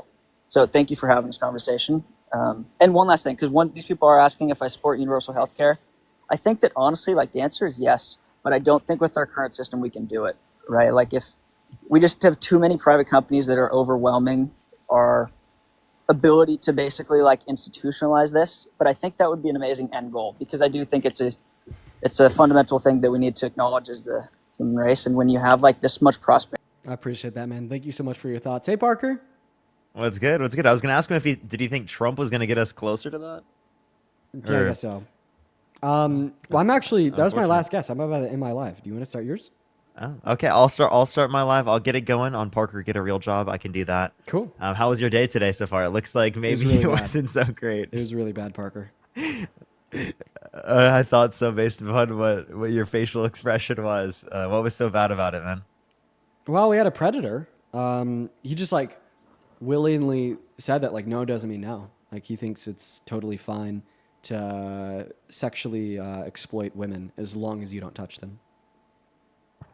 He was like just actually defending that as an idea. That's fucking crazy. Yeah. It was like explicit too. Dude was like, as long as you don't touch them, it's fine. You don't need their consent to look at them while they're naked. That's so disgusting. Yeah, it was really bad. Actually, quickly, I have a couple donations to read off here. Zach, thank you for the $20 over on Super Chat, saying he's lying about vaccines and swimming in literal sewage runoff, like a health expert. Yeah, RFK. Thank you for the $20, Zach. Lauren with the $20 saying they tried to cut 40% of the NIH funding, halted mRNA vaccine development, undermining CDC messaging during the measles outbreak and spreading misinformation. RFK has no experience in healthcare and he's not qualified. Even he said he's not qualified to give health advice. Fun fact. Rebecca, thank you for the $20 over on YouTube Super Chat. Didn't leave a message, just to love. Thank you, Rebecca. Scarlett with a $20 saying RN here. Universal healthcare would solve all of the issues he's talking about. Food and farm companies lobby against universal healthcare together. Oh, absolutely they do. One of the big reasons we don't have universal healthcare yet is because of lobbyists.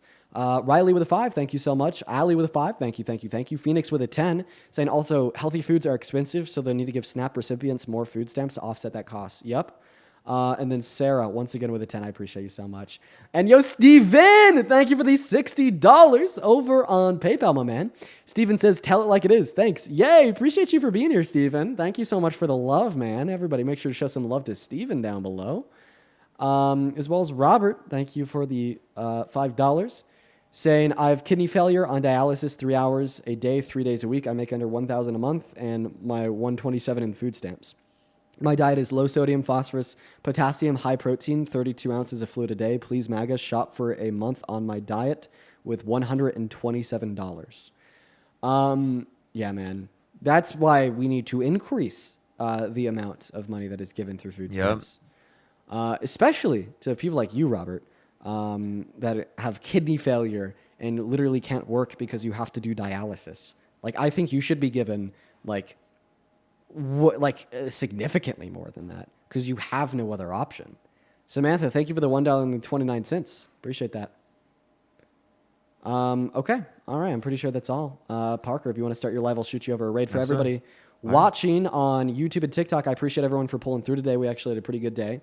Spent most of the stream at close to 20,000 concurrent viewers, which was awesome. Jesus. Yeah, we had 15K over here and 4K over on YouTube. So it was awesome. And 4 million likes on the TikTok stream. Y'all are cool.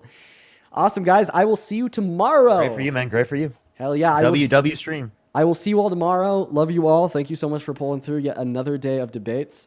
Rage quitting today at 4 hours and 30 minutes. Take care, everybody. All right, I'll see you, man. See you, Parker.